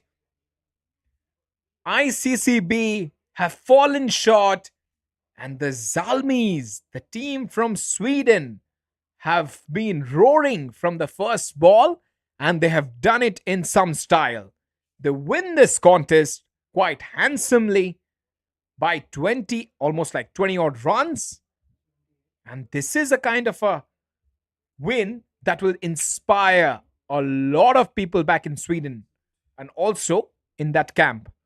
They win by 22 runs, comprehensive, almost a straightforward win for the Zalmis. All their players look very confident. There's a lot of swagger in there, the kind of batting they have done in the first innings. And for ICCB, lot of learnings, lot of thinkings for the next game. And we come back for the next game. It will be Gilching Phonics taking on Connors at Banksfield at 3 p.m. But the next game is also important. BCA taking on Alby Zalmi at 3 p.m. So couple of games at 3 p.m. If I can see the time, it's 2:40. 20 minutes. We'll be back. And these are our sponsors as well. Introducing our proud sponsors: Delicious, Wintake, Canbay, Astra, Kick Heroes, Bombay Express, Dukan, Check-in, Zeros Zeon, and all the teams. If you can see 6 teams there, those who are participating in this. Thank you so much for this broadcast. Catch you at 3 p.m. We'll see the live action. Bye.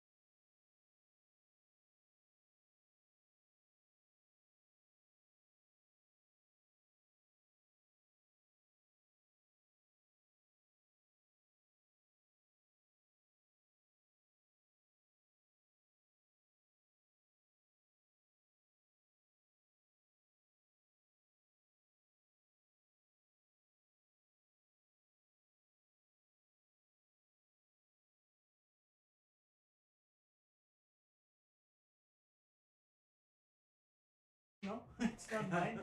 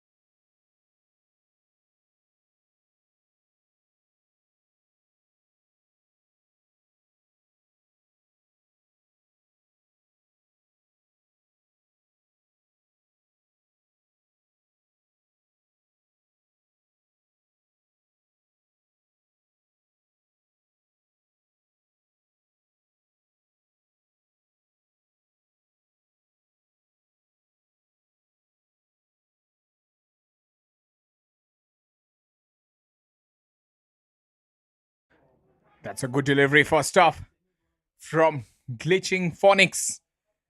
New game. Phonics taking on GCA. It's been a good start so far. First delivery. We've seen a lot of games so far. Almost 5 completed games. Birendra and Sazib, the opening batters for Phoenix. So these two sides, Mirbaz has the ball in his hand. We saw what Mirbaz could do in the last game, swinging it in and away in the first over, hitting a couple of batters on the head. So he has got this intimidation factor when it comes to their bowling lineup.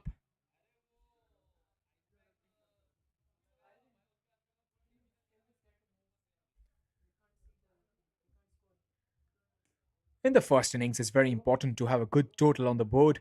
If you have a good total in the board, we saw in the last match as well, whenever you have something around 100, you have some runs to play with, you can defend a total. The side coming into the second innings will feel the pressure. So high scoring affair is very much expected in this game.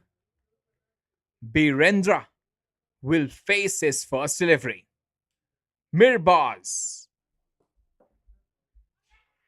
What was he trying to do there? Birendra, and he's got his first wicket. That is sloppy from the batter, Birendra. He was hit on his pad. He was absolutely as if he was walking on the park. He left his crease and he's going on for a walk and a coffee, and then while he come back, he saw his stumps shattered. Very casual approach to any innings. The first wicket has been down for Phoenix, 1 for 1.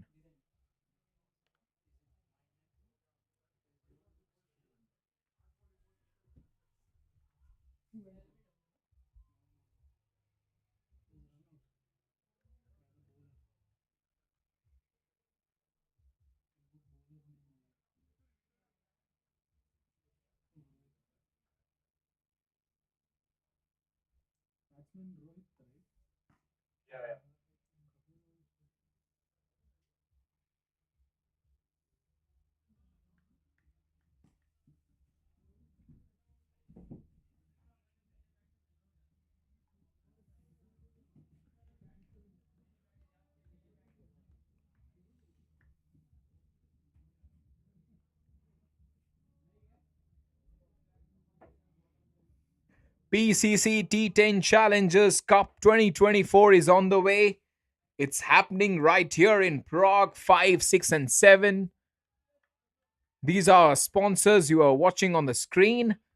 First 3 deliveries has been on the money. Mirbaz. He has taken a wicket already. Courtesy some sloppy footwork from the opening batters. Rohit is batting at number 3.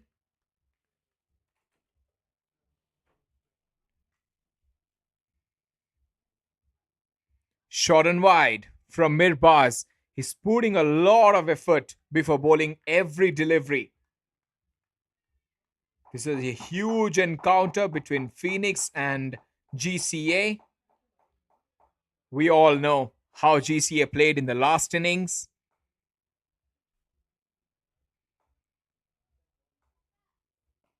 They have got, of course, a win over BCA in their first game.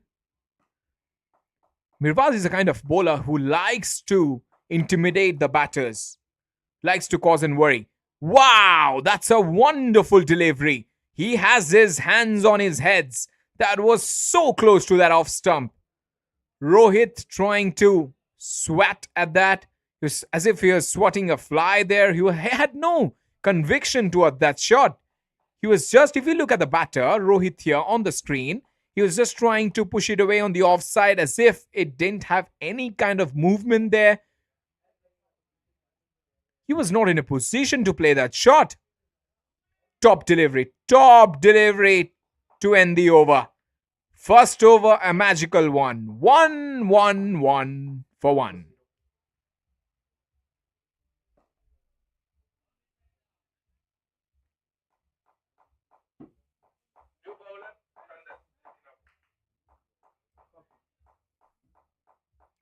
So this is a limited overs contest. Over is number 10. And this match is being played at Scott Page Field, Vinosh, Prague.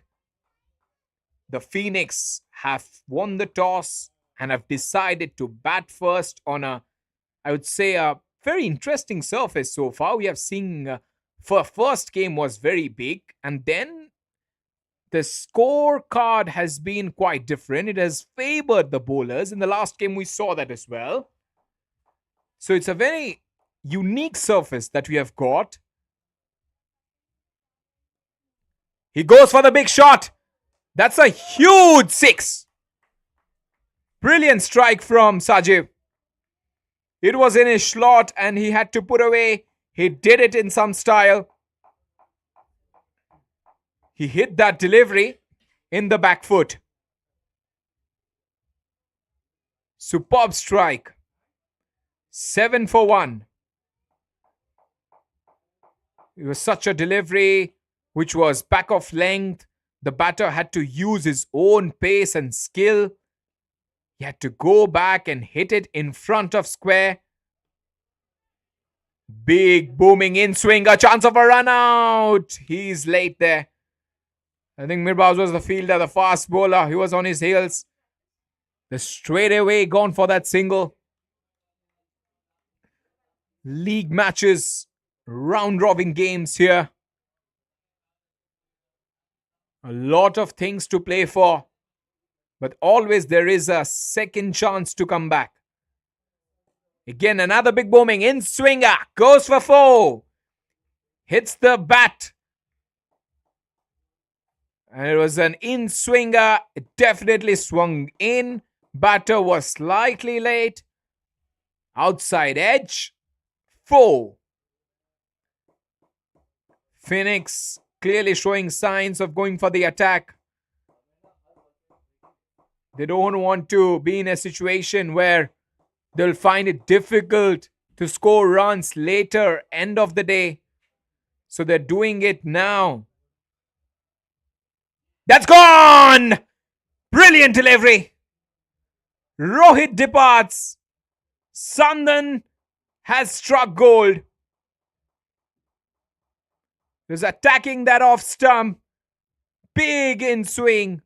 Batter had no control over that shot. Was a very casual and ordinary shot there from the batter.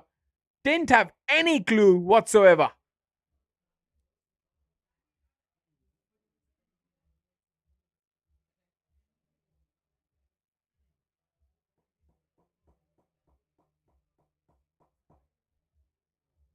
The GCA have been absolutely fantastic. They have played a couple of games. They have won games.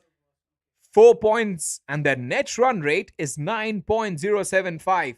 At the second position are the Phoenix. The new man, Tushar Wasson. 95 strike rate, 17 average, 78 not out. So he's a kind of a player who can play those big innings. He has got plenty of experience. But now Sandan will be trying to bring it back in. He brings it back in. Straight to the man. Run out. Yes. Oh, yes, dropped it. My goodness. That's not a run out. Tushar had no chance whatsoever of coming back.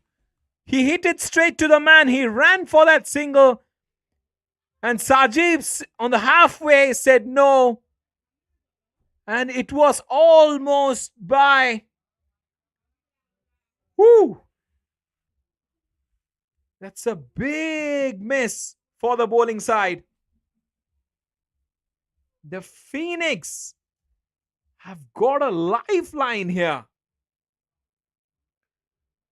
It could have been easy 12 for 3. The batter survives to last for another day. Sandan is bowling beautifully here. He's bowling those big in-swingers. Oh, it's just missed the stumps and he's missed the keeper as well. And that's gone for 4. In form of byes. Very unfortunate. But impactful, eventful over comes to an end. Phoenix 16 for 2 after 2.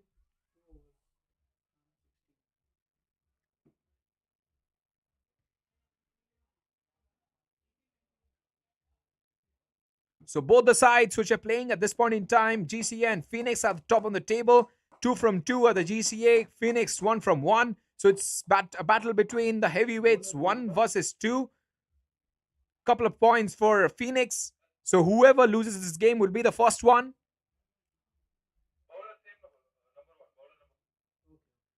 Two over, 16 for 2. Mirbaz will continue.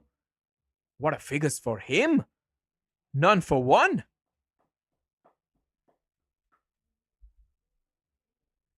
When Mirbaz bowls, there's some kind of anticipation. Whenever, every single time he bowls, there's some kind of theatric. It's kind of a theater when he comes to bowl, with his kind of bowling action, with a kind of reaction to every ball. Bouncer! Chance! 1 bounce. Fielder does well, a third man. Mirbaz is shouting straight away. He must have been telling the fielder that he might have come a little bit forward, or may have attacked the ball to go for that catch. But the fielder was not that confident for going for that catch on this kind of a surface on an outfield. Is little tough.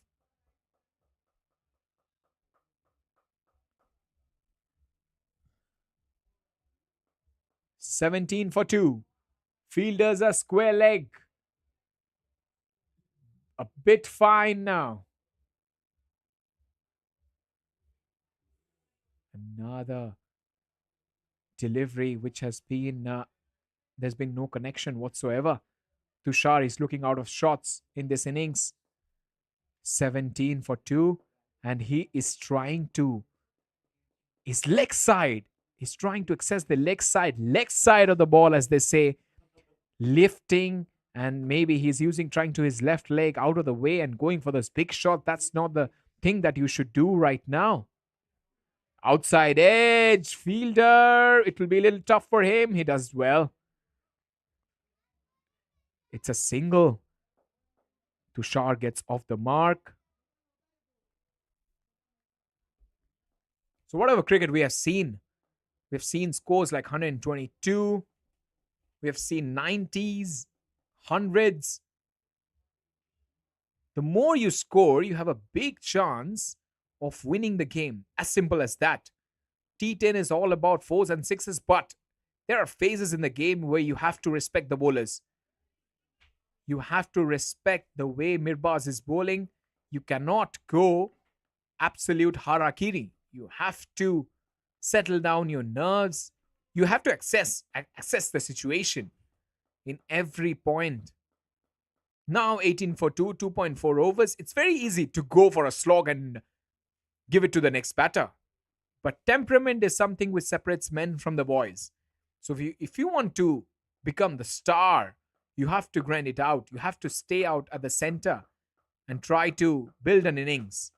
So building an innings is very important. Saziv 9 from 5, Tushar 1 from 4. Both the batters have some kind of knowledge about the surface that they're playing in. They're playing on. Big shot! Strong shot! 6! The moment it left the bat, it was going all the way. And hitting that to Mirbaz. Mirbaz won't like it. Maybe next delivery will be on his ears for sure. You look for that bouncer, because as a fast bowler, when you are hit in front of square, back over your head, it's kind of an insult. So those big top fast bowlers we have seen over the years, the Mitchell Johnsons, the Mitchell Starks, or the Sean Tates, they don't like to get hit over their head. Next delivery will be magic. Yes, it is! Pulled for a single. And they go, yes. It was certainly coming a bouncer for sure, because the kind of fast bowler he is, he would have always tried it. 3 overs, 25 for 2. Sajib on 16 and Tushar on 1. Plenty of things that has happened so far in this game. Phoenix have had won the toss and elected to bat. And also there is a big there's a big support for both the sides. Attar will be bowling his first over. Spin is very important. I've always mentioned it, because on this kind of a surface, you have to bowl little slower to get the purchase from the track. It can't be all the time bowling pace and quick.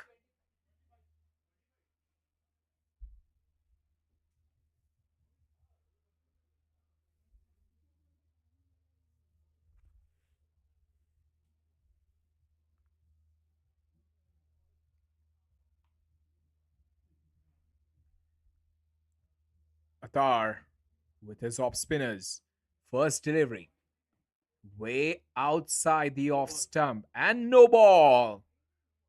Because he pitched that delivery outside of the playing surface, which is outside of the turf. So it's a no ball. And he hits it. Huge one. And it has gone all the way for 6. Sajib showing his intentions here. He's not afraid to play those big shots. He's a man with a lot of vigor and bravery. Even though they have lost wickets, he wanted to go for the big shot. It was a free hit. A terrible start for Attar. When you bowl first ball way outside the playing surface, it's called as a no ball, and then you are being hit for 6. It's not the kind of start you want as an off spinner.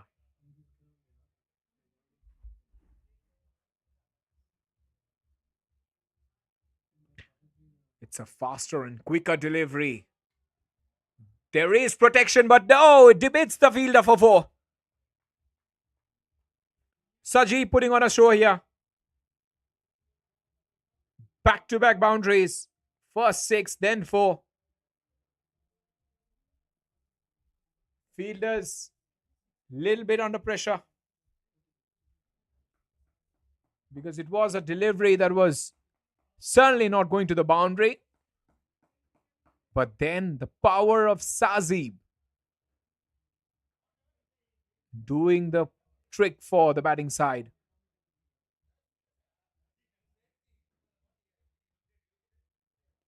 It's up in the air. It's a big chance. Fielder comes under it. Takes it quite easy.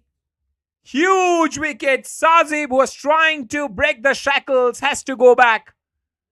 It's 36 for 3.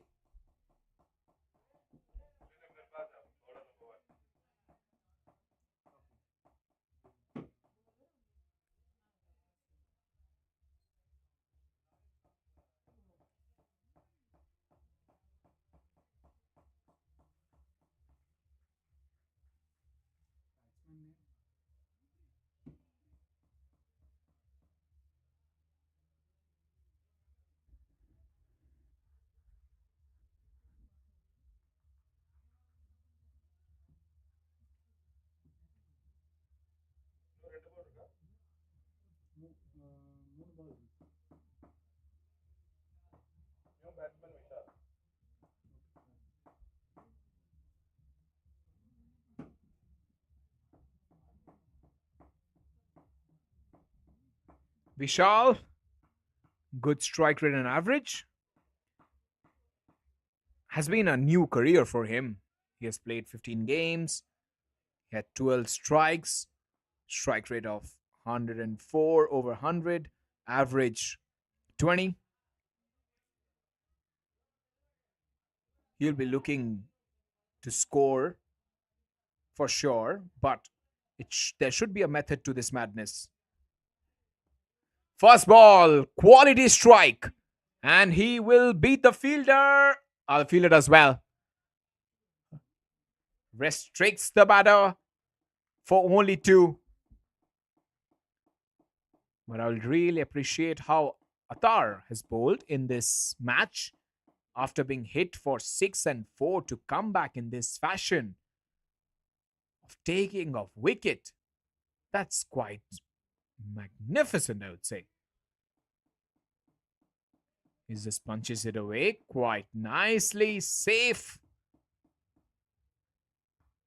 So wickets going down at crucial intervals is causing a big problem for Phoenix. They're not able to get that momentum that's very much needed to a batting innings. That's up in the air. Has he got a lot of legs? Yes, it got a lot of legs. 6. The first one for Tushar. Phoenix, 45 for 3 after 4.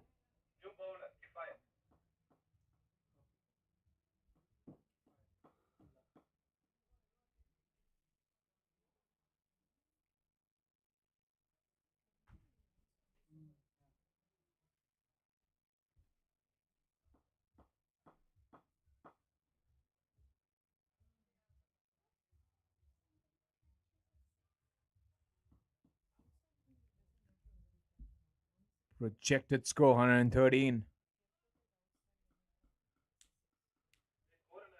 Kifayatullah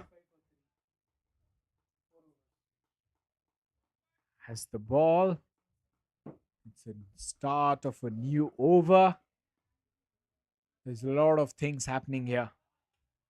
Phoenix have lost wickets in every single over. And they have also scored runs. But this is quite sensible from the batters. They understand that they have lost the wickets. It's time for a little bit of backroom work. You have to calm your senses. You have to be relaxed at the crease before going for the big shots. If you are in a hurry, you tend to panic. He has not timed it. 1 bounce for 4. Fielder makes a mess of it. He was there, and somehow the ball has gone in between his body for the 4, and 50 comes up for the Phoenix with that strike. Tushar.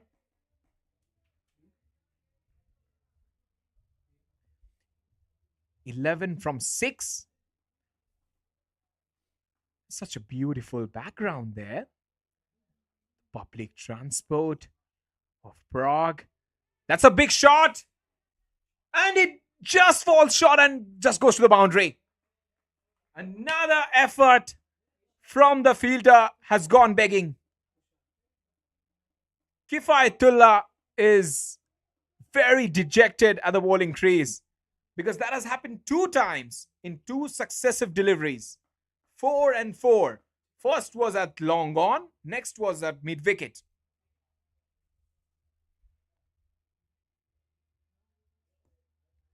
That's a good shot. Good fielding there at covers.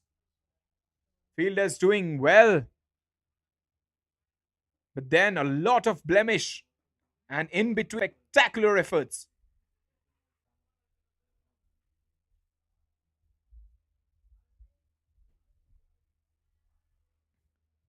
First 4 deliveries, 10 has already been scored in this over. Goes over the fielders on the offside behind square. Another 4 for the batting side. It was short and wide, and you cannot afford to bowl that length, especially when you have got fielders at short third man and at inside the circle behind square. Point was in, the third man was in, the batter just had to play little bit uppish. He did. Vishal, back-to-back boundaries for him. Oh dear, how unlucky is the bowler there. 4 more. 4th 4 of this over. This over has gone for plenty. 14 from the over, 5 overs, 63 for 3.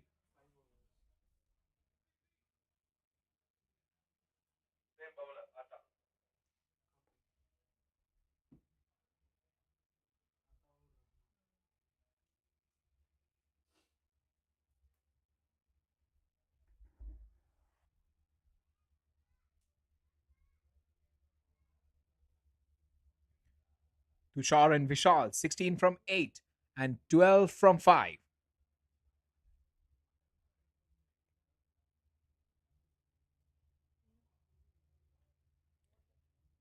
That's outside edge. Just falls short. A brave effort there from the fielder at backward point. The batting side gets couple of runs. These are the moments you have to hang on to these catches if you want to win this game. Especially against Phoenix side, which is going all guns blazing. This partnership is just growing after every ball. GCA will be looking to breathe little free by picking up a wicket. Big shot! Humongous strike for 6.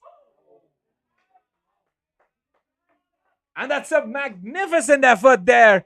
For a moment, we all thought that's a 6. He has stopped a sudden boundary.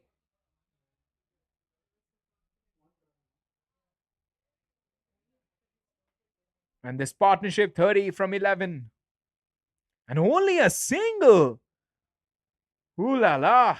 My goodness. I thought for a moment it has gone for 6 and then brilliant effort. And he has saved 5.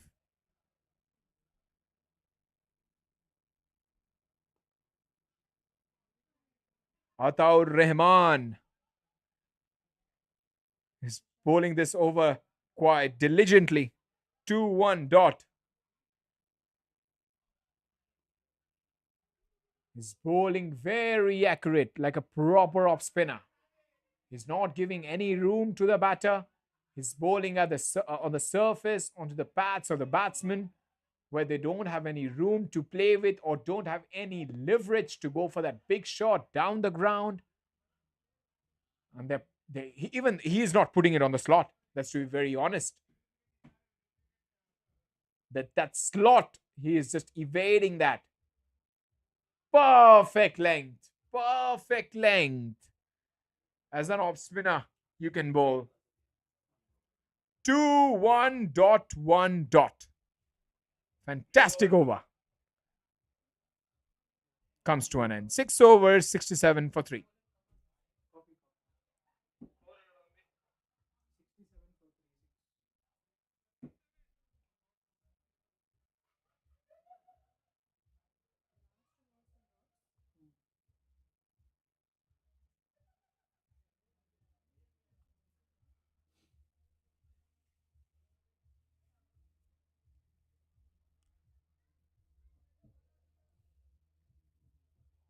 Vishal on 13, Tushar on 19 from 12. Phoenix need to get to a score, maybe a three-figure mark. At this point, if you're a Phoenix fan, you'll definitely be thinking of a three-figure mark. You have 4 overs to go, 24 deliveries. You have 33 runs to get, 33 from 24. In this day and age, it's quite easy to get. And it will help. It will help even more if the opposition gives you free offers like this, wide. 100, 110, 120 is sum total on this track. That's lofted. And the fielder does well. That's just a single. I would say that's a poor running between wickets. They had so much of time to go for the second run. No urgency there. From Tushar or Vishal. Vishal just played that shot and just tried to admire. But okay, what a shot I have played. But then there was a definite run for 2. They rotate strike. There should be a little bit of more purpose to that.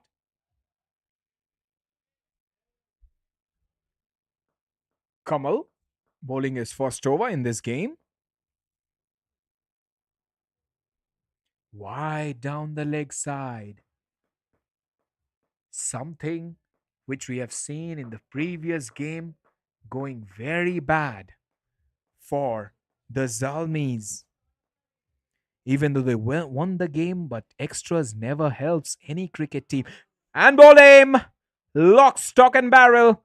Vishal trying to whip it away on the onside.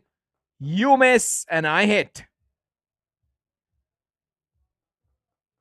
Kamal persisting with that length and line of bowling, attacking the stumps, has got rid of a very special wicket.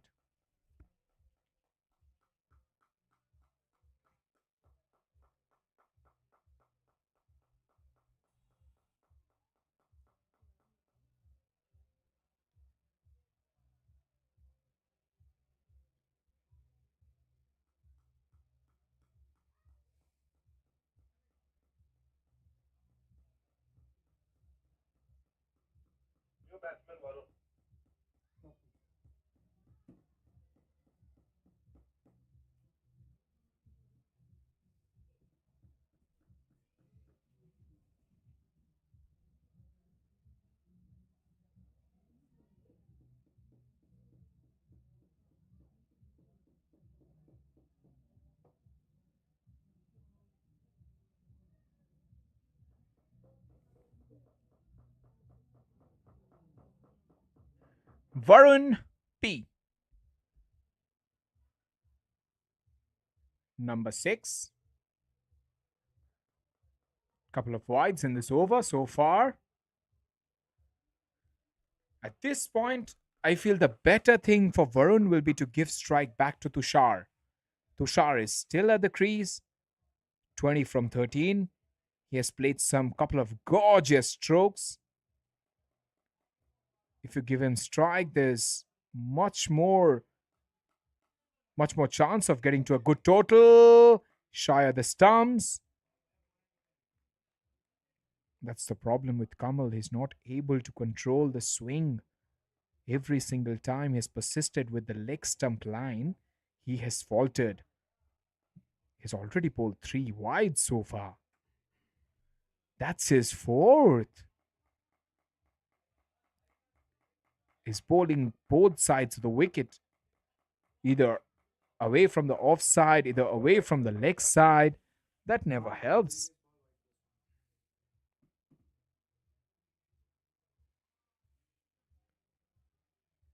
At this stage, the kind of comeback the bowling side have done, you have to give a pat on their back. They have been quite purposeful. Doesn't find the gap.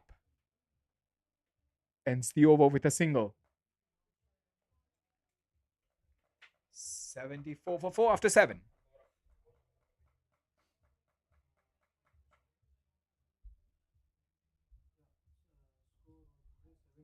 75 4.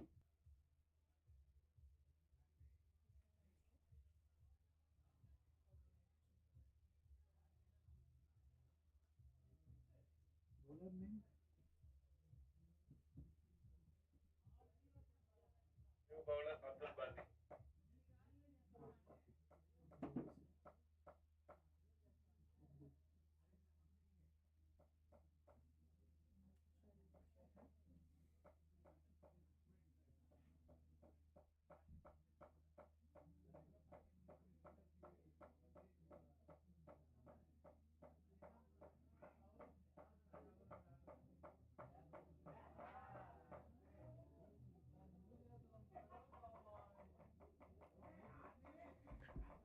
Last 3 overs.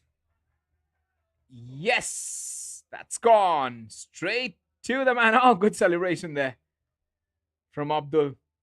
Fielder name? Quite a simple catch there from the fielder as a third man. Tushar trying to play that big shot. But finally, he couldn't resist himself. Got that outside skirt of the bat and straight to the man. 75 for 5.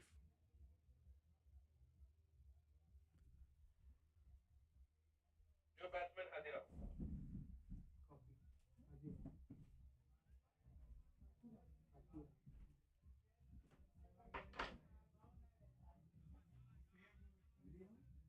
Akira.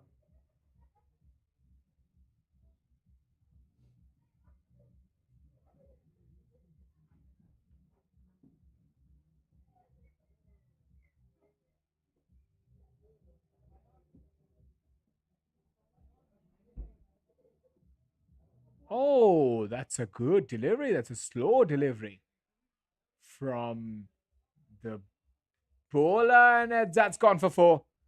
It's very hard to stop any delivery behind the batter because it's such a downhill slope. You talk about Lords, you talk about the mecca of cricket at London. That's even much more. The ball just doesn't stop. It goes anytime. I've never seen somebody stopping it. Big shot will be something which the batters will be looking forward to. But on this kind of a surface, it's just taking a little bit slow pace. And also Abdul is not giving any pace for the batter. He's bowling it slow. He's bowling it wide as well. Oh, the bowler or the keeper wanted to be a little cheeky there. Maybe he tried to confuse the umpire by taking the gloves, by taking the ball and hitting the stumps and maybe shouting it for a catch. But yeah, Arun Oshakan, the umpire, is a very hard man to crack. But he gave it wide, as it was. Again, slower. Back of the hand seems to be the order of the day for Abdul. Every single delivery, he's trying to mix it up.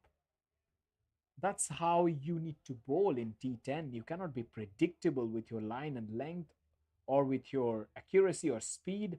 You have to be slow, you have to be fast.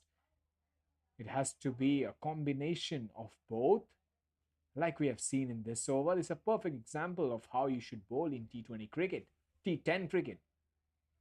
The kind of length Abdul has bowled, one is slow, one is little bit faster underneath the bat. Not much of a run up, the keeper up to the stumps, so the batter won't be able to use their feet and go for those big shots. So the batter now had to create all the space. Oh, that's a no-way. I think that's a no ball. Yes, it is, and it's gone for a huge 6. It's a brilliant strike there. And no, they say actually the umpire at square leg given little no ball, but the main umpire, Arun, just denying it. 88 for 5 after 8 overs. Score 88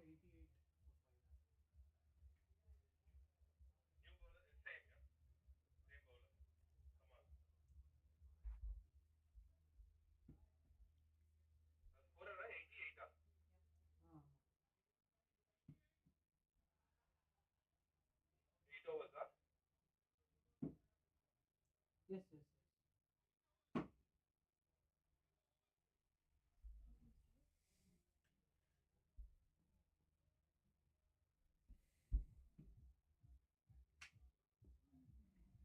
Up in the air, easy catch. That's a lollipop for the fielder at covers. Didn't have to move much. It was straight into the hands. No questions asked. The batter has to leave.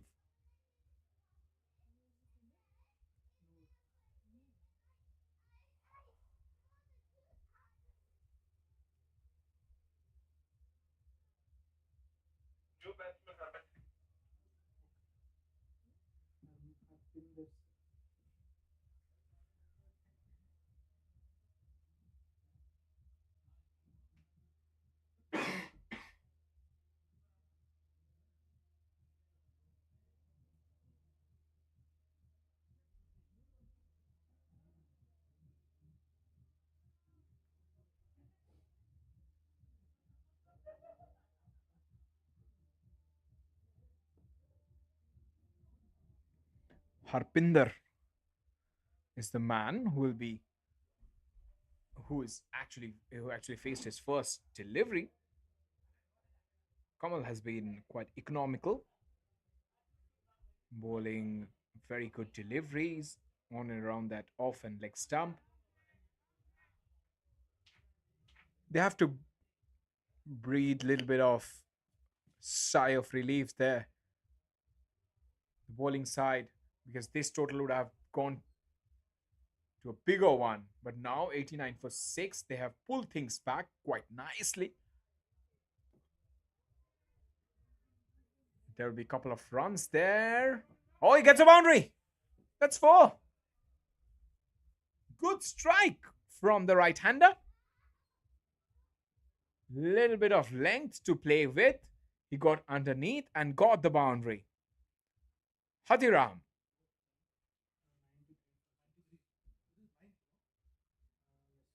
"11 from 4. Good little strike.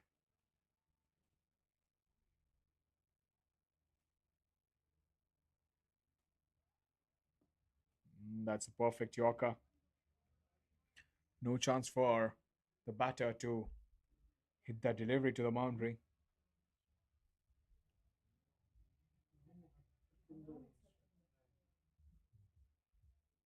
5-6 over.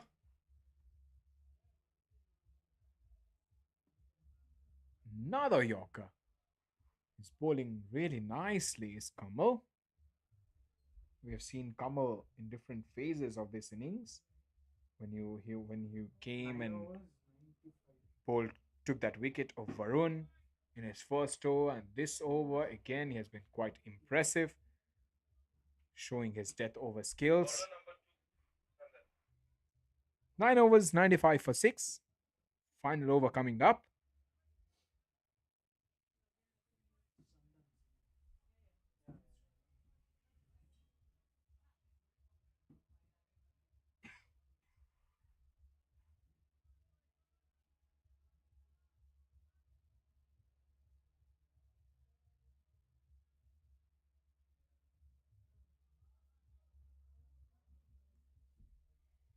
Good delivery for stop. Sandan we have seen in that first over bowling those big in swingers. And really like the way Sandan bowls, because there's definitely some kind of anticipation behind every ball. And he bowls that delivery that just jags back in. And in the end, he can come and bowl those slow deliveries, nothing much happening from the track. But you need bowlers who don't depend on conditions. You need bowlers who can make things happen. We have seen bowlers from the past, from Australia especially. It doesn't matter whether it is swinging or it's bouncing. They come, hit the length, and get something from the surface. Like Pat Cummins is a real example of bowler with all kind of conditions, down the leg side and wide. Generally, you find bowlers with a where you think they need a lot of conditions to work with. Bowlers like Tim Southey, Jimmy Anderson would depend on a lot of conditions. When it's not swinging, they look little flat, and when it's swinging, they're literally unplayable. That's up in the air. No man's land again. They're coming back for the second run. Chance of a run out. And they're good running between the wickets. Little shy from the 3-figure mark are the Phoenix. As I was mentioning, that bowlers who bend their back on any surface, they'll definitely get the result. And on this kind of a surface, if you bend your back, you get that little extra bounce. Little slowness of the track always helps you to bag wickets from the surface. Thrust away. Plenty of legs to get that boundary. Hathiram is looking very solid out there at the center.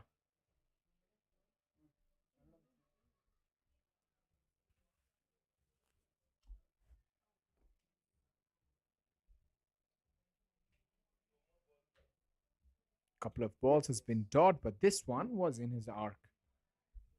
Little bit outside the off stump. A lot of chance especially for the batting team to go for that big shot. And he was trying to take the single. He did it, but he was trying to hit it much more towards the leg side. Someone has good pace, to be very honest. And the 100 has come up. Finally, for the Phoenix, 104 for 6. So good to see that 3-figure mark in T10. You need big scores for that excitement to grow up the notch. Down the leg side. And he's done it. That's a run out. That's for sure. The non-striker is out. Hathiram, who was trying to go for the strike.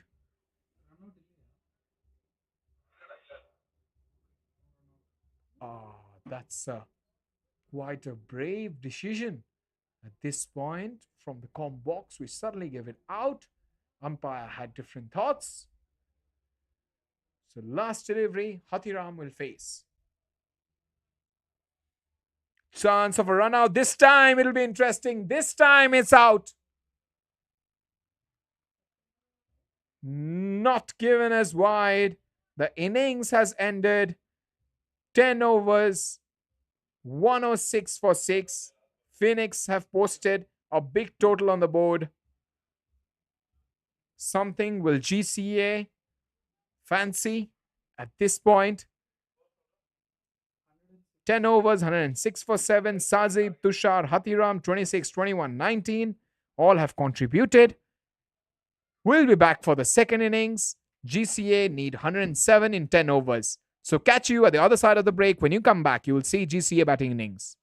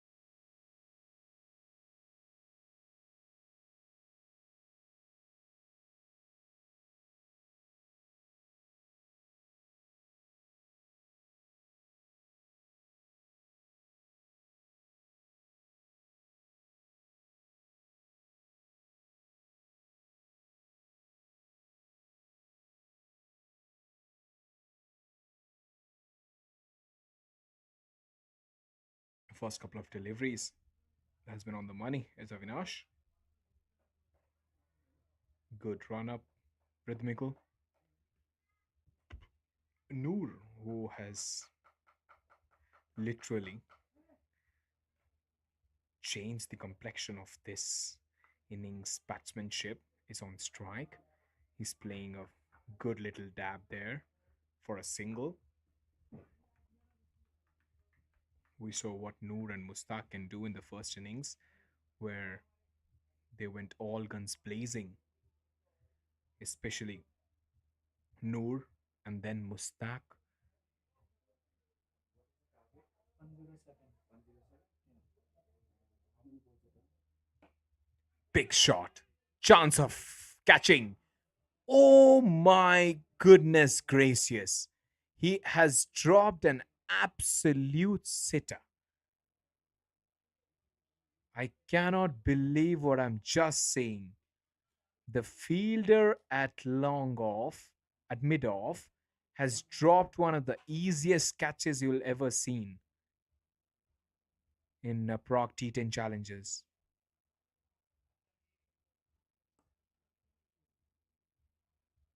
He manages to find the gap. That's a terrific shot for a boundary. Noor, in his merry ways, finds the middle of the bat straight away. GCA will be looking to get this score in double quick time.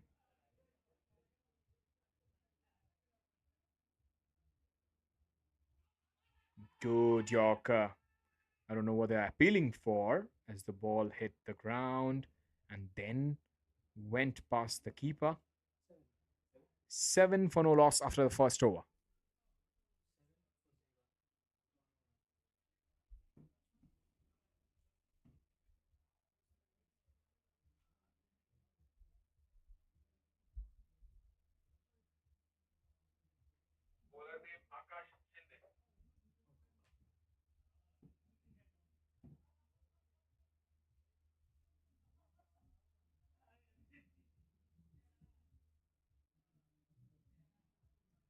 This will be very interesting as Akash has the ball in his hand, his off spinner.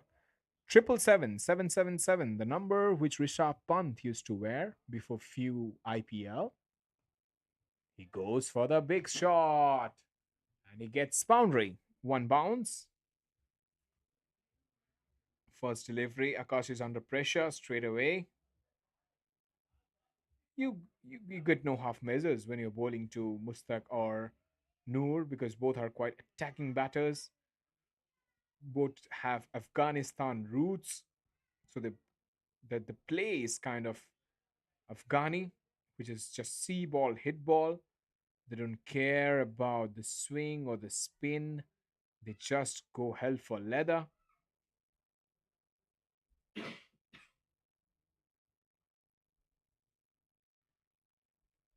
In his arc, and another sensational hit. He's putting on a show here, Mustaq.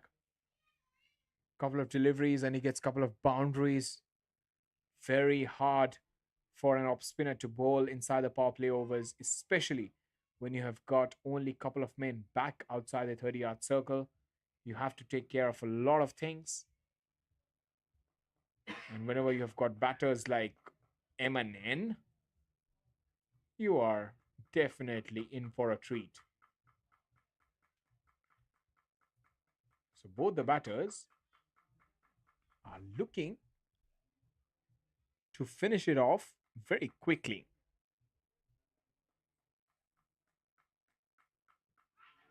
It's appeal and it's given down the leg side. The batsman is absolutely surprised because he felt that was missing the leg stump. The umpire had no hesitation. He gave it away straight away. He had got his fingers up. The first wicket falls down. They need 92 from 51. 15 for 1.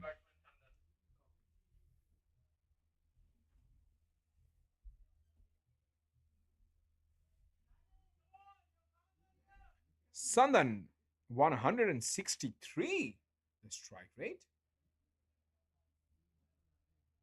That's one heck of a strike rate when you're batting at number 3.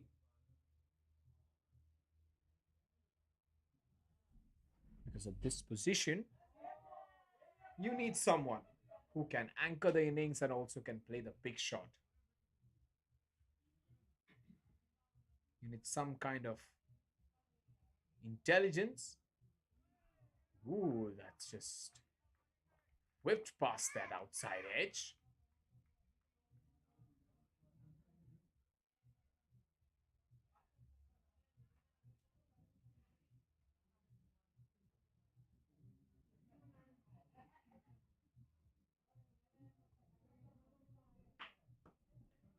In his arc, it's very easy for a man with Sundan's strike rate to put it past the bowler's head for 6.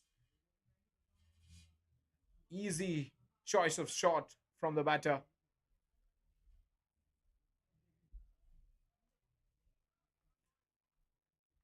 "21 for 1, 86 from 49, 4, 4 and 6, 14 runs already. Little bit shortish in length. Is trying to get rid of this over. Get out from this over. 2 overs, 22 for 1. GCA.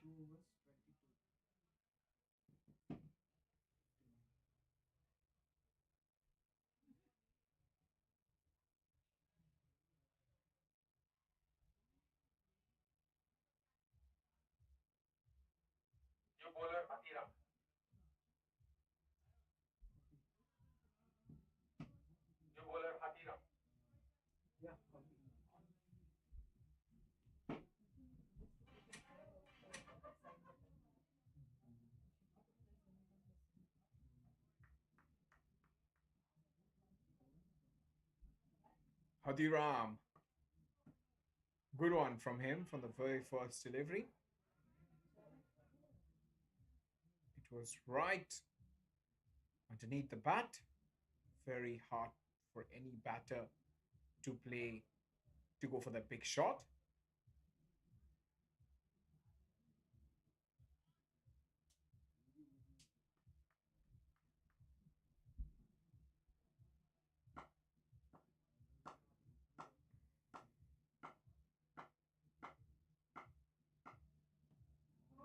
Lot of time for him to go back and pull, and he does it. Noor understands the wicket quite nicely. He has got the measure of it. For every delivery he sees shot, he goes back. And with this pace, Hatiram, he deserves treatment. No real pace for the batter to be afraid of. You have to be a little bit back and play those shots. Good change of pace.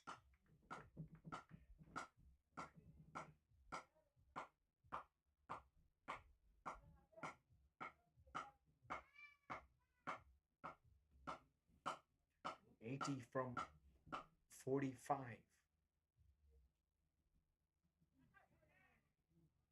And again, just helping the ball away to the boundary. Another shot which has gone for 4. Beautiful timing.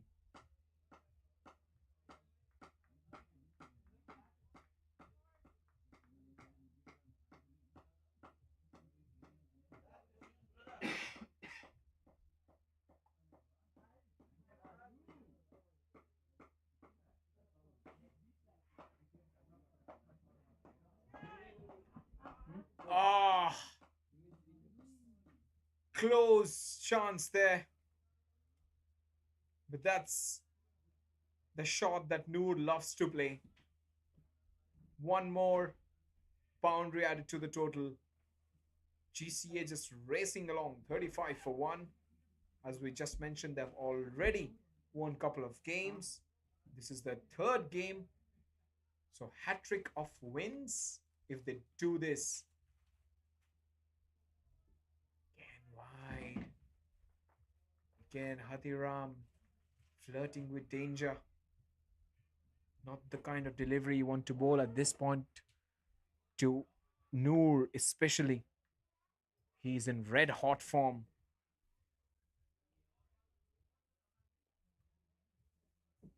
Ball! What a reply from Hathiram. Big celebration.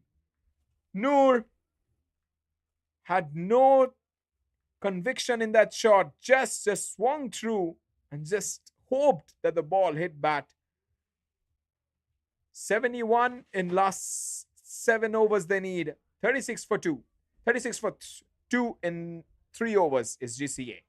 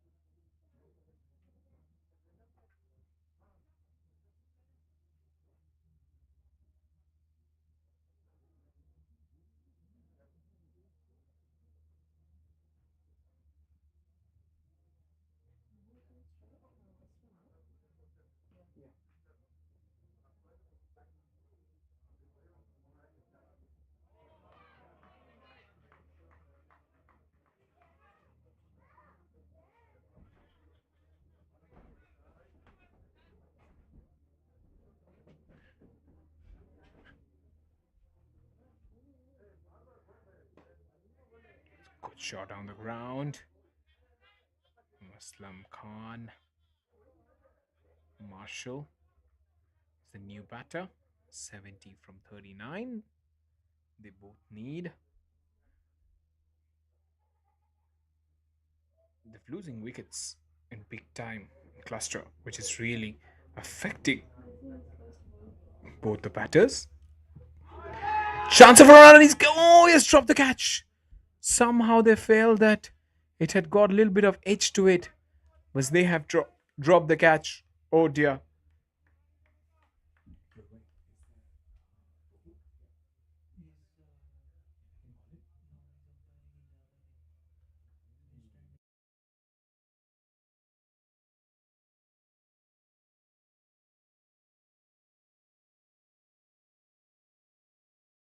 Again, they will get a couple of runs for it. And they have, That's an appeal, but they have done it. They've reached on time.